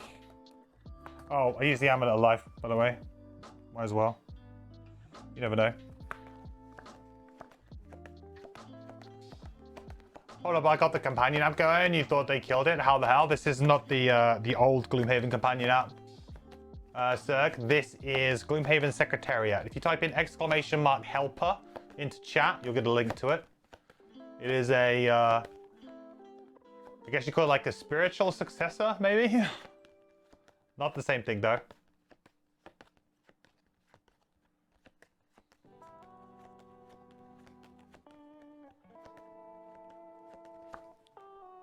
Okay, have to take a point of damage again because I drew the bloody card. Alright, I could just lose here anyway.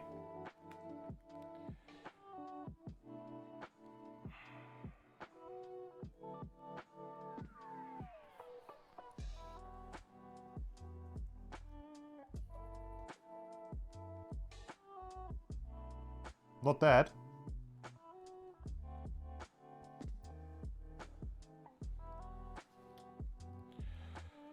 Okay, so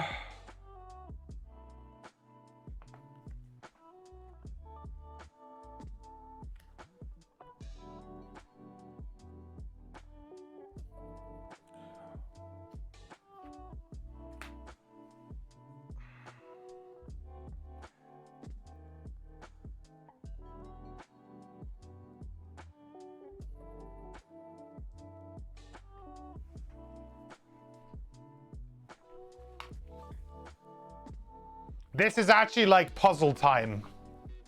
Puzzle time. So I think the order that we do this is we do...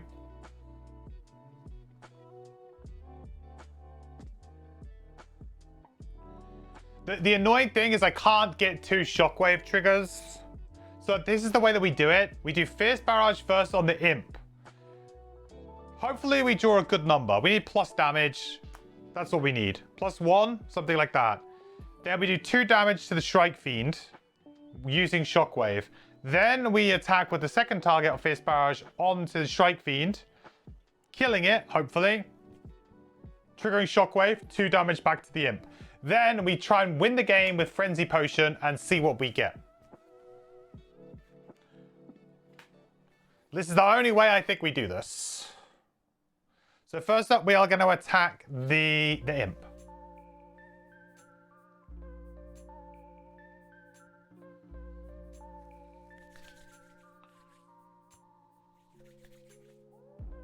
Nice. 1, 2, 3. That will trigger Shockwave, which will do 2 damage to the Strike Fiend.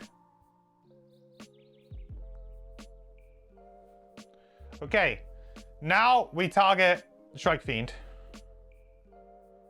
Just need to not draw a miss, I guess. -1, that's fine. 1 damage is enough to kill it. Dead.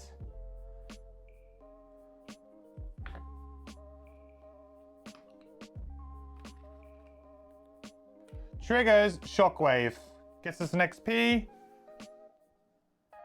Does 2 damage to the Imp. Frenzy Potion. Have to draw a +1. I'll be honest, I don't feel like I'm replaying this scenario regardless of what happens here, but we found a way to possibly, but you know. +1 draw.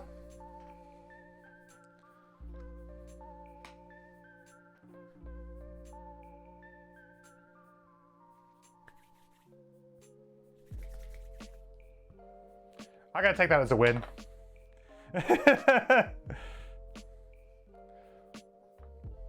I'm not replaying this scenario again. It would have been a nice Cinderella story, but I'm not playing this scenario again. I do not like this scenario. I do not think it's a good scenario.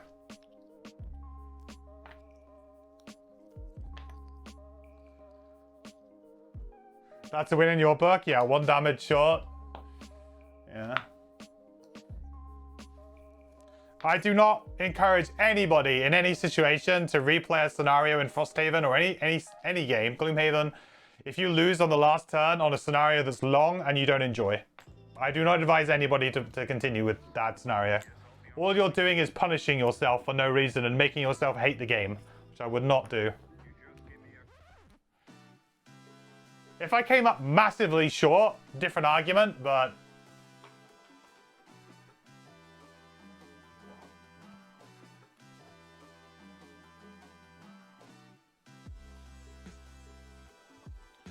I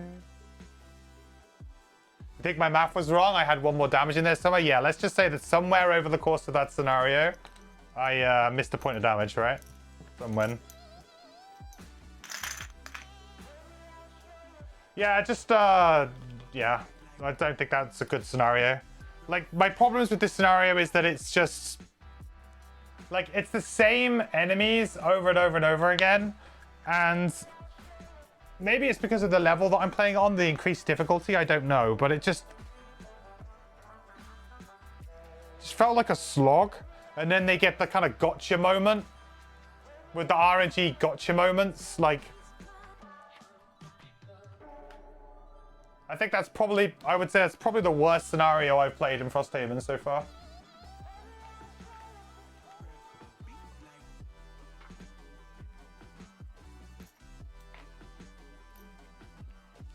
I deserved it. Thanks. I mean, I found a way to possibly win at the end, even though it felt definitely like we weren't going to, but yeah. I'm certain that I made enough mistakes over the course of it to probably not warrant a win as well. But I was trying to speed run the game. All right, let's do the end of the scenario, shall we? 96.1.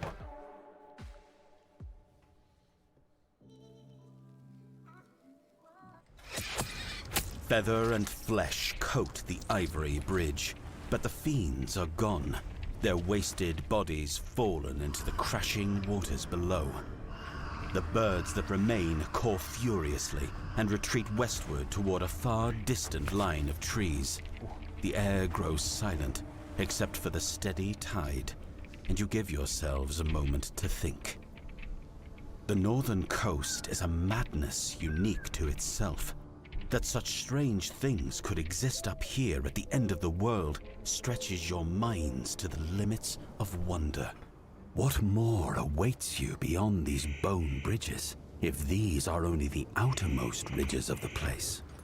You cross the fjords and see that the coast bends to the north. You can continue following it, hoping to reach wherever the shard of coral is leading you. Or you look back at the western forest. Or you could make a small detour and see what oddities lie hidden in the trees. Ooh. Ooh. Right, let me just get this stuff over here, and then we can look what we get. What do we get? What stuff do we get?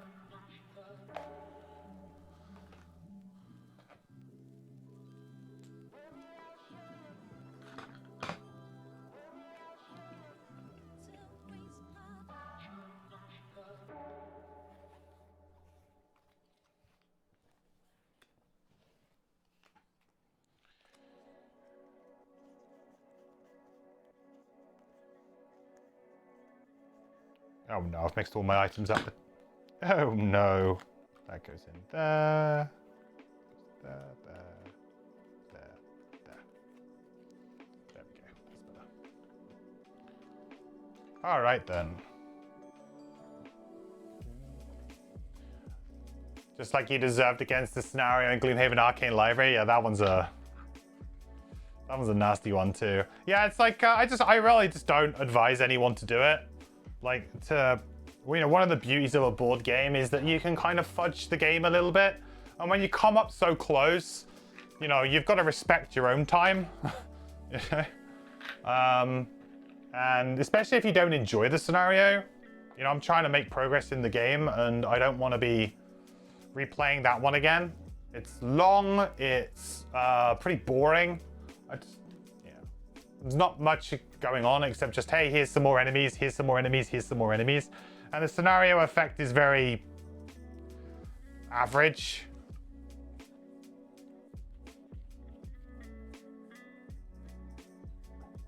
Alright, well, we didn't do our battle goals on either of our two characters, so we'll take that as a bit of a... we didn't exactly have a brilliant scenario, let's put it that way, in terms of loot, in terms of what we achieved. We didn't really,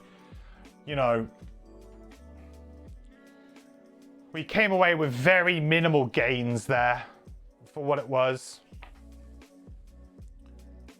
Right, so what do we get? 96.1. Couldn't I walk and get a loot at the end? Maybe, but I also didn't kill the guy at the end, so I'll sacrifice my piece of loot for that. I'll say, hey, I sacrificed a piece of loot for 1 damage. How about that?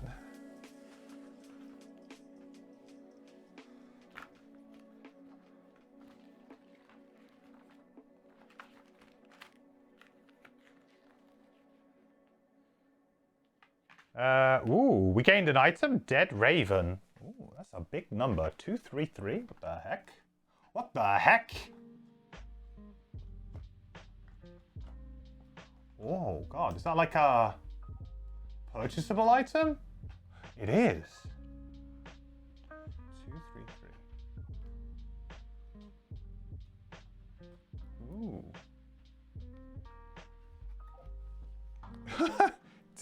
Literally just a dead raven. Don't want to carry this around. During allies' ranged attack ability, add Muddle and Curse to 1 attack. It's like Doom Powder did? No, Doom Powder added stun, right? Black Powder. Was that Black Powder?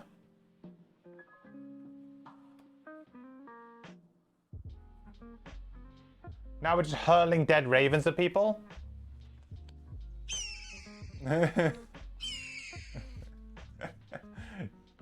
Poor raven. being carried around in someone's pocket. I mean, I guess I give it to the Deathwalker? I don't know. 21 and 32 we get unlocked. Nice. 21 and 32.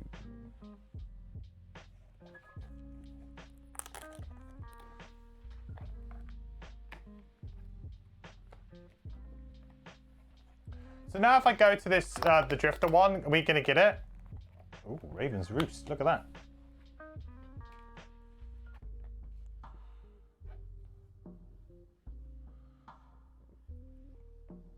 So what was the...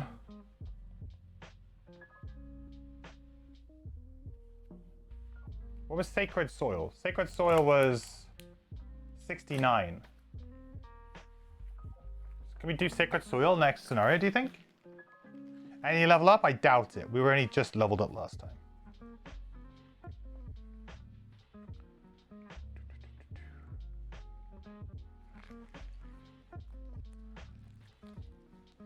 Just says Radiant Forest. What does that mean?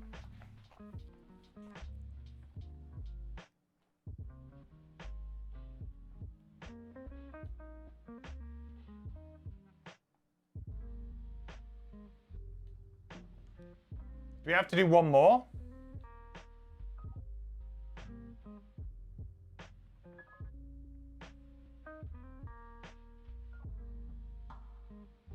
What does it mean by Radiant Forest? Does that mean we have to do Raven's Roost or something? What's number 30? I'll have a look at number 32. What does that give you?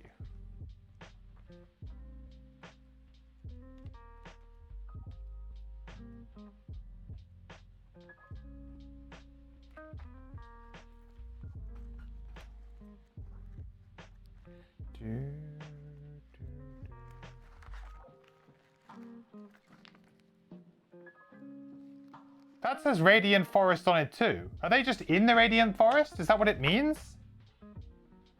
I don't get it. They all say Radiant Forest on them. But I haven't completed the Radiant Forest. Is it just that I have found the Radiant Forest? Oh, is it because it's the big... Is it a big sticker I've got to put on right now? No. I don't get it. Why, chat, do I have to... It's like got Radiant Forest, but like Radiant Forest is just a part of the board, right? It's just the top corner of the board.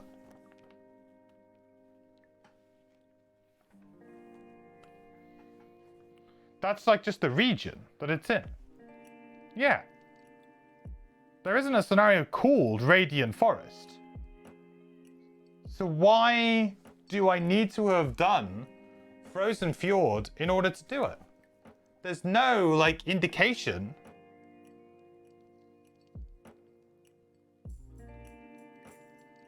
Just that thematically we've gone through the fjord and found the forest at the other end.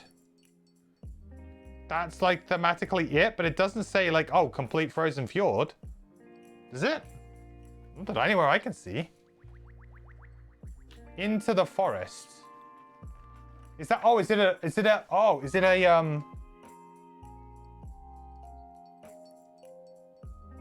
we supposed to have like a campaign sticker for this? Somewhere? Like there's a, like a campaign achievement? Campaign, what's this?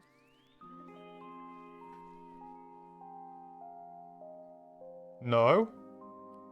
Yes, there is. Yeah, there is. When do I get that then? So I have to do another... I have to do the Ravens thing then. And then maybe that gives me into the forest. What's that? 21.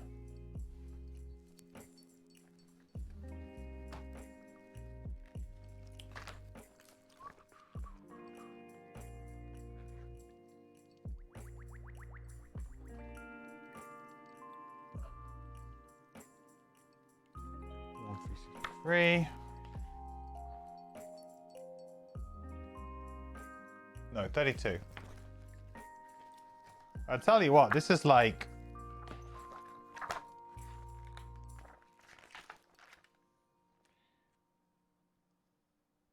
No, because Raven's Roost requires Radiant Forest. Oh, it doesn't. It doesn't require into the forest. So... Alright, so if I read this... I'm not going to read the full thing. I'm just going to read what I gain.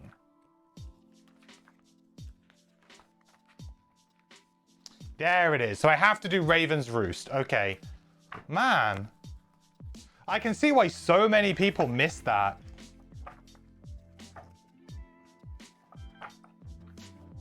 I can absolutely see why so many people miss that.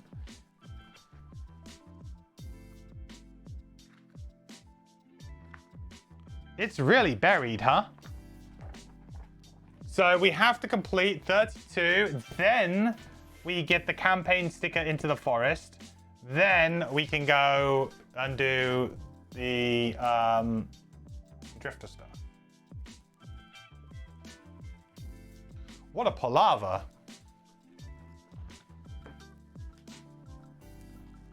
What a palaver. I feel like this GoPro is just being really annoying today. It's like not actually sitting in the right spot all day. There you go. What would be my next character? I don't actually know. I haven't decided on that one. I think we're going to winter now. Ooh, no. Going to winter.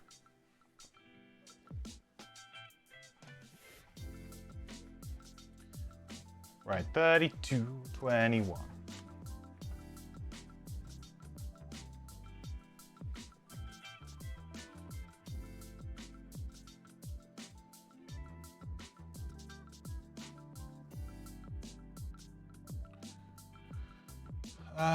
Inspiration.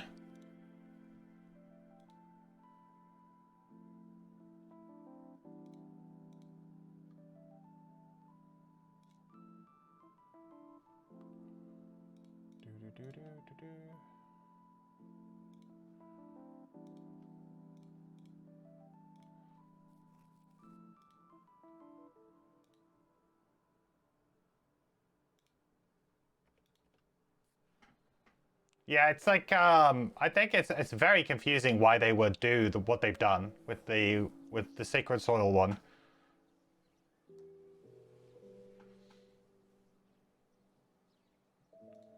You need to get into the forest. Like, why doesn't Frozen Fjord just give you into the forest too, and then you have like extra scenarios after that? I guess you haven't physically gone into the forest yet. Seems kind of strange to me.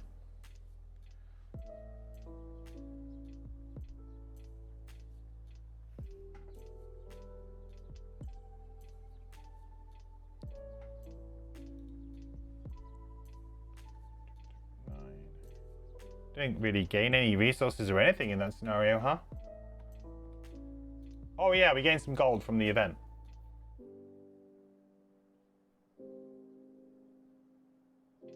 Oh, 1 arrow vine. Nice. Put that straight into the campaign sheet. Communal supply.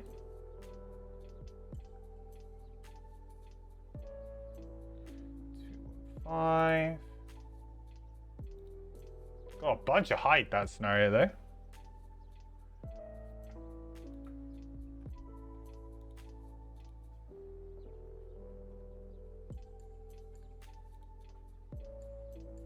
Maybe one more scenario, maybe 2 to get the drifter. So we might get the drifter up to level 6 before we retire. Be okay. Actually, we probably should.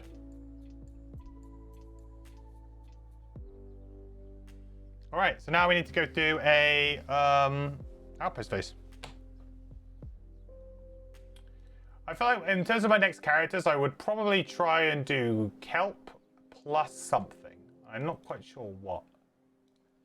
That's what I'm feeling. Kelp plus something.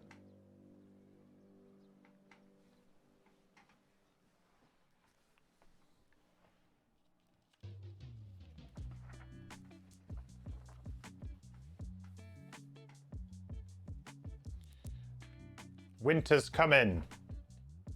183.3, 21.4.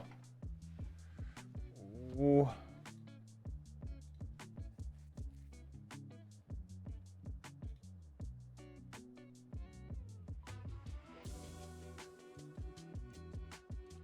Ba ba ba ba ba ba ba.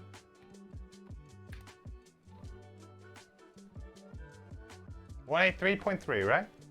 Ooh, yeah. Scary winter time. Here we go. Ah, my best customers, eh? It's the old traveling merchant and his carriage full of items of suspicious origins. He invites you to poke through his inventory. Same price as before, but even better value. No one's gonna come looking for these, eh? He doesn't elaborate, and you think better than to press the issue. What? That was a bit weird. Visiting trader. Each character may buy one item from the purchasable item supply for its listed price or one material resource for 7 gold. Oh, I guess we'll take a look, but I think we had this fairly recently, eh? And I don't think it was that good. From memory, I don't remember it being that good. We're thinking about maybe getting the heater shield.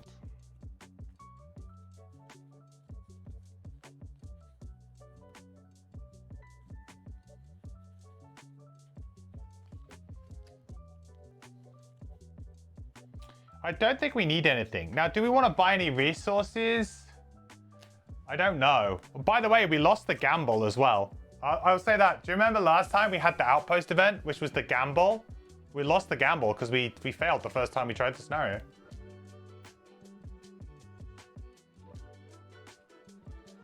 So those resources we gambled, we lost. Yeah.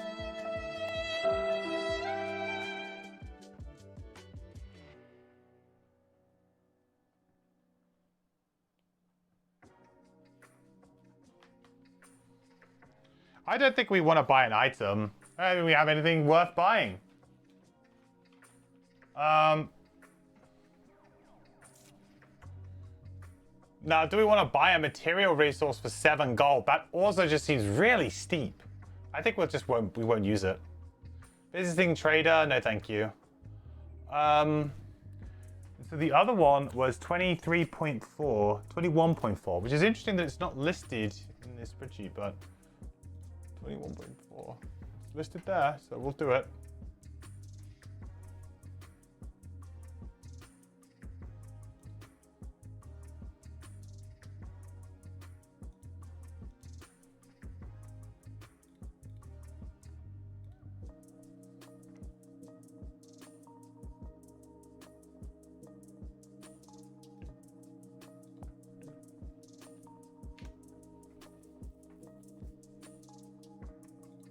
Now, I imagine this is something to do with winter, surely.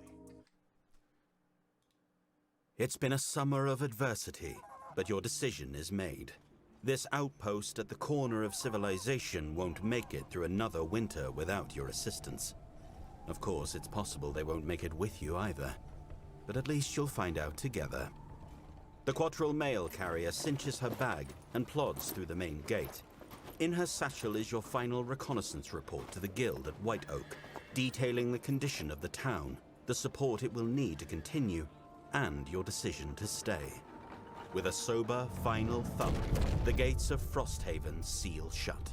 The populace barely acknowledge it, but for you, it means you've linked your fate with that of this town. Oh. Okay. Gain 1 prosperity. Winter arrives. I mean, I'll take one prosperity.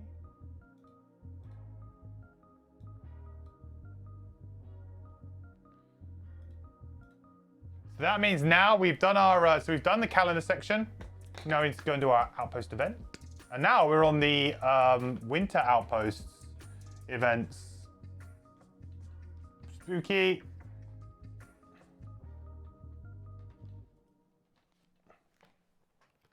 Our first ever winter outpost event.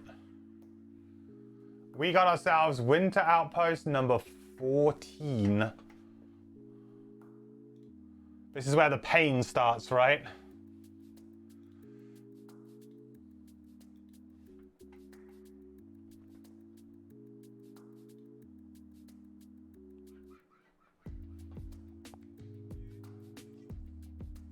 Nightwalkers. There we go.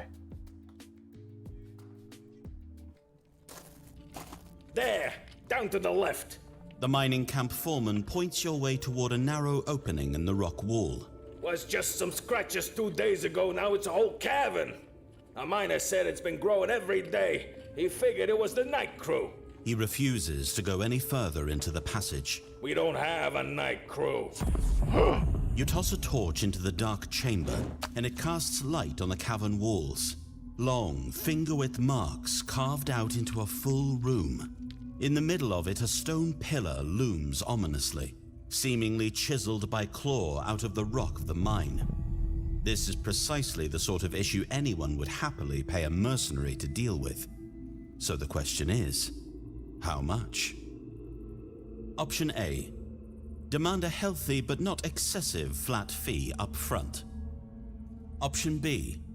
Demand that you're paid based on whatever it is you wind up having to clear out of that room.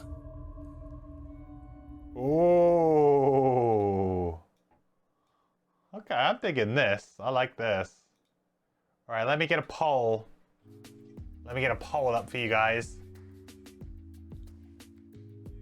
Oh, I'm liking this one. What could it be? Do we think verminings? Scratches? Maybe a verminings?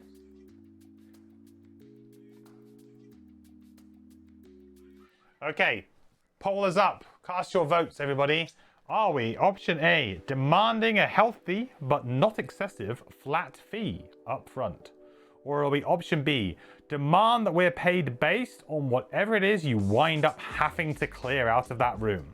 I mean, it could be that it's just like a mole or something. And then they're like, oh, we're not going to pay you that much money. You just found a mole.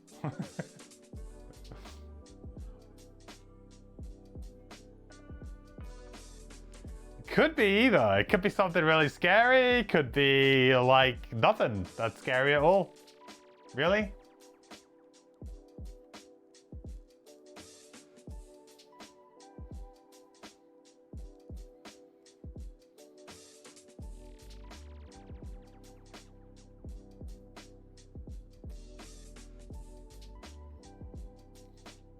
You know, it's just moles.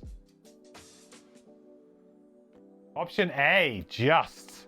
Demand a healthy but not excessive flat fee up front. I like the fact that you were very reasonable, chat. I love it. Very reasonable.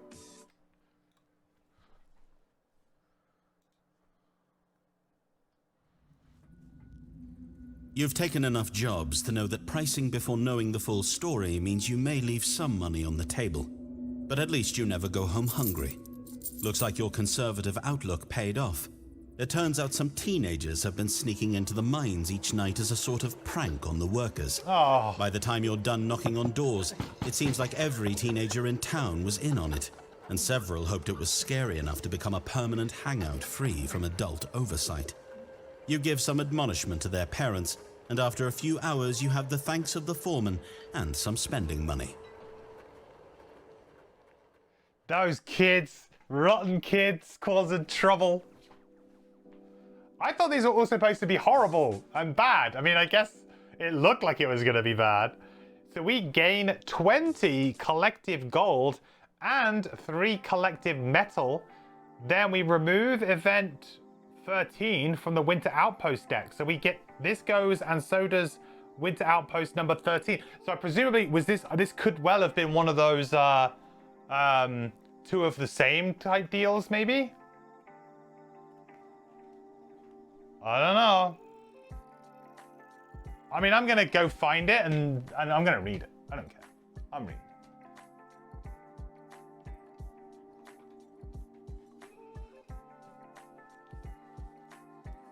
Reverse Scooby-Doo, yeah.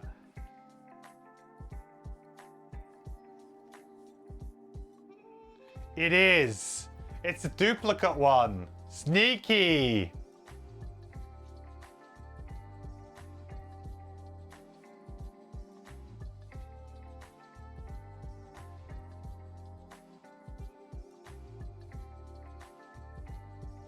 Sneaky, but this on the other one, I mean, I won't ruin what the other one is. I might leave that, I might not ruin that for you guys. But it is a duplicate. So you're not gonna know unless, of course, I guess if you read the numbers.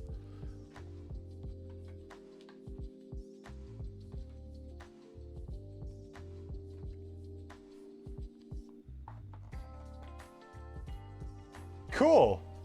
That was a really good one. Ruin it. Please ruin it. All right, close your ears now if you don't want to know. Yeah, cover your ears now if you don't want to know. All right, it's a night demon. So the other one is a night demon who has taken up residence. So actually going for the other option would have been better because you would have gotten more gold because you had to have handled a night demon. But the results are the same except the amounts are flipped. So you actually, well, you still get a decent amount. You still get 20 if you go option A, but you would have got 30 if you went option B. On our one, you would have gotten 5 if you went option B, because it would be like, just damn kids. So anyway, so we get 20 collective gold, so we'll just get 10 gold each. And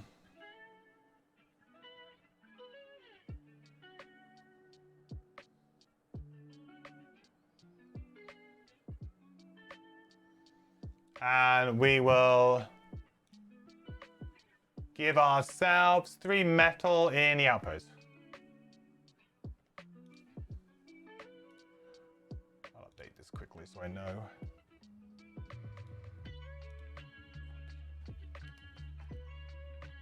What's the dead raven as well? 10.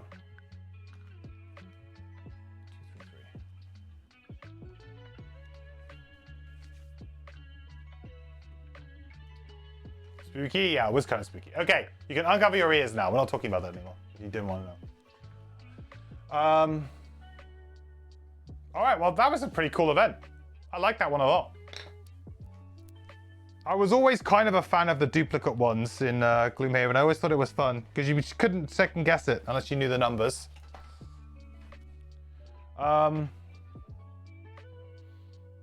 So building operations, wow. I don't know why I just assumed we'd be attacked on the very first thing I went to. I was like, okay, this is kind of cool.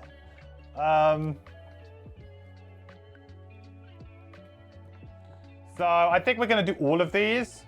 So 2, 4, 6. So we're gonna spend 6 gold because we just got a bunch of gold to get 1 of each. Makes a lot of sense.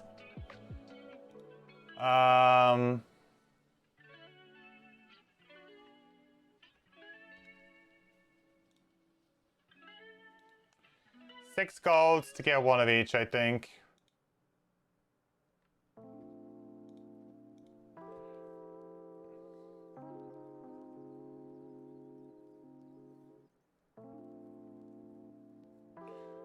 Do you have to confront the bill?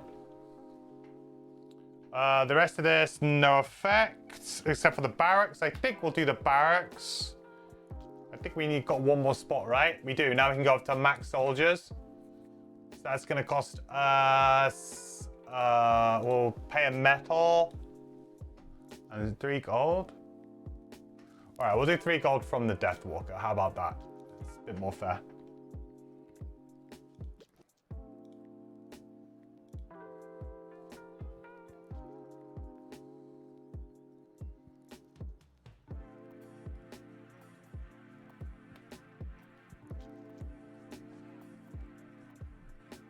Give more to the Deathwalker. Drifter's almost there. Yeah, well, they're both pretty close.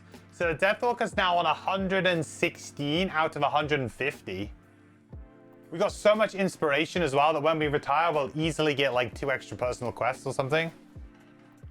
Right, we'll easily get a bunch of stuff.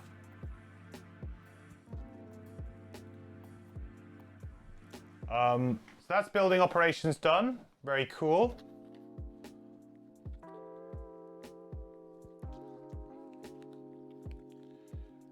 So now really we're into downtime. Now downtime, we don't really have a lot we can do. We kind of just did downtime really well last time. Like there was no reason to really do any more downtime.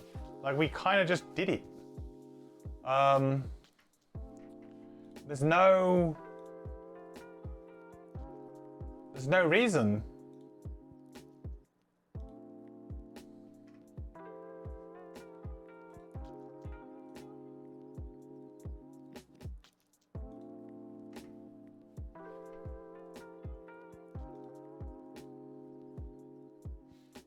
Maybe they retire at the same time. That's what I'm kind of trying to do, right? I want them to retire like... Because then what we can do is it'll make my life a lot easier and it'll be a fun stream. Is we can just do a stream of like, these are the new characters. So we'll just sort of like spend part of a stream getting them unlocked and like, you know, choosing our cards and stuff.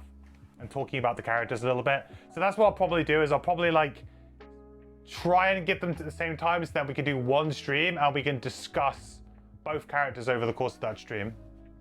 And then the next stream after that will be new characters.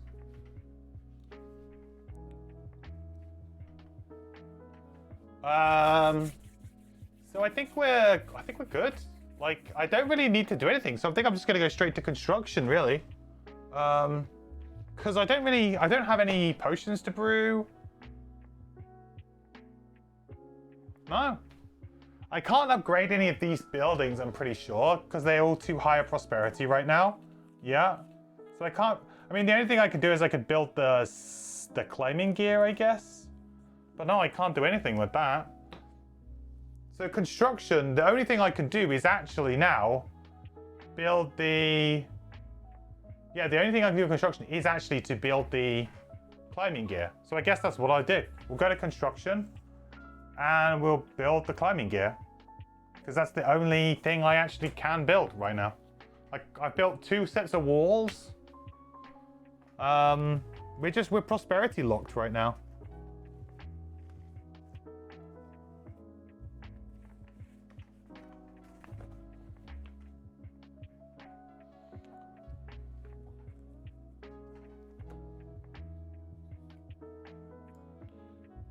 So let's get the board out. Where is the board?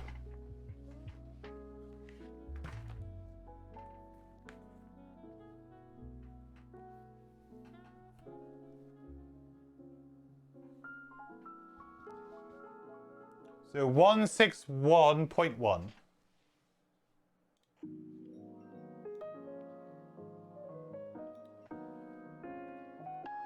Then we've got all 3 things, so we can kind of go do whatever we want.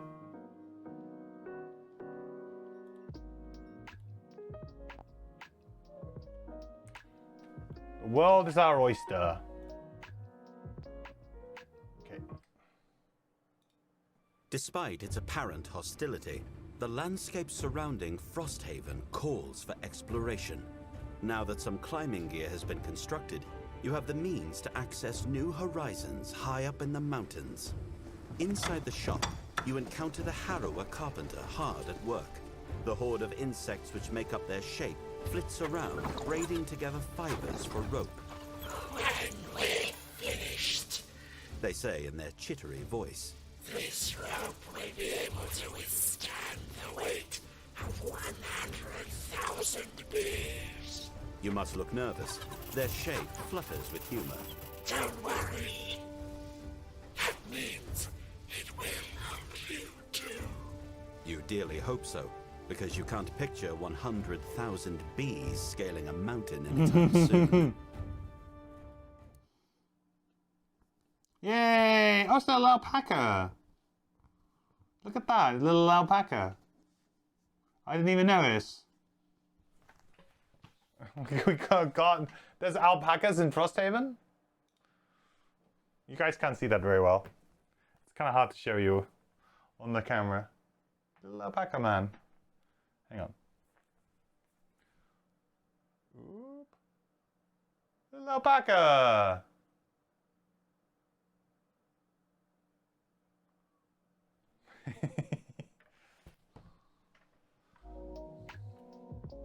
So that cost us A wood, 3 metal, and 2 hide. A wood, 3 metal, 2 hide. So let's get these other little stickers on the board.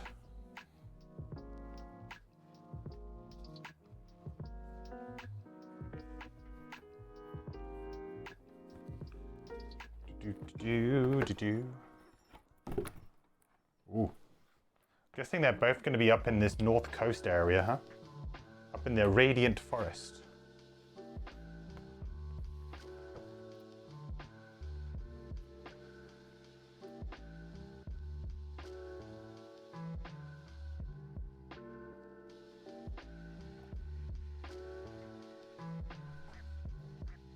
Yeah.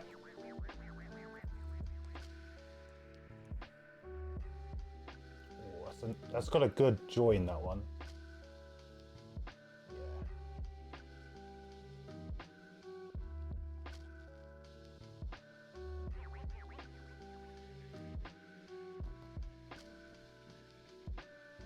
Raven's Roost.